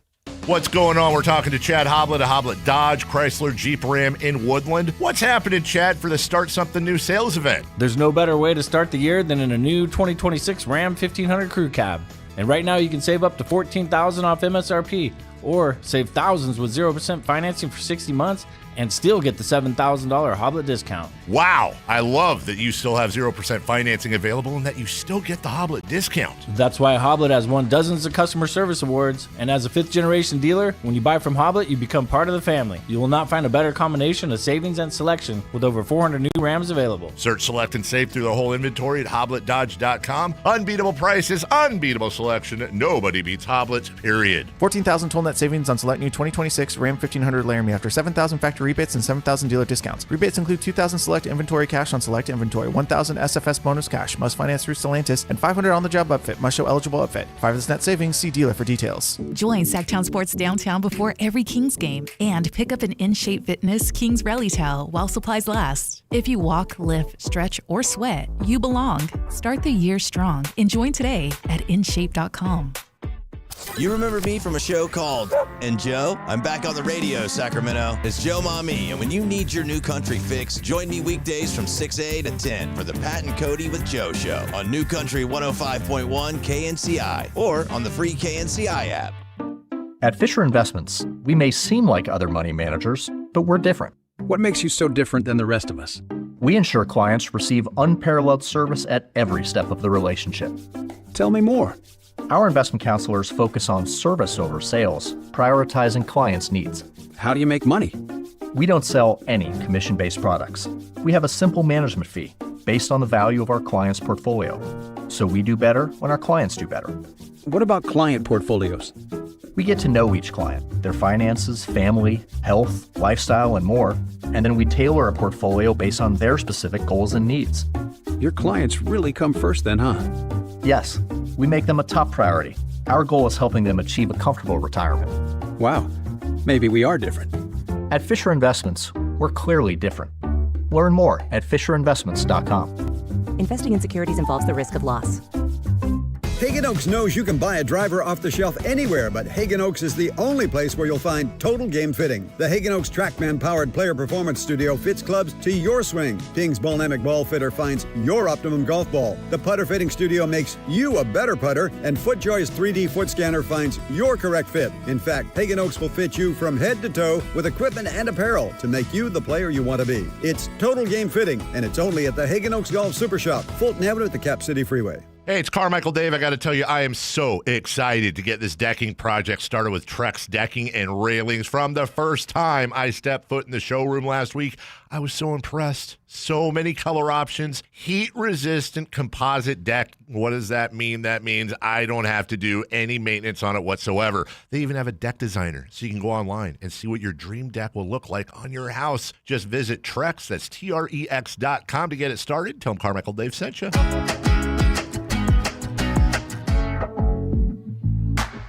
It's Matt George and Kayla Anderson on Sactown Sports 1140. A lot of good talk on the YouTube chat line about that last segment. That might be something to carry over into next week unless something crazy happens this week. If the Kings kick the can down the road till the summer for all these trades, what does that look like for them? How much pressure is on Scott Perry then that summertime? What does that make us think of Scott Perry as a general manager right now? And what does that mean for Doug Christie as a head coach? Because some people are not fans of Doug. I don't know if Doug's truly been given a fair chance to show that he can be the coach that the Kings need for a rebuild. That's completely different than a coach that's trying to win basketball games. Doug's trying to do both, Such to a be weird fair. spot to be in. And he's been given a roster that just is not cohesive for either route. Which is why we're hoping some things change a little bit at the trade deadline. But right now, we're wrapping up Friday's show before we get to Let's have some fun. Crosstalk with Whitey and Allen. It's Kyle's Curveball. Kyle, what we doing? Yes, it's Kyle's Curveball time. Today we've got a little game.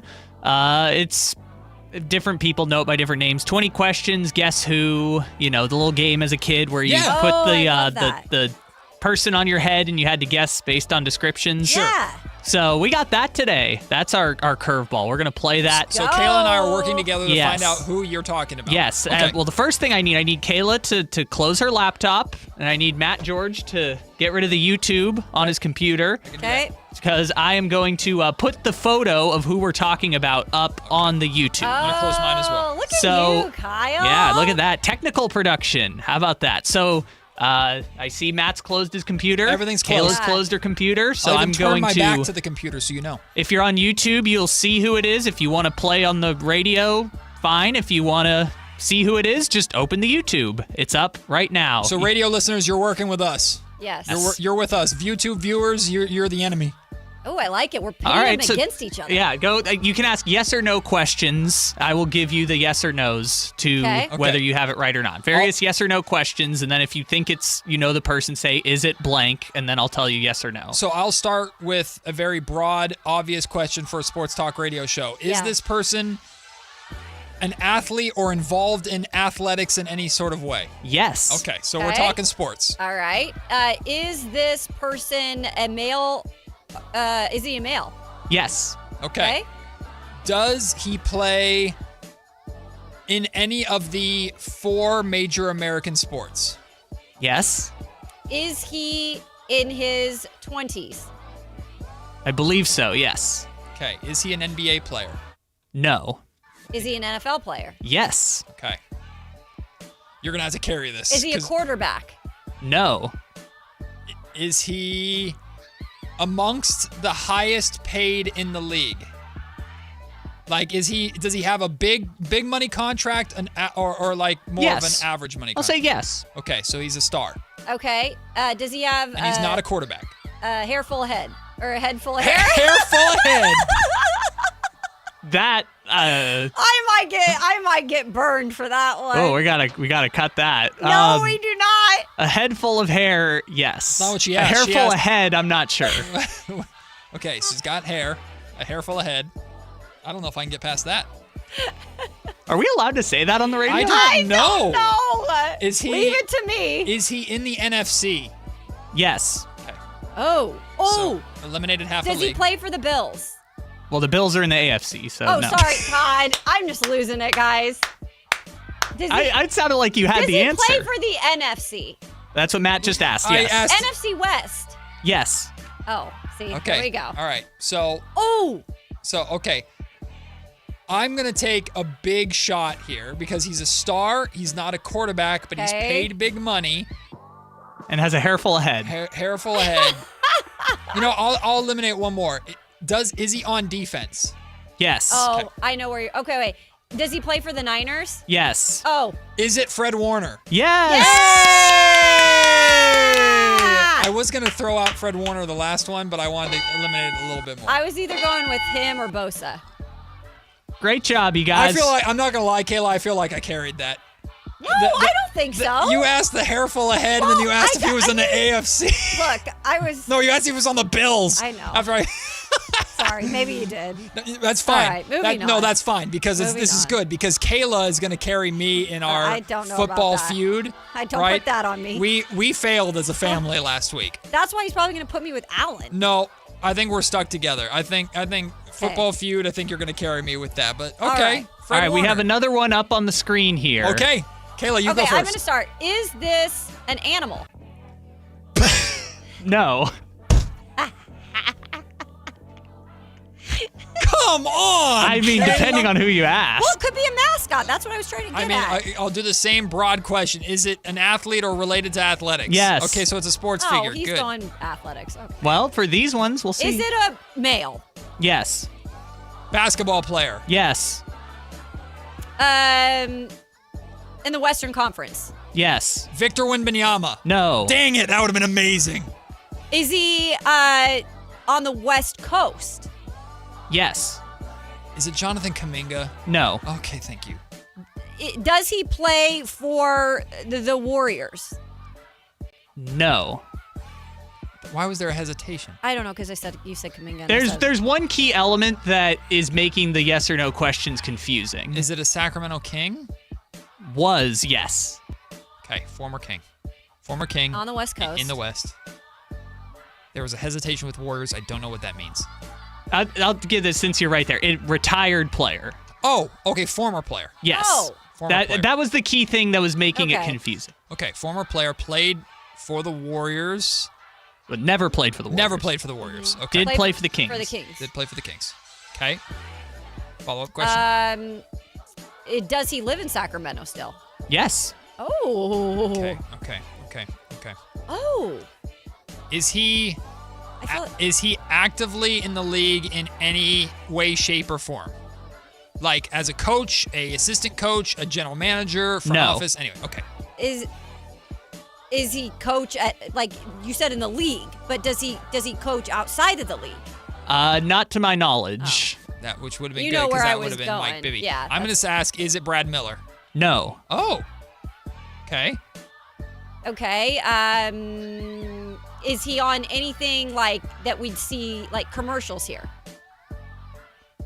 Not presently, but in the past, yes. That's an interesting question because of Peja. Mm-hmm. I was thinking Peja. I don't know if Peja still lives in Sacramento though. But he probably does. I'll just ask, is it Peja? Yeah. And everybody needs a good feet. That's true. He's a good feed commercial. As of a couple years ago, I don't know since his kid's gone to college, but I'm sure he still has a place. As of when his son was in high school, yes, Yeah, he was still here. His son Andre, who went to Jesuit, who's now balling out at Tennessee, right? I That's think where he he's is. at Tennessee. I think Illinois. Oh, Illinois. yeah, Sorry. Illinois. How dare I? Oh, the other orange. Wait. He's played at 4 different schools, Yeah, I he's think. bounced around a lot. But yeah. Are we doing another one? Yeah, we do. We do have one more here. Well, I have more, but I think we're only going to get to one. Okay. All right, I am putting it up on the screen for people to see here. Is it an animal? No. Oh, gosh. Is it a actor? What an amazing question. Yes. Oh, okay. All right. We're in. So okay. And was this person a athlete in the past turned an actor? No. Okay, good. Has this actor won a Golden Globe? Not to my knowledge. Is it so it's an actor, so it's a man, because it would have said actress. No, not necessarily. Okay, well, Yeah. is it a man? No. Okay. Oh, okay. It's an actress. Okay. Okay. I felt like the actor saying no would have been too misleading. Okay. That's fair. That's fair. Have they done anything like this year that's big? Recently, yes. I don't know about specifically this year. Have they been involved in any massive franchise, which include and when I say massive franchise, I mean like something Marvel or something Disney or something like Lord of the Rings or Star Wars-esque? They have been in one of those franchises, yes. Okay. I'm not going to say big, but yes. Okay. Okay. Is this actress in younger than 30? No. This is also unfair. I'm just going to say we're running out of time. Their predominant career is not acting. Oh, gosh. Now I just went for a turn. So, musician? Yes. Gosh. That was an... Is it what's her name? Freaking heck, man. What's her name? Lady Gaga. Yeah. Oh, whoa. You're good at this. I gave you a big hint, That but was also a big hint. you would have gone on a long time with that. It would have 'cause, taken a while. Yeah. Yes, she was in the Joker sequel. Oh, geez. That's right. No, she's been in a couple movies. She's not bad as an actress. Which is she's actually technically really DC. Yeah. You're right. No, Yes, that but counts. the questions you were asking, I could tell I was misleading you because you asked the wrong questions at first. Yeah, whatever.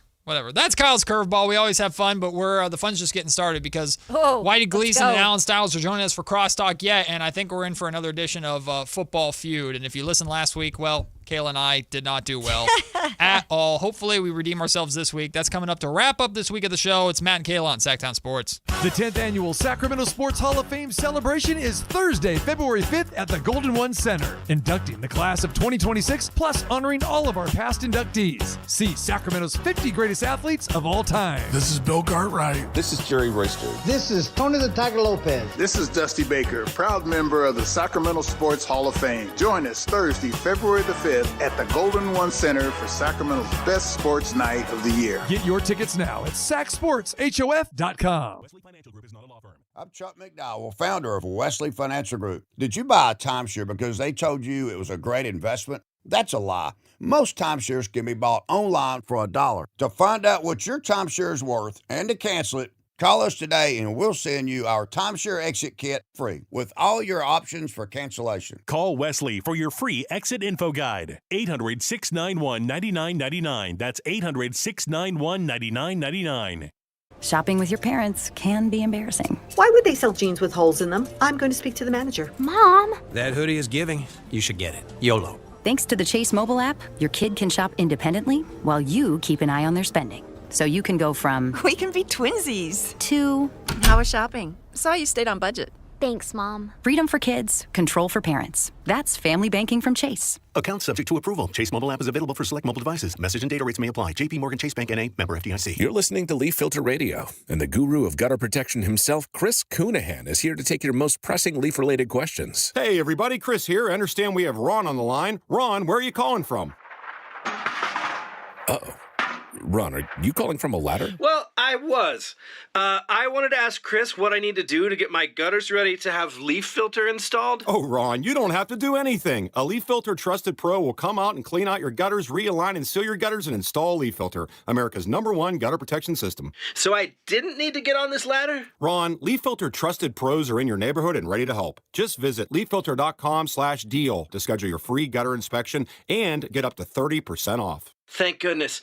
What was that site? To get this special radio offer, go to leaffilter.com/deal for your free gutter inspection today and get up to 30% off. That's leaffilter.com/deal for up to 30% off. leaffilter.com/deal. See representative for warranty details. Right now at Elk Grove Honda, you can lease a 2025 Accord Hybrid Sport Sedan for only $39.99 down, including first payment due at lease inception, excluding tax and license. 35 monthly payments of $299 plus tax, license, and 0 security deposit on approved credit. Mileage in excess of 10,000 per year at 20 cents per mile. It really is the least you can do. We're Elk Grove Honda in the Elk Grove Auto Mall, Highway 99 and Elk Grove Boulevard, or on the web at elkgrovehonda.com. I gotta get an Elk Grove Honda.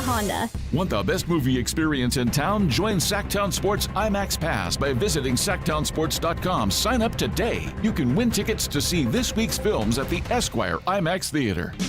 Only one radio program captures the excitement of hunting and fishing as it happens. The award-winning California Sportsman with Sepp Hendrickson. Only California Sportsman takes you where the action is, live on the water, live in the blind, and live with the top pros and experts in outdoor sports. California Sportsman with Fishing Hall of Famer Sepp Hendrickson is your premier destination for all things outdoors. Sepp's Saturday Morning Outdoors. Ultimate Bass and California Sportsman, 5 a.m. to 8 a.m. Saturdays on Sactown Sports 1140. Come check out Capital Casino, Sacramento's #1 poker room with the most variety of table games in the region in a safe and friendly environment. Plenty of well-lit parking available, conveniently located in downtown Sacramento. And remember, Capital Casino has the best food, the best service, and the best action. 411 North 16th Street in downtown Sacramento. For more information, log on to capital-casino.com, and please gamble responsibly. 1-800-GAMBLER. Guys, feeling low energy or low drive? It could be low testosterone. At Revive Men's Health, start with a free T-check and consultation. And this month only, qualified patients may receive 25% off TRT. Book now at ReviveMen'sHealth.com. Terms apply, must medically qualify.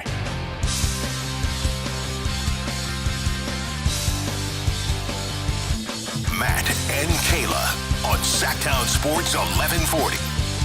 The word of the day is redemption. Not in terms of like a contest or anything, although we did just do that. And you can have your chance to win more tickets to Kings and Grizzlies, because Whitey Gleason and Alan Stiles are continuing not just with the Drive guys today, but then you guys are taking over game night. I think it's game going day. to somebody's head. He came into the studio wearing shades. Yeah. Oh, yeah. Sorry. When I saw him earlier in the building and he was not wearing shades. He wears It's Bryden here. You know what I mean? Because there's two stars. Oh, look, you're so There it is, right? Alan. I thought it was these lights that are giving me headaches every day. Yeah, it's cold and bright in here. It is. That's right. But he's morphing into an agent more and more every day. Yeah. I had a couple calls before I came in here.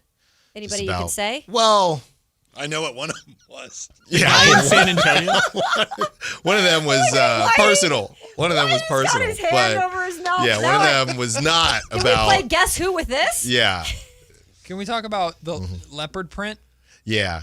Basically, here's the story, right? Yeah. So you can't go to a wedding. Did you borrow your wife's? No. These are mine. But you can't go to a wedding without sunglasses, right? And I'm notorious for either forgetting my sunglasses or breaking them there, right? Or I forget to bring them. Well, it was the latter last week. I forgot to bring them, and it was a beautiful day in the Presidio, so I couldn't be the only groomsman without sunglasses. So I'm walking all throughout the city trying to find just a little kiosk, and I find these bad boys, and they just spoke to me. They really You know what I mean? That's just what it was. Yeah. So I do have a more expensive pair. Okay. That one doesn't get broken out. That's not what we were even until the asking summer. about the expensive part of it. It's the leopard. Sorry. Why did you fall on leopard print? Well, I like this style, and it was the only ones they had, and I had limited time, right? I had to get ready for the wedding.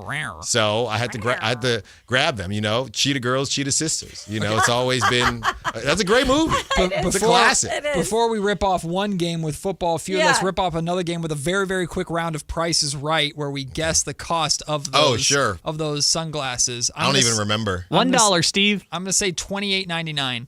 At 20. You're probably around there. What's money? Yeah. They're pretty solid. $49.99. Yeah, they're pretty solid. They're solid, all right. You know what I mean? Kiosk, and I'm working on a sunglass deal anyway. So we'll be rotating a lot of them. Got it. What? Got it. We're rotating a lot. Football feud, everybody. What are the teams? Hey, it's time for the football feud. Oh, no, I'm Alan's a little nervous about this. Yeah, I'm not good at this stuff. First, let's meet our champions, the Ledbetter family. Just Kyle, one. Who do you have with you today? Well, Christopher Laud couldn't make it today. Divorce! Sure. I've divorced Christopher Laud, and now geez. this guy, I don't know if we've never met before. I think his name is Alan Stiles. That's right. Welcome to the game, Alan. Old midday show, right. but there's a new era. Well, We the are foundation here. still lives. The new George era. Anderson Yeah. family. You guys are taking on the Matt and Kayla family. Kayla, is it true or is it just a rumor that you've actually taken over the captaincy of your team? Yeah, I just flipped it to over here. I don't get all the cool buttons or anything, you know? All right. As it should be. Honestly, as long as we win. Who's Yeah. up first for you? You or Matt? Who's up first here to start the game? I did it last time, so I think it's Matt's turn. All right, Matt. Yeah. And who's up for you, Kyle? I think Alan, it's only All right. fair. Oh, you All guys right. got to shake hands, do that Yeah. whole thing. Oh, gosh. Yeah, there we The go. way this works, Okay. I'm going to read you a question. As soon as you think you have an answer, you shout your name. Don't give the answer. You don't want to give away Okay. information. Ah! Whoever buzzes in first will have a chance to answer, all right? So, Okay. Does it, Matt, it has to be Alan? coherent? Not Can it really. just be a noise? As Okay. long as we know. You can Okay. make any kind of noise you want. Isn't that what you did last week? Yeah. Yeah. No, Kayla went. I That's don't know, fine. Kayla. All right. We have top 5 answers on the board. All right, here we go. Can you name the city or metropolitan area that has hosted the most Super Bowls? Yeah, Matt. Let's do Too Los much time. Angeles. Los Angeles, number 3 on the list with 8. You guys have a chance to top that. What do you say? Don't look at Kyle. He's The cheating. city or metropolitan area that has hosted the most Super Bowls. Hosted the Top most. 5 on the list. We have number eight? 3, I know that they've. but we need an. Okay. Gotta go fast. Yeah, all right. I mean, I'll just say, I know they've gone a couple times, but I'll just say New Orleans. New Orleans tied for the number 1 answer. Come on, man. That's big, Alan. Come on. Since you guys have a piece of the number 1 answer, the option is yours to pass or to play. Oh, we're playing, Alan. Come We're on. playing. You're playing. All right.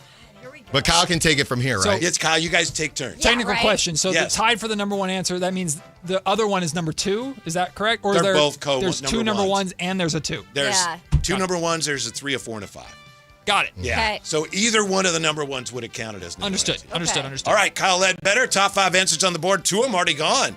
Can you name the city or metropolitan area that has hosted the most Super Bowls? New Orleans tied for 1 with 11. Los Angeles third with 8. All right, I'm gonna go with Miami/South Florida. That is Yeah. the other Yeah. number 1 That answer. was my guess. That's what I was gonna. Yeah. You guys are cruising. I know. Yeah. No strikes, Alan. No strikes. They don't get a shot at this unless you guys strike out. There's only 2 left on the board. So what do you think, Alan? Yeah, I'm just basing it on weather, to be honest with you. I don't know if this is it, but I'm going to say Dallas. Dallas. Oh, that's a good one. Survey said that's Oh, Okay. strike 1 against you. Over to That Kyle would have been Ledbetter. I was thinking that. good one. So remind me again, which ones have already been selected? Oh, come Miami on. number 1 with 11 Super Bowls hosted. New Orleans also tied for number 1 with 11. Los Angeles third with 8. Okay, You I'm have gonna 1 go. strike against you. You know what? I was about to make a mistake and I didn't do it.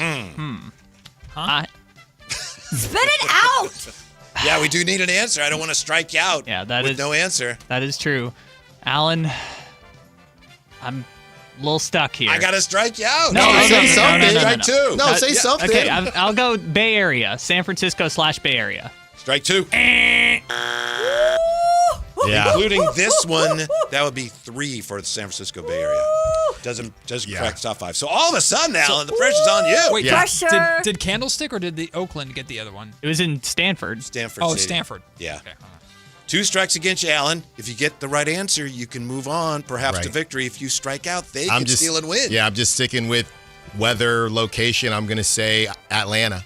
Atlanta. Mercedes-Benz. It's up there. Your march to victory potentially continues. If not, you guys strike out. Survey says Atlanta. Also 3 barely missing out of the top 5. So now, Okay, so you're the captain. you guys can talk it over. So you're the captain. You're but I firing need the shot. Yeah. the answer from Kayla. You get this right, you get one of the 2 left on the list. You win. So- you miss out. Arizona That's was where in I'm my going. head. That's where I'm going. Are you okay? Yeah. You want? I trust you. You're my captain. Oh, Phoenix, captain, my captain. Arizona. Phoenix, Arizona. If it's on there, you guys, you win the game. Mm-hmm. You would snap the Ledbetter streak. It goes Miami, New Orleans, Los Angeles, number 4 on the list, Tampa with 5. Dang it, Tampa, I knew it. 5th on the list with 4. I've been to Phoenix, Arizona. That's my captain. Congratulations. Is that win. name popping out? No, not right now. Big win in the Ridiculous. football. Ridiculous. You know what? That goes to show Jose made the right decision with the time slot. That's what. Ridiculous. I mean, Also, Allen just dropping the ball there. Also, You with didn't even 3. say You anything. didn't even have an answer. Yeah. Bay Area. I knew it. Atlanta, You said San I Francisco knew with it right 3. after. It's Tampa. I knew Tampa. I should have just stuck to it and said Tampa. Houston and San Diego with 3 each, but the top 5: Miami, New Orleans, Los Angeles, Tampa, and Phoenix. Wow. Let's go. Hey, Congratulations. Thank you. I did my job. I got the number 1. He did. Yeah. He did. Yeah, Allen beat me in that's the what I one-on-one. I also got a number 1. Well, So your job is to get the harder ones. And I have another round, but I don't think we have time to play. Oh, but I want to. We got time. It's such a good game. Speed round, Whitey. Speed speed round. round. We got We'll go- 3 minutes. You have So 2 there's strikes. 8 answers on the board. No, you we got- got time. You got 2 strikes. It's How about such that? a fun game. 2 strikes instead of 3. All right, so who's up first then? So It's Kayla How about we and just play and I'll play us No, off Kay- in the middle of the game? Kayla and Kyle, go. Kayla and Kyle, go. All right, top 8 answers on the board. Can you name the franchise that has been to the most Super Bowls without ever winning one? Beep. Yes, Bills. Bills is correct. Tied for the number 1 answer with 4. She said beep. Yeah, How so many they got the strikes? number 1 answer. Are we so doing- you have the option Are to we doing pass 2 or or play. 3 strikes? We'll do 2 strikes. Okay. Play. I think. Oh, we should. Wait, Okay, he said fine. tied for the number 1 answer. Hold Yeah, on. so they got the No, one but number if it's only 1 2 answer. strikes, we get that's those. fine. You can't Yeah. top They're them. not going to get all of them. They're I agree. idiots. I agree. You're going to what? That's You're gonna- Pass soft. it. They're going to pass. That's soft. Then just end the game then. Play the odds, baby. No, just end the game Play then. the odds, baby. Well, they still, if you Don't miss, hate- they still have to get one. Don't hate the player, You hate the could game. miss and it's still on them Come to on, get one. Kyle. Don't hate the player, hate No, the game. I just went. You're first, Alan. Yeah, you're up, Alan. Team Without that has won winning one? the most Super Bowls without ever winning one. So basically, this is every team that's been to the Super Bowl and hasn't won one. Right. And Buffalo tied for number 1 with 4. Did the Dolphins get one? Yes. Yeah. Okay. That's cheating. All right, well, that's my guess. That's one strike. Strike one. God, Strike one. dang it, Alan. You go first. Kyle, you keep passing the buck and then getting mad. Okay, It's only 2 Stand on strikes, something. right? Let's Yeah. go. You said it's basically everyone that hasn't won a Super Bowl. So I'll go Minnesota Vikings. Minnesota's tied for the number 1 answer with 4. Yes, Okay. that's right. Good answer, Kyle. Kyle. Yeah. Yes. We got Okay, a team Alan. with 3. We got 2 teams with 2, and then 3 teams 1 appearance, and they haven't won. One. Oh, so it is everyone. Right. Everyone that's Right. been to the Super With the Bowl that Chargers? hasn't won. Chargers? Yeah, they're tied for number 6 All with right, 1. That's nice. right. Nice, Back Alan. over to Kyle Ledbetter. Well done. Let's go. Nice. Atlanta Falcons. Atlanta Falcons, they've been twice and they have not won. Tied for number 4. You guys are on a roll. Oh, my goodness. Buffalo with 4, Minnesota with 4 Super Bowl appearances without winning one. Atlanta 2, Chargers 1. Right. Yeah, so there's 4 teams left. What a win this would be, Al. I know. Yeah, I'm looking around in my mind to the divisions. Oh, my goodness. Who else is there? You could come back from one Kyle of the is worst so answers recent. ever. Kyle Like- is leaning I know. like this. Just go through recent Super Bowl. Right. Cheating. Yeah. There's No so more clues, many. please. Okay. Obviously. Obviously. Bengals? Cincinnati Bengals have been there 1, Oh. 2, 3 times and haven't won a Super Bowl. That's a good one. That's right. That's a Here, good one. I'll take the hard ones off the board for us. Let's go. New York Jets. New York Jets have, in fact, won a Super Yeah, Bowl, so what- that's wait, strike what- 2. what- You're out. Oh, sorry. Sorry, Joe wrong to one. name it.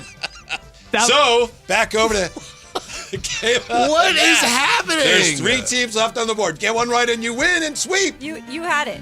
I'm scared that I'm. Wait, I'm no, that was wrong. only our Just say second it. strike. No, they Yeah, we're go. only They doing go. 2 strikes. strikes. Carolina Speed round. Panthers. Carolina Panthers is right. 2 Super Bowl appearances. They haven't won it. Unreal. George and Kayla. Unreal. Now that's how you end the week. That's how you end the week right I there. hate these games. Matt and Kayla reign supreme. Wow. Kyle and Alan go to family therapy, counseling. Yeah. Wow. And enjoy, audience. We'll see you next week. Can't wait to talk to you on Monday, but stick around because the Drive guys are next.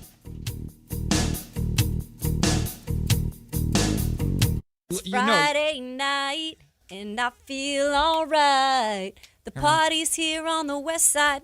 This is the story of the one. As a safety manager at a manufacturing plant, he does everything he can to keep his coworkers safe. From finding ways to reduce risks to keeping safety supplies in stock. And for that, he relies on Grainger. Grainger offers a broad range of quality products and next-day delivery, so he can always play it safe. Call 1-800-GRAINGER, click Grainger.com,